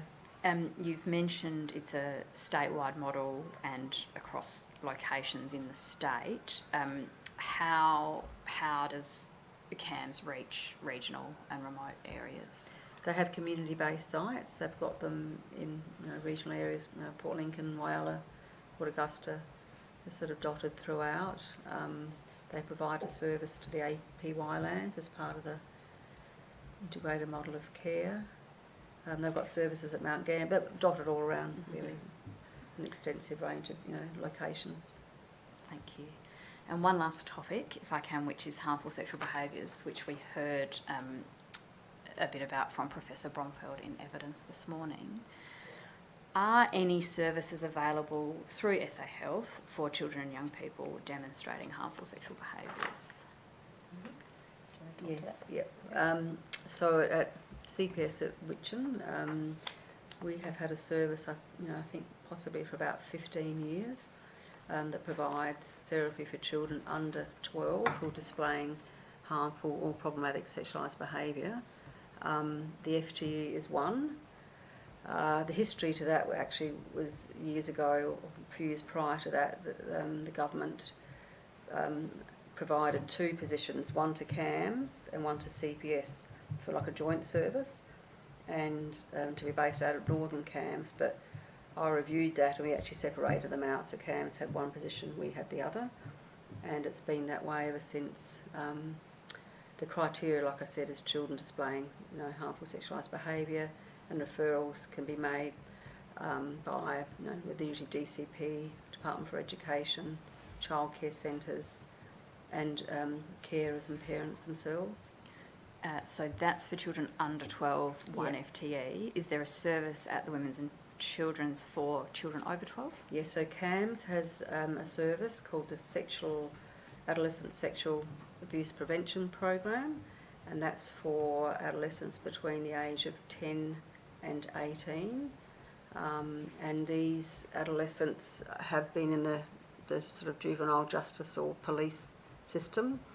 Those matters, as part of the criteria, need to be resolved, and they usually, I think the referrals usually come from, again, DCP, SAPOL, family conferencing, those types of sort of organisations. So, yeah, from 10 onwards, and they use a similar sort of model to what CPS uses, which is the AIM model and the Good Life model. Their FTE is 2. They have a multidisciplinary team that surrounds that, because they're based in the statewide forensic team at CAMS. So they have access to other specialties, if you like, psychiatrists, psychologists, and the Aboriginal social and emotional wellbeing workers. And is that the extent of it in terms of harmful sexual behaviours services? Yeah. How, I don't know if you can answer this, and I'm sorry for the question without notice, how many children approximately would those services see in a year? Well, actually CAMS did present, but I can't, they presented recently at the Harmful Sexualised Behaviour Forum. I'd have to take that on notice and find out the numbers. At CPS, I've got the numbers and they're sort of sitting around 20 to 30, but the issue is that we could have more children, but because we've got such limited FTE, we can't go promoting the program. So it's sort of, we're sort of in the middle of a rock and a hard place, which is very frustrating, because in fact we had a meeting this morning with education and talking about the needs that they've recognised there, the demand on the Swiss team around harmful sexualised behaviour is quite significant. So, yeah, our numbers aren't high, but we can't go any higher because we've only got one FTE to provide the service. And how are the young people, how is it determined who gets that service? Well, we don't. Another reason why we don't sell the service a lot is waiting lists for me are problematic. I find it, difficult to have a waiting list for children who need a service. So I think it's that managing. So we referrals, how they're made. Is that what the question was? Sorry. How is the decision made who gets the service? Well, basically there's no waiting list. So they just, if they meet the criteria for whether the behaviour, the harmful behaviour meets the criteria, the threshold, and the age group, and there's also a catchment area too. So our catchment area is narrowed down to the equivalent of the central CAMS catchment area. And what are we talking? I think the eastern regions, maybe a bit of the west. So it's a discrete catchment area that we have, although to be honest we do take children from other parts, and we also provide consultation. Because that's a really key component of the work around sexualised behaviour. School teachers, social workers and DCP, SAPOL, consulting to them around these issues and trying to deal with the systems and giving them advice, which is a key component of the service too. That narrowed catchment that you spoke about, is that the same for the CAMS program, or is No, that just these the are CPS? statewide, I think, yes, from memory. I'm pretty sure it's statewide. Provides outreach services in the metropolitan area and telehealth services to rural and remote. Okay, Thank yeah, you. thanks. But that's not available for the CPS 2 to 12, or is it? Yeah, so no, well, so the CPS are under different LHN catchments, whereas CAMS is a statewide service, so not beholden to boundaries in that way. So the referral criteria is different. Thank you. I have no further questions, Commissioner. Thank you. Thank you, Assistant Counsellor. I've got a few. I'm going to start just where you finished. Not beholden to boundaries because it's a statewide service. I go back to the discussion around the rationale for not having CPS under one entity or a statewide service. I'm still curious as to the rationale for that, and I know that Assistant Counsel has quoted from the Z report and philosophical differences, and you've also talked about governance and different needs, but I'm still trying to work through how the cons outweigh the pros for a single identity, albeit with different regional and the Winchin CPS. Can anyone help me? I think, look, I think there are pros and cons, and it's probably something that can be debated, for a long time about the various structures that exist, and certainly the intention was to look at a single service model as part of the model of care development. The oversight committee at the time said, let's look at the model of care first, then we'll revisit governance.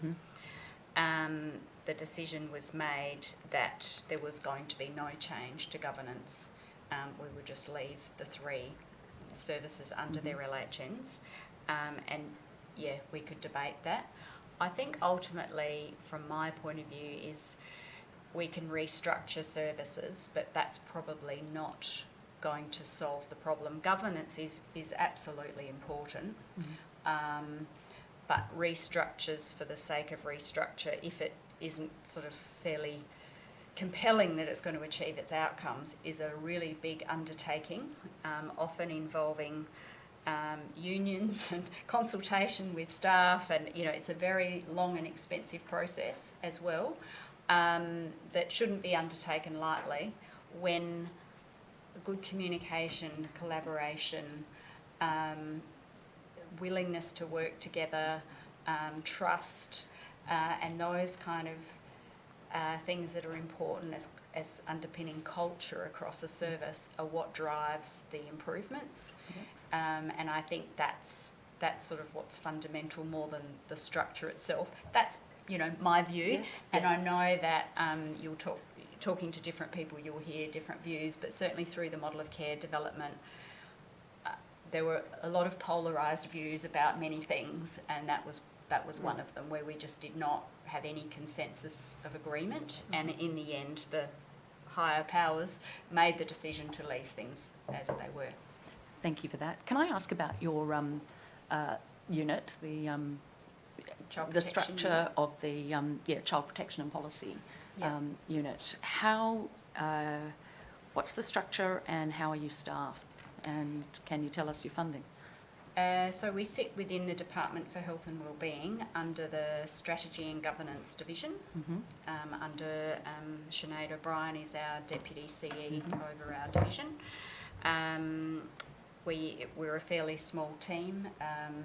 We have the Chief Child Protection Officer position, and I should know the FTE straight off.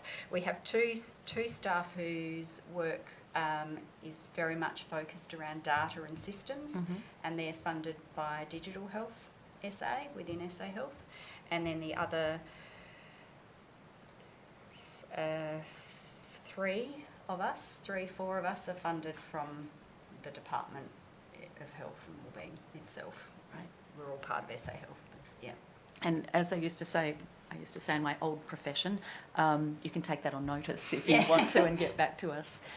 In the Winchon submission to the Royal Commission, there's reference to former child safety advisors and a reference to those being retired, and they had quite a specific I wrote that, role. yeah. Yes, could you tell us, has that sort of role been replaced, or is it? That role was at the Women's and Children's Hospital, well actually it was across the network, and yeah, it was retired, I'd say possibly 7 or 8 years ago, and it was developed, we had a child protection program manager who worked within the network, and it was identified basically, you know, there were a few functions that were desirable, one of which was to promote and inform around, you know, responsive trauma-informed care. That was one of the objectives of that role, and just given it's a huge network, there's a large volume of children and young people, and obviously from vulnerable situations, it was determined that having advisors would be helpful to actually work with staff to, I guess, upskill them around trauma-informed care, provide advice in relation to whether somebody might, you know, sort of be teasing out the notion of making a notification to DCP, offering training and development. And it was around child protection originally, and then it grew to domestic and family violence as well. So these advisors were placed, strategically selected and placed within the network. But it took a lot of organising and, you know, strategic work to keep that going, and it just kind of fell. We also lost our child protection program manager, basically. That was a large contributor to that stopping. And it's fair, those roles, that was sort of like a portfolio that individuals held in addition to their day job. Yes. They weren't, had a day job, they weren't sort of dedicated positions that were funded as that. It was people who had an interest did extra, an interest, did extra learning and development to be a contact person for people in their area to provide advice and support. Okay, I don't underestimate that workload then and the burden on those staff. But do you feel that there's a gap now that those sort of nominal roles don't exist I think they were anymore? really effective. I think trauma-informed care across, you know, the major hospitals is so important, you know, and I think people struggle with how to deliver it, you know, and, you know, there's frequent staff turnover, and so I guess it's, for me, it's a really, I think it is a gap, and I think that we sort of collectively possibly could do something, you know, better than what we're doing now. There are mandatory training courses, of course, you know, within SA Health around, you know, reporting child abuse concerns, child-safe environments, trauma-informed, but I think we could probably enhance that somewhat, possibly. Oh, that prompts me to, I'm just curious, Ms. Barron, something you said around those paediatricians, not with forensic specialisation, but with child protection expertise, I think was the word. You were saying that there's modules, but there's no national guidelines, and I'm just wondering what the situation is in South Australia. Is there any kind of regulatory sort of expectation around those roles? Unless something has changed since the model of care work was done. I don't believe there's any national or state-based standard that has to be complied with, which was why there was a recommendation sort of for a competency-based framework that the medical staff could work towards. Obviously made up of experiential learning primarily, but also coursework. So the paediatricians who do, it's community child health, I think is the specialty. There are requirements within that to do modules to do with child protection. It includes logbooks and other coursework, etc., and placements. But there, you know, you can do a master's in forensic medicine, and, you know, there's a whole lot of training, but there's no single sort of standard requirement. There's not a medical, it's subspecialty. Not a subspecialty. Right. It's not a subspecialty. It's interesting. Ms. John, I want to go back to something that you said as well when we were talking about sort of access, particularly for those young people or children in rural regional areas, remote regional areas, and talking about how sometimes, you use as an example going to Whyalla, and I think the proportions you used were sort of 60-40. Approximately, Yeah, it's okay. We can fix that if that's not right. But what I'm interested in is what's the consequences of, say, that 60%, if it may be, that have to travel for those services? I mean, is there an impact or a delay or anything particularly negative around that access? And even the opposite way, the 40% that you actually get to, I'm assuming that that's not an easy thing to provide instantaneously. Exactly, Does it yeah. matter? Yeah, I mean, I think, that's a very important point there. It does usually involve a delay between the referral and because I guess when our clinicians travel to the rural areas, accommodation has to be booked, and vice versa when people come to the city. But I guess the other thing to mention is that when we undertake forensic psychosocial assessments, we need recording equipment, and we need a room that's child friendly and it's set up as a purpose-built room that with a police officer observing. Yep. That's part of the requirement. So it's not as if you can just hop in and sort of borrow a CAMS therapy room and see children. You actually, it does take a little, some bits and pieces to arrange, but there can be a delay. If it's urgent, we'll try and obviously get there as quickly as we can, Mhm. but it's resource intense too. So yeah, there is a delay involved with that. Thank you for that. Can I just clarify? I understand that the Winchin CPS provides that 24-hour, 7-day care. Can I just confirm, and forgive me if I missed this, but the Sarlan and Narlan, is that comparable in terms of hours? Yes. That's great. Thank you very much for that. Ms. John, I'm going to ask a question that may seem a little simplistic, but noting that, going back to the very original point around presenting with injuries at emergency, and I'm just curious, it can't be an exact science, can it? I mean, you were talking about unexplained injuries, but clearly there'll be some times when people have an explanation, and I understand you've explained the psychosocial and other supports that come in to make those determinations, and then an admission, and then obviously contacting authorities. But how confident are we that sometimes people don't slip through that sort of gap? Well, we have a very strong relationship with ED, and there are regular sort of audit meetings, I think they call them. I think our ED doctors are pretty well attuned to, there's an injury pro forma too, but that's beyond my sort of scope of expertise. But so I think there's quite a close relationship between our doctors and ED doctors, and often they've done a rotation. So there's methodology involved. So, Yes. And our doctors will step through with the ED doctors. So what was the explanation? What sort of history did you obtain? Did that history match the injury? If not, why not? What are your doubts? And then obviously if they form a suspicion that the explanation doesn't adequately explain the injury or the neglect or whatever the presentation is, they'll tease that out with our doctors, and then in that context a notification will be made. And the other thing that the doctors do and we do is that we, I guess, we facilitate that notification by sort of encourage them to, provide a certain amount of information to DCP so they can triage it and assess it properly. Mm-hmm. So it's quite a thorough, I wouldn't want to, nothing's foolproof obviously, but I think our system's pretty tight, Mm-hmm. and I think the methodology is very good, and is very clear. Sorry, maybe that was more of a Dorothy Dixer question after all. Yeah. It gave you the opportunity to, extol the thoroughness. But it's interesting, and thank you for that. And sometimes injuries are clarified. Sometimes our doctors will get involved, and then they'll sort of they'll suggest some testing or whatever, and okay, and then they do blood tests to match, sort of see what's happening with clotting or not clotting, and so it's kind of it's a real it's a medical science, obviously, but sometimes the injury is explained after,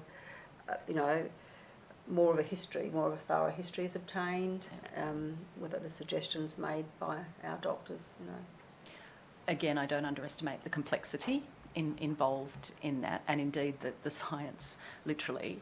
And you have already emphasised that sort of trauma-informed approach, and I assume a culturally safe approach as well. I imagine a lot goes into that methodology.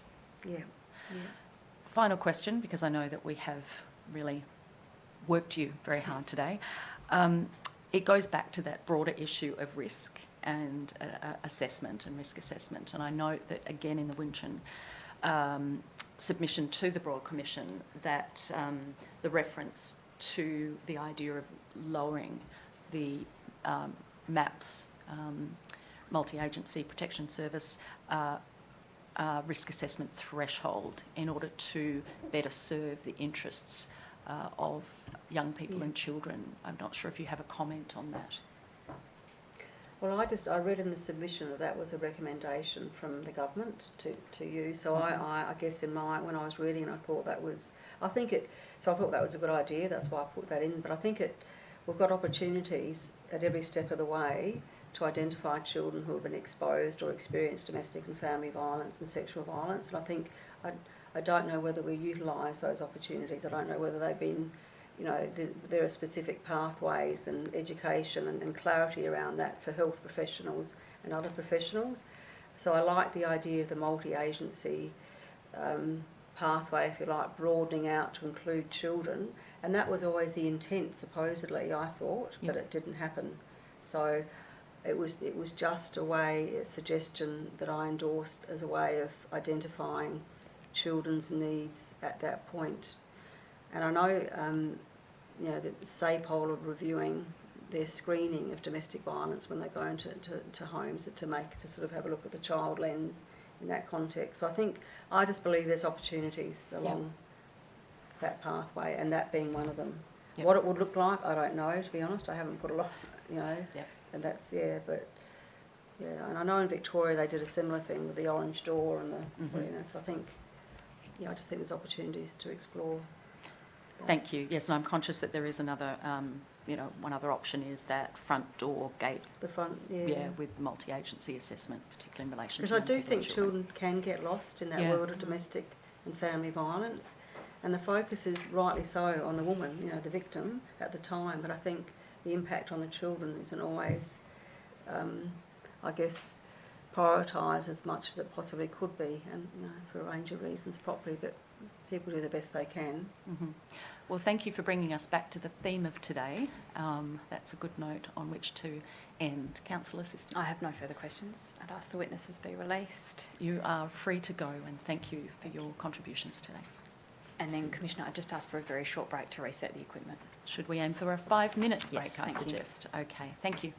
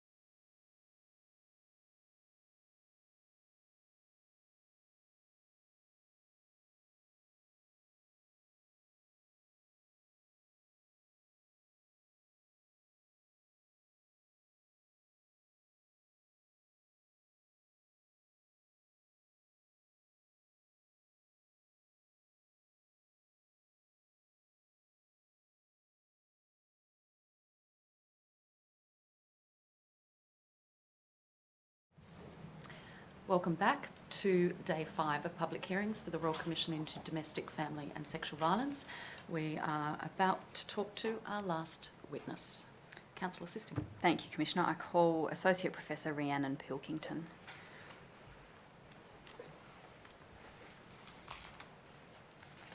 Do you truly and solemnly affirm that the evidence you shall give will be the truth, the whole truth, and nothing but the truth? Say, I do truly and solemnly affirm. I do truly and solemnly affirm. Thank you, and please state your full name. Rhiannon Megan Pilkington.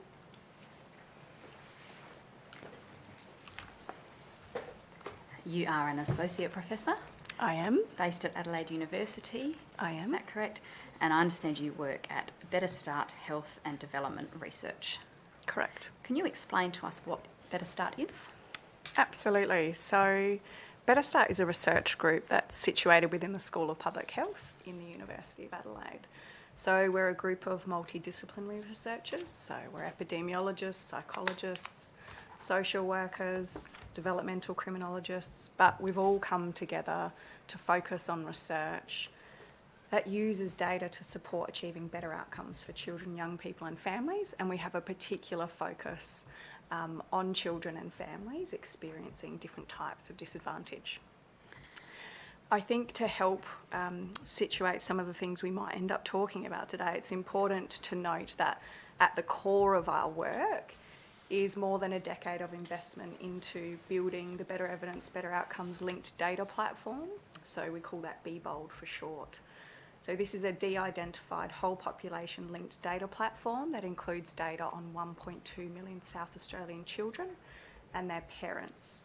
So the data spans primarily government systems from health, education, social and justice sectors.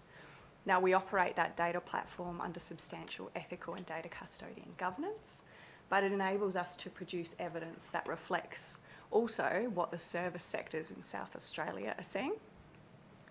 And so there are 3 areas we focus on using that data platform.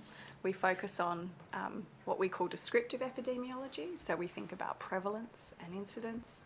We think about what we can understand about target or eligible populations. We undertake risk prediction, so this is essentially a term for screening.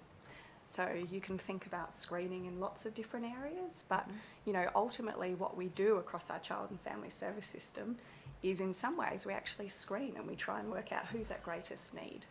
Now, of course, the first rule of screening is don't screen unless you have something effective to offer, right? So it's definitely not a straightforward area to work in, and absolutely, you know, not something that we say you should just do without being very careful to think through all of the things that involves. And another big area of our work is focusing on what works.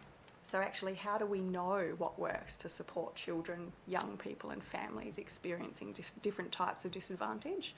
And so to do that, we use the data platform by bringing other service data in so that we can follow populations forward and understand what their outcomes are using quasi-experimental methods. I'd also just like to note that we're really committed in the use of data and in fact in anything we talk about today to Indigenous data sovereignty. And so it's really core to our work to take seriously the need for Aboriginal people to own and have control over data on Aboriginal children, young people, families and communities. You've mentioned disadvantage a couple of times. Does that have a technical definition in your space? I don't think technical is probably the term A definition I'd use. in your space? Yeah, absolutely. I can explain what I mean by that. And I guess really I'm reflecting on the fact that there are lots of things that happen in people's lives that can confer some sort of disadvantage.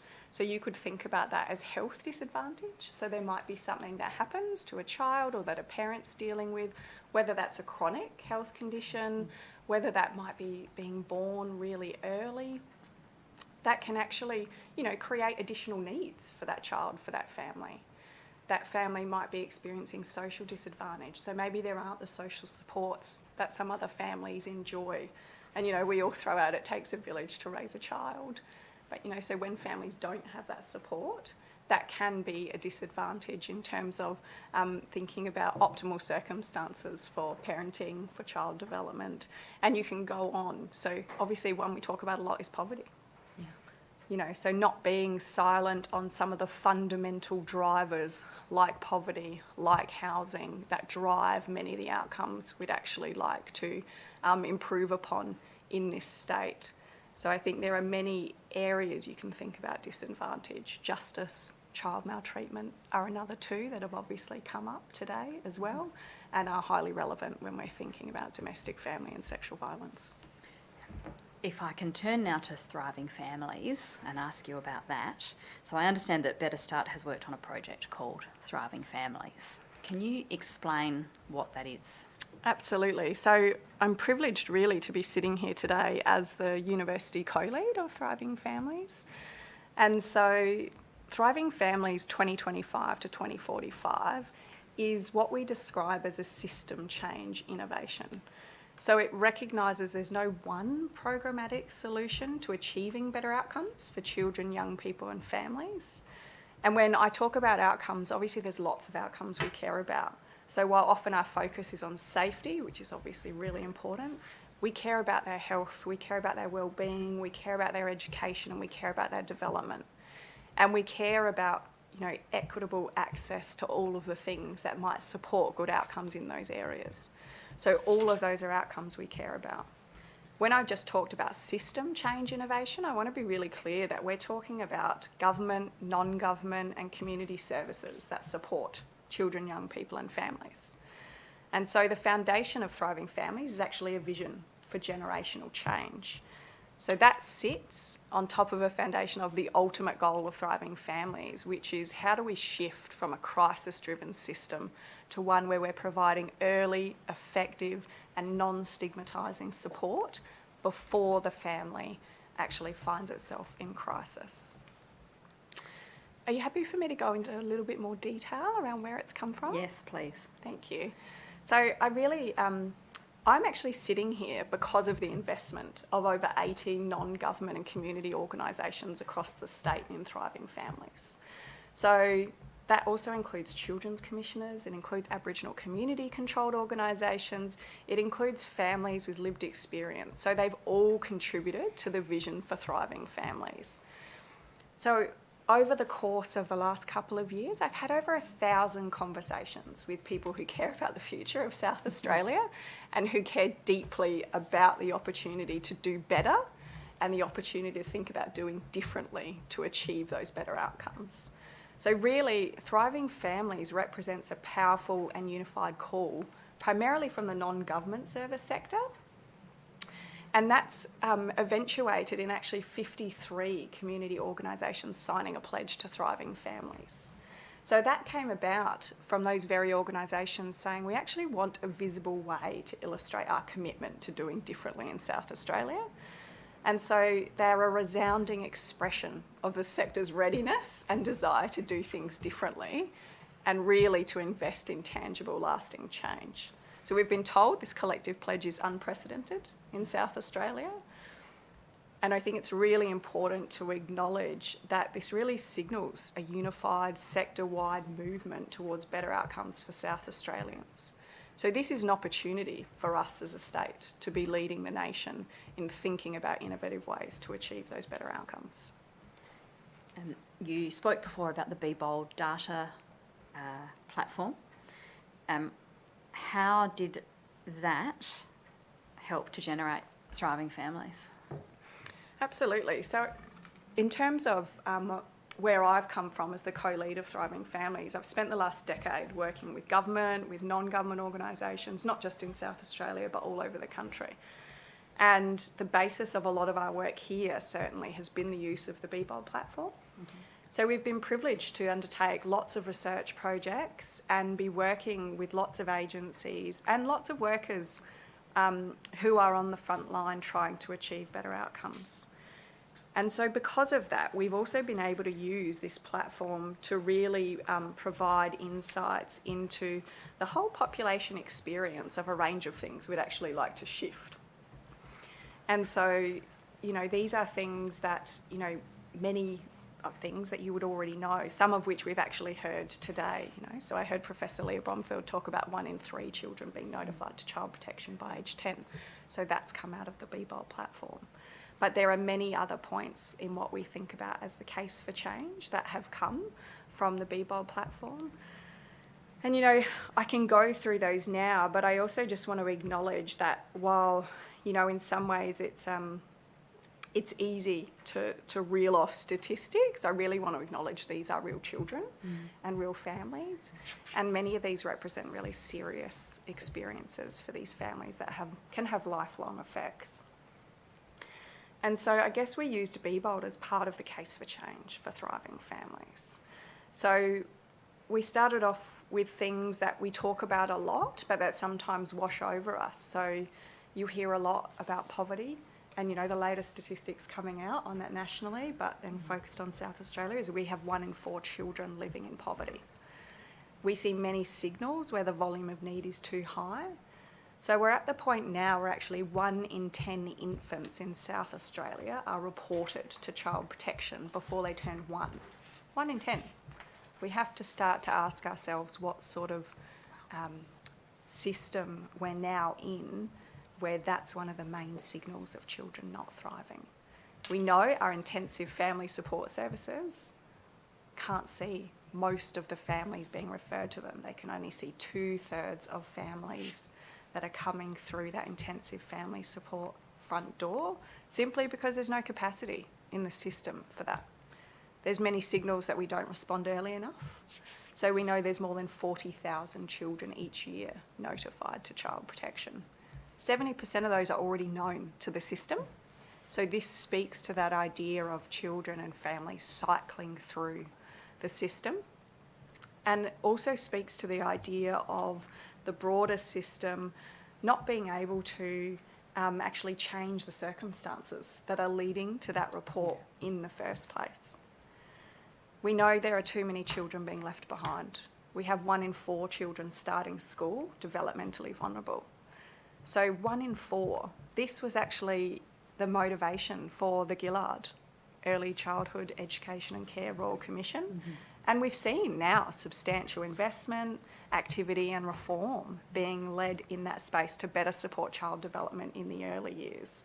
So we know that's possible. We know that investment, that long-term investment is possible. And I also want to reflect on some of the work that's come out of using the BBOL platform, which was supported Commissioner April Laurie's inquiry into Aboriginal and Torres Strait Islander children in care. And when we actually used the data to look at the front door of the child protection system, what we saw is 1 in 2 Aboriginal and Torres Strait Islander children were being notified in 1 year to the Department for Child Protection. And then if we move from that front door of reports to child protection and we look at children being removed, what we could see in those patterns is that for children born back in 1990 to 2000, so we're talking 30 years ago now, actually the proportion of those children born each year being removed into out-of-home care was going down. So we were removing less and less children as time went on. If we fast forwarded a decade and we started looking at children born from 2001 up to 2010, the proportion of children being removed into out-of-home care was relatively stable. There wasn't really a consistent shift upward or downward. But then if we then focused on children born in more recent years, so from 2011 onwards, we were starting to see the proportion of children being removed into out-of-home care increasing.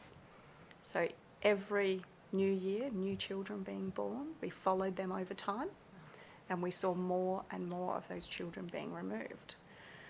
So then we have to ask ourselves, unless we truly believe children born 2 years later, 3 years later, are different at a population level to those children born 1 year earlier, 2 years earlier, 3 years earlier, then what's changed?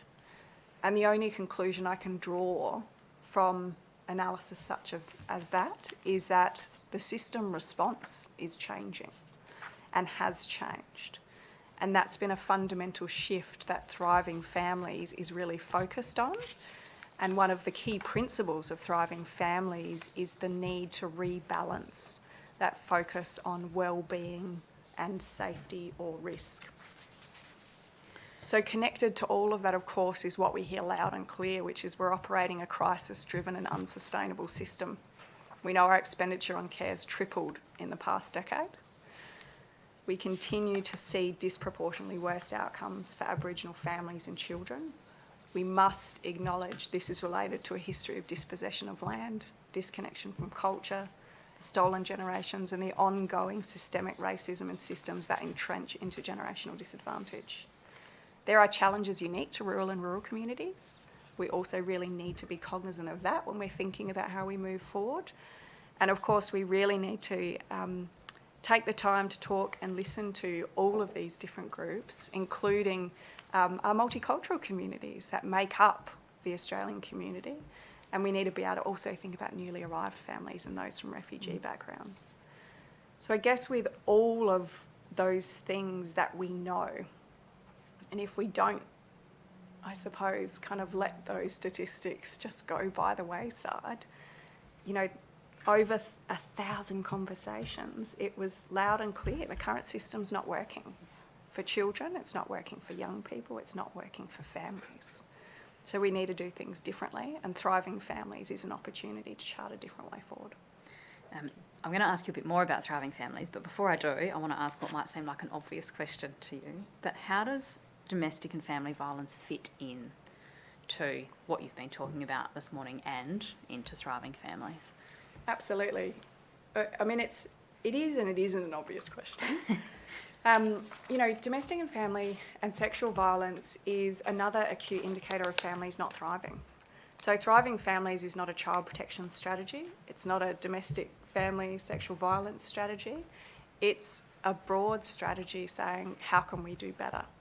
And so for things like young people going into youth justice, for, you know, parents being incarcerated, for children coming into out-of-home care, they are all indicators of the need and the opportunity to do better in South Australia.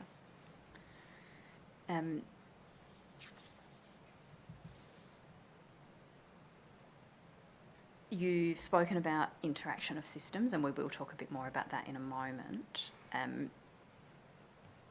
And we've also heard through this Royal Commission about, I'm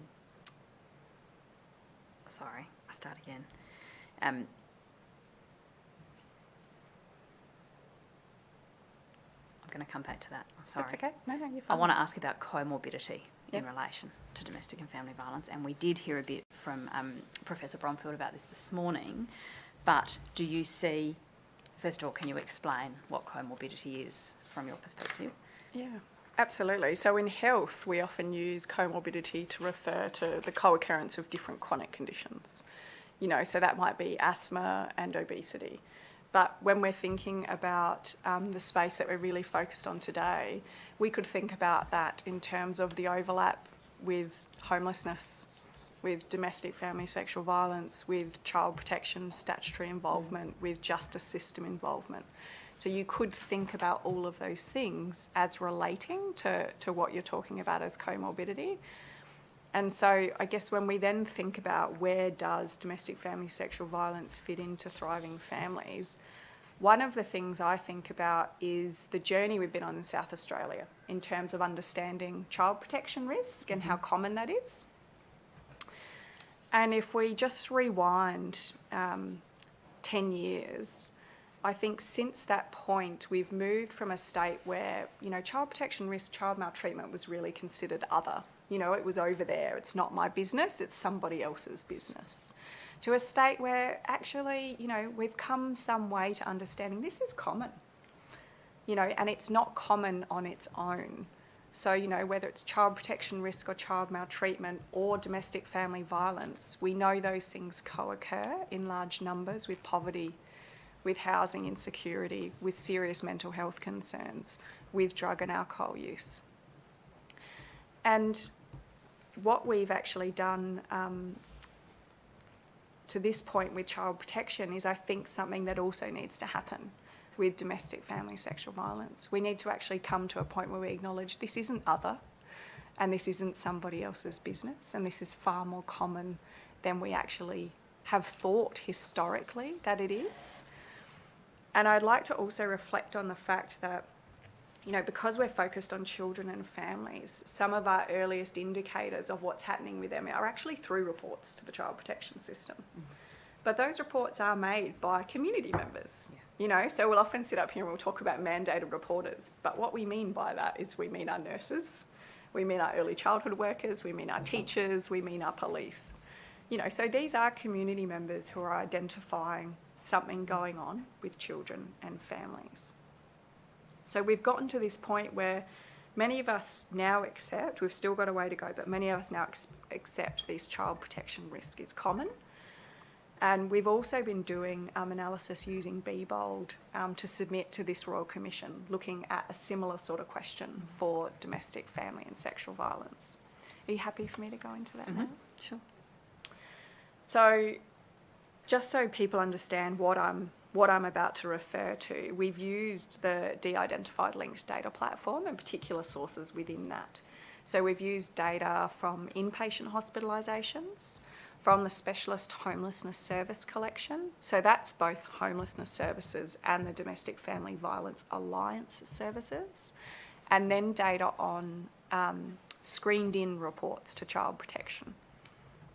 So they're the child protection reports that are triaged, if you like, into child protection, where they accept it's a child protection matter.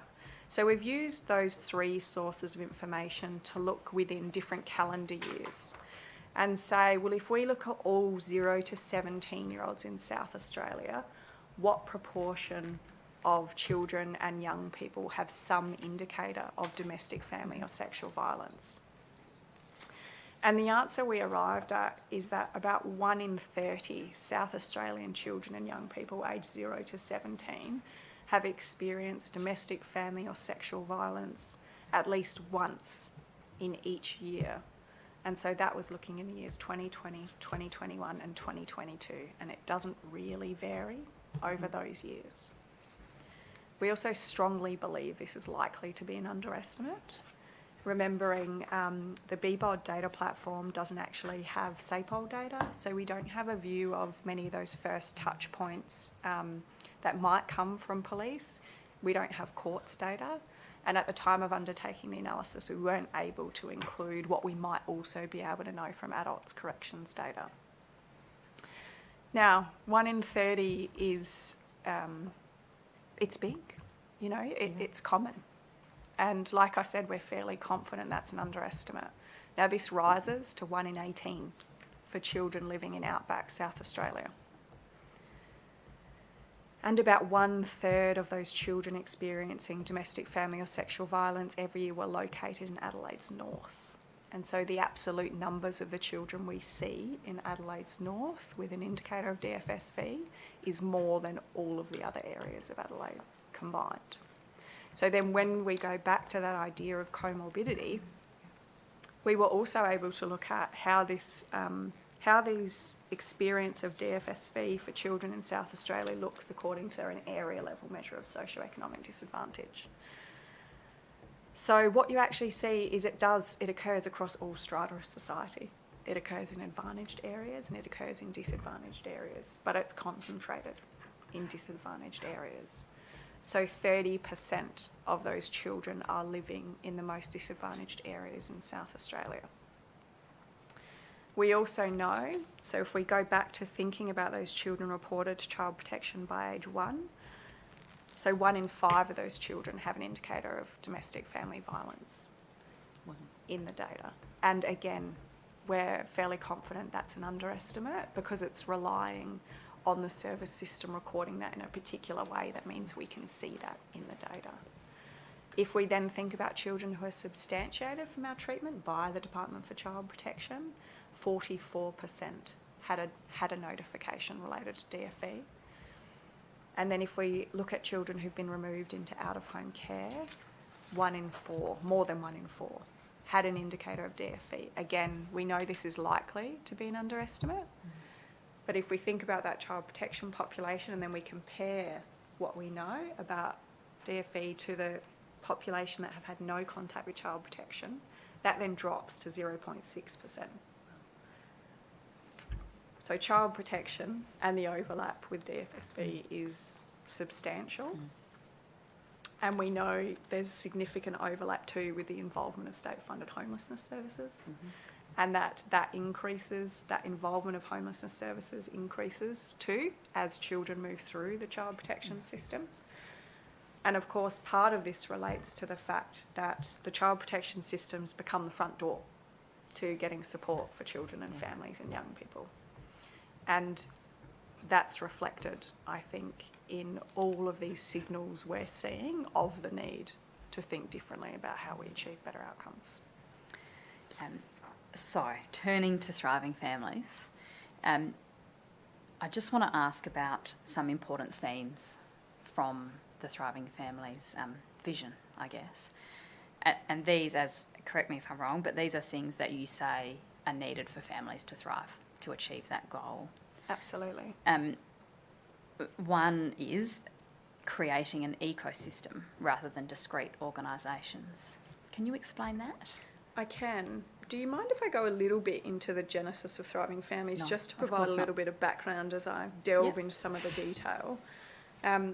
Because I think it's worth noting that Thriving Families actually started in late 2022 off the back of the Vice-Chancellor of University of Adelaide, Peter Hoy, recognising an opportunity for the university to contribute to what could work differently for better outcomes.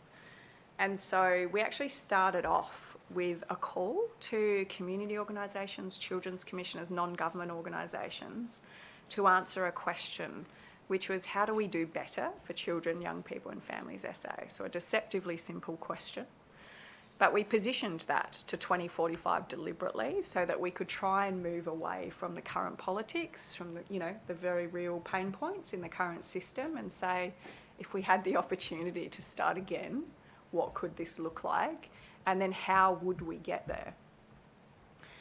And so what started with 28 organisations coming to a Journey Lab type process grew really quickly to over 80 organisations.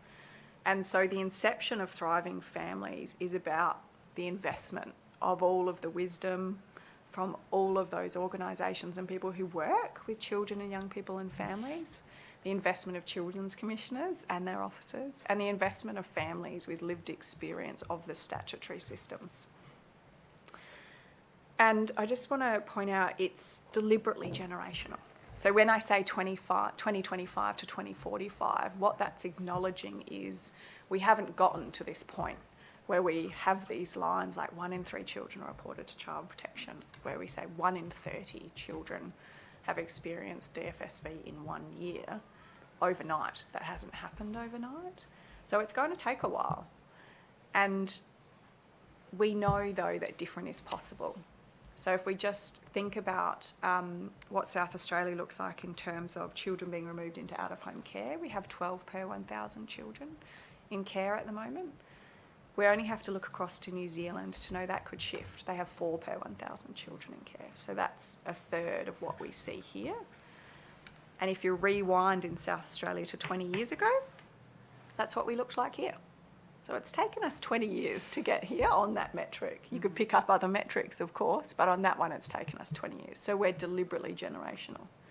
So then when we think about those themes in Thriving Families, which are all focused on how do we achieve better outcomes, how do we shift from a crisis-driven system to one that's proactive and focused on prevention and early support, the vision is encapsulated in what we call 8 levers for change. And I'm not going to go into those. They are in our submission. But within those levers for change are over 130 direct points of reform. So it's big, it's detailed and it's ambitious, but we expect over time pursuing those areas of reform will lead to the development of a coordinated ecosystem. Now we know that that has to happen while also addressing core drivers of poor outcomes. So we're talking about poverty, we're talking about systemic racism, we're talking about serious mental health issues, substance misuse, child maltreatment, and of course domestic, family and sexual violence as some of those core drivers of poor outcomes which have to be addressed. And so then we want to move towards an ecosystem. Part of that idea is actually taking the words we talk about a lot, which is coordination and integration, and going, what would that mean? And, you know, what would that mean from a child's perspective, from a young person's perspective, from a family's perspective to work for them? So how could we shift to an ecosystem where our starting point is, what do you need? Not, this is what we've got. And so if that is your starting point, then for domestic and family violence, that then becomes a question we need to be able to answer for thinking about DFSV as well.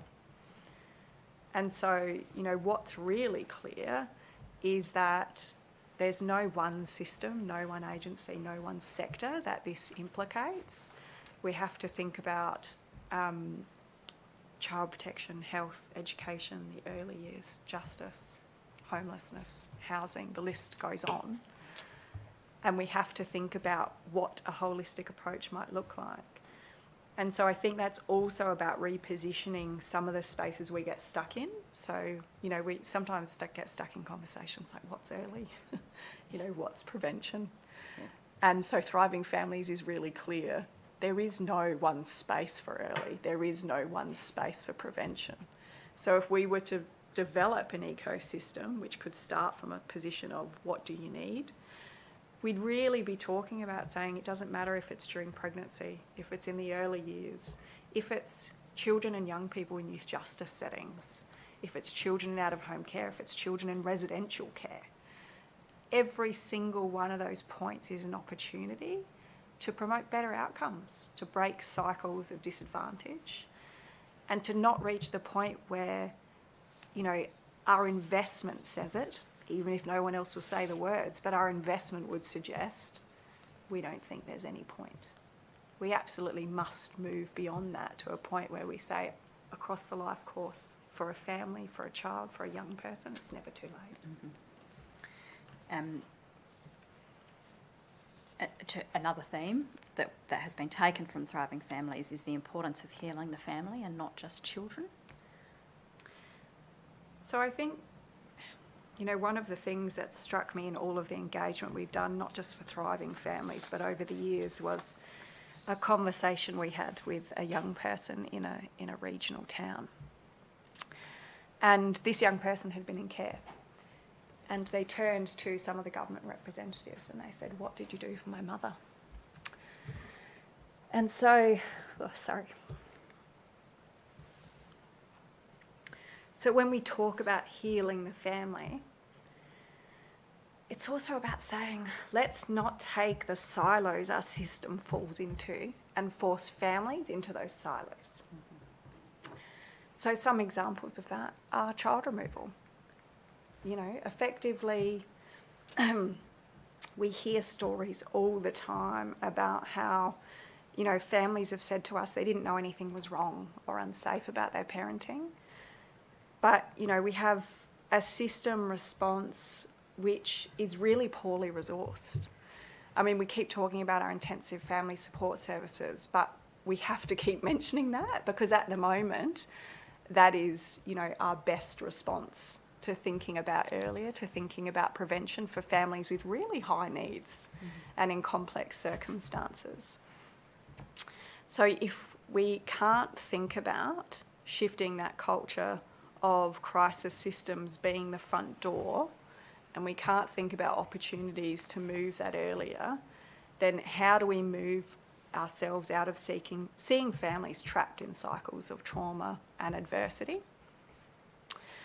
And if we can't do that, then I think we're not going to shift and we're going to be back here in another few years. So if we take those notions of silos and we say, we're no longer going to silo what the child's experiencing from what the family's experiencing. So whilst, you know, there are absolutely circumstances where it's the right decision to remove children because of safety concerns, what we then need to do is acknowledge the conditions and the circumstances the family's dealing with. So whether that's poverty, whether that's basic needs not being met like housing, whether that's mental health, whether that's drug and alcohol, we have to ask, what's our capacity to then support the family? Ideally, that's well before the crisis hits. But if it's not, and we have had to remove a child, then what are we doing for the family at that point? So those are the sorts of questions Thriving Family is asking and saying, we must think about the whole family to help children. Do you have some, we can go back to data, do you have some data that would support that theory, I guess, that we should be responding to the family rather than separating the way we deal with parents and children? You know, I'm not sure there's any one indicator that sort of piece of data that supports that, other than when we think about the core drivers of the sorts of things we're talking about today, and I've mentioned them a few times, when we think about poverty, when we think about, you know, mental health, and we think about drug and alcohol. When children are born into those circumstances that their parents are also dealing with, you know, I think we have to ask ourselves why our response would be to separate children and families in that case, and why we have a response where we are actually not able to address the fundamental drivers of poor outcomes. There is plenty of research in the space showing that when children get removed into out-of-home care, their outcomes are, for many of them, not for all of them, it's not deterministic, but their outcomes are not what they could be in terms of education, in terms of employment, in terms of life chances. So if you just take that as one example, that actually shows us that when we are able to support families to stay together safely, and we are able to support parents and aunties and uncles and communities to support children to grow and thrive when they're connected to family and culture, we see dramatically different outcomes. And I think it's also really important, though, to acknowledge that that's what we hear from children and young people themselves. So while it's not always possible, it is also really important to elevate the voices of those children and young people saying those stories, and to actually understand those as just as important as the evidence we might see from other more traditional research. And I think also in the same vein to think about listening to Aboriginal leaders, to Aboriginal communities, and what they're telling us loud and clear about the need for Aboriginal people, for the Aboriginal community-controlled sector to lead Aboriginal business and support of Aboriginal families. So if we kind of move away from just that, you know, sort of traditional view of evidence, then I think actually there's a lot that says we are much better off supporting families than we are siloing our responses to children and families. Does healing the family help with generational change? Such an easy question, isn't it? You know, there are so many signals, I think, that we're only just starting to grasp around intergenerational patterns of disadvantage. And what we are seeing in some of the data is also how our service system entrenches those intergenerational patterns.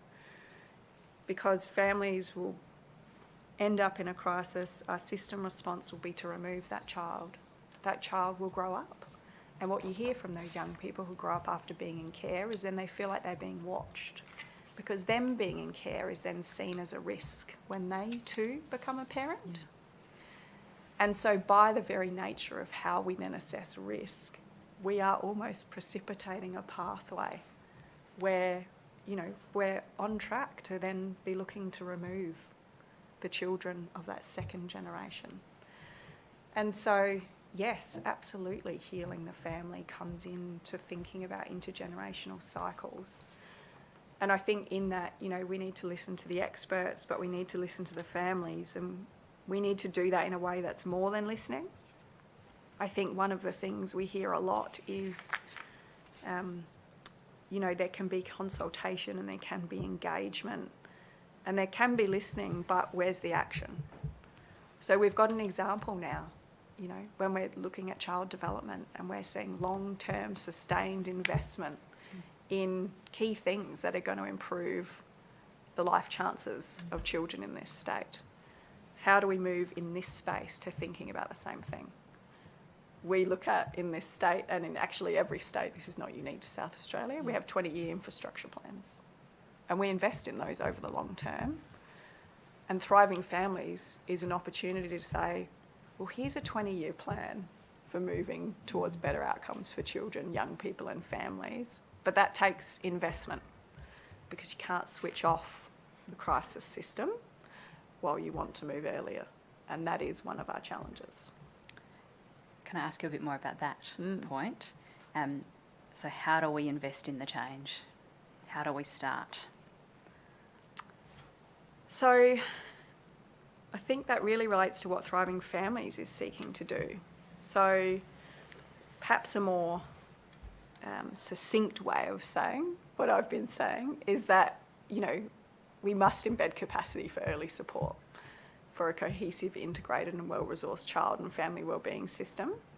But if we can't turn off the crisis system, what does that mean? So that means investment for new ideas, for innovation. And Thriving Families is going to be a driver and an incubator for doing things differently. Now, sometimes that means recognising the innovation that's already out there. The things that are happening in everyday practice, where actually, we've got amazing examples on the ground of services doing their best to achieve better outcomes. So where that's working, how do we learn from that? How do we scale that? And then, so if we take that model of what Thriving Families is seeking to do, we're also starting to ask questions like, how do we think differently about those reports to child protection that come from our nurses, from our teachers, from our police? And from what we have done in terms of looking at what those reports tell us, is we actually understand even a single report to child protection shows that there is twice the risk of developmental vulnerability at school entry. So just one report. So there is signal in those reports. Now, at the same time, what we actually know is half of those reports will get no response, no further consideration in a year. So if we take those two things and we say, we know this is actually a robust indicator of developmental risk at very young ages. We also know the system has very limited capacity to respond to most of these reports. Could we think differently about how we use them? Could we actually think about a system where we say, why can't those reports go directly to community-based organisations, to Aboriginal community-controlled organisations, where we can start with a question which is, what do you need? Not what we have. And then if you keep taking that idea further, then I think you end up in a space where you go, how do we actually have a joined up front door, if you like, to being able to need support, so that we're not left, with many across the service system who have told us in Thriving Families, we notify them to child protection because we think that's the only way we're going to be able to get them support. Yeah. So how do we join up that front door so we have visibility over need, we have a better ability to respond to what they need rather than what we've got, and how do we directly connect many of these families to organisations that are really close to their communities and equipped to support, some of these basic needs which are human rights, really, for many of these things. So that's really, for us, about the first 5 years of Thriving Families. And we have a focus in that first 5 years across several areas in terms of thinking about doing differently. And so we think to start to shift from that crisis to prevention, there are early places we can focus on that we'd like to see a change in. And this, again, has come from the investment of all of the people who have invested in Thriving Families. And so I want to acknowledge that I'm carrying their expertise and their wisdom and their experience in what I'm communicating now. And so one of the first spaces everyone would like to see change is Aboriginal leadership and inclusion. So that is about Aboriginal people leading Aboriginal business, but it's also about thinking about a system and a governance model where power is shared, and really clearly around thinking about how funding gets redirected to Aboriginal community-controlled organisations.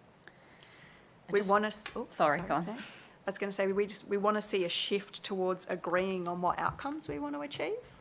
So, the different sectors roll off the tongue, but the reality is they all have different focuses. They all have different roles. They all have different scopes of practice. So how do we agree across all of those around what we're wanting to achieve? And so that's really thinking about what are our shared outcomes for children and young people and families. I just wanted to go back just a little bit. You've mentioned it a few times, so I wanted to mention it. It is an important theme, as I understand it, of thriving families, that we should be shifting from crisis to prevention. Absolutely. Would you like to, I know you've explained that a little bit, but can you just explain that sort of theme for us? So I guess the way we've talked about it thus far with thriving families is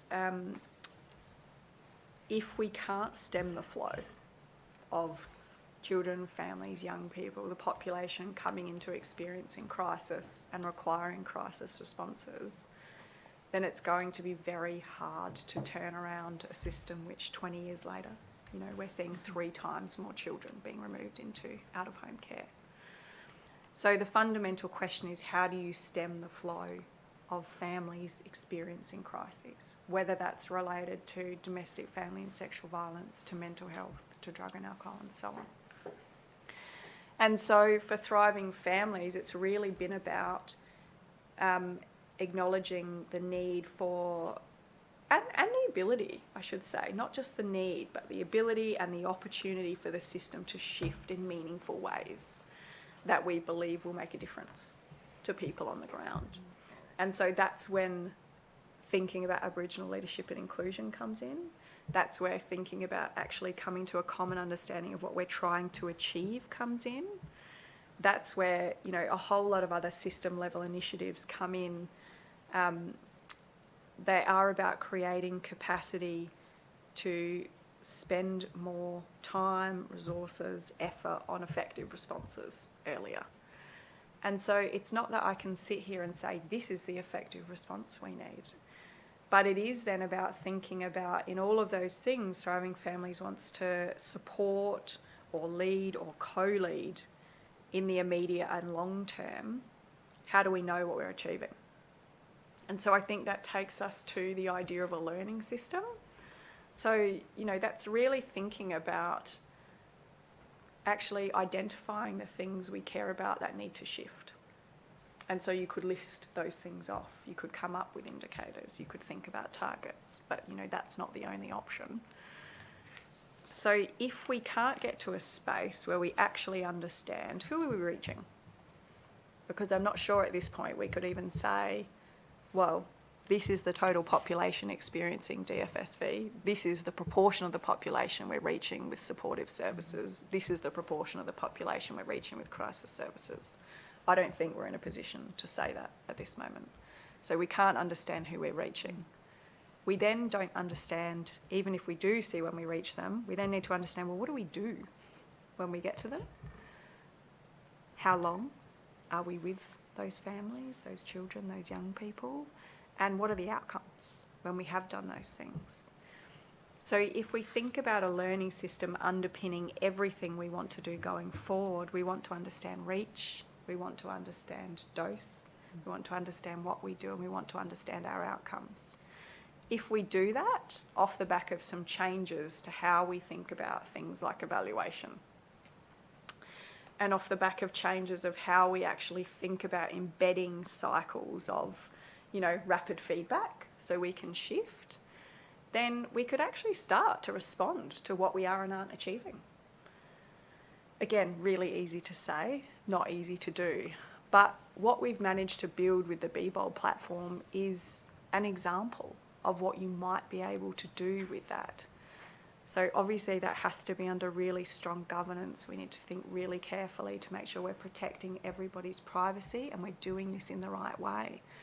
But I think we've shown it can be done. And so you can start to bring data in from systems and services that we know are supporting children and families, and you can start to build a picture. Actually, this is how many we're reaching. This is what we're doing when we get there. And then we can follow those populations and say these are their outcomes. And then we're going to get some instances where we're saying we're not achieving what we thought we were. And so changing the culture of evaluations about saying, is that then about turning that funding off, or is that about saying why? Is it that we're working, you know, with the wrong model, with the wrong families? Is it that we're not working with them long enough? So it's then taking the ability to learn from what we know from that build of that learning system and change what we do. And then actually start to understand quickly, has that changed outcomes we're seeing? Because I think that is a fundamental challenge, not just in DFSV, but in so many areas where we're seeing little progress, because we have no visibility over things like that. So I think that learning system is fundamental to thinking about how we can move forward. Thank you, Associate Professor. Commissioner, I have no further questions. Thank you, Assisting Counsel. Just 2 questions, if I may.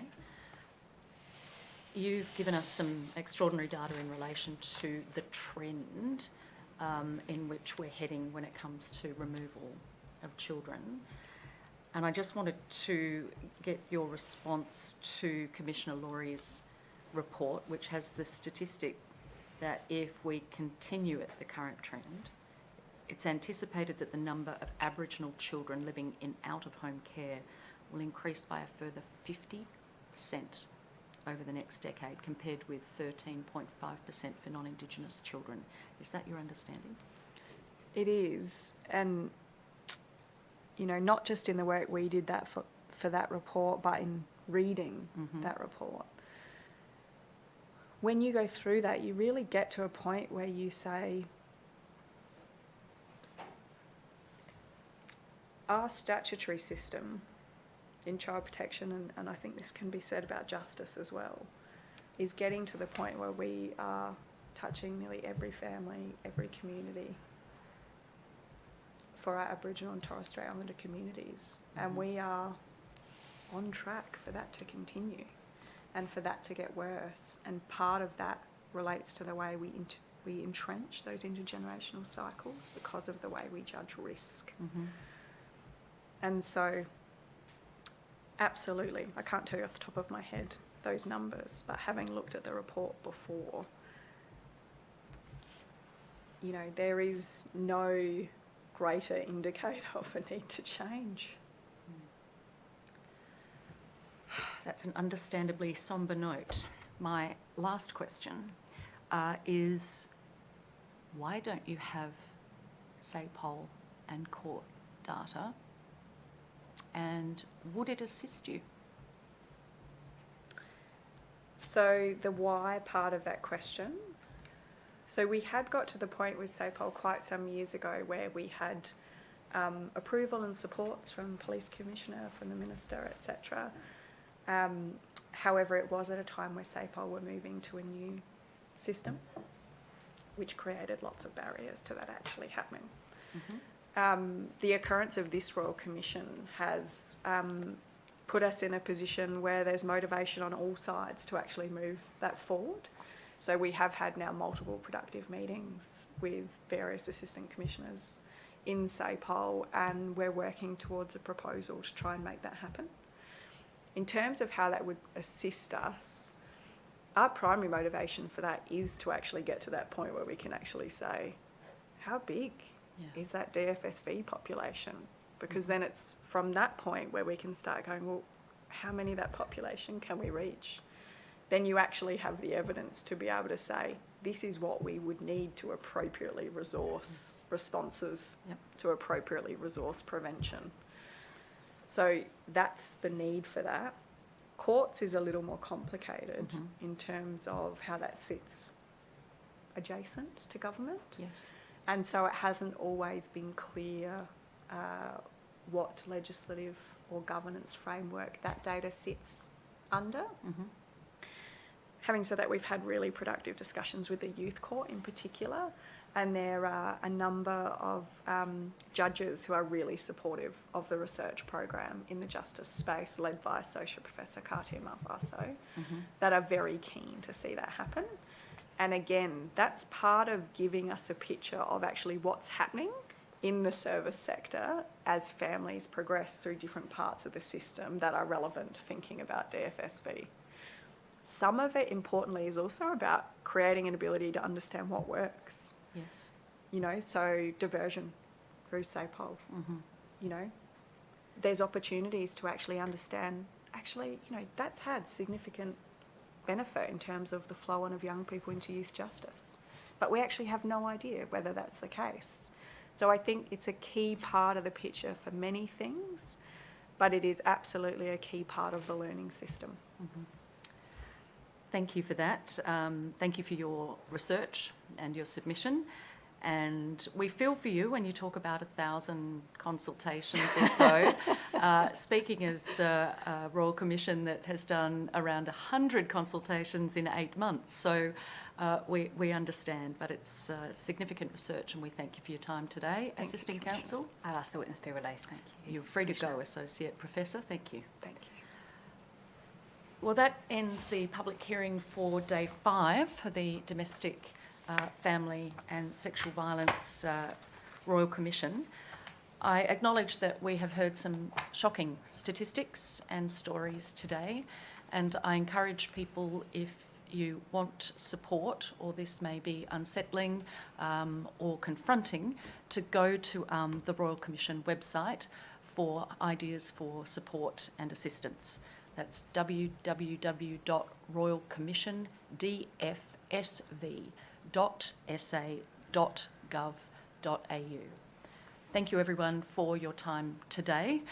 I think the statistics and the stories we've heard underpin the reason that we are holding this Royal Commission.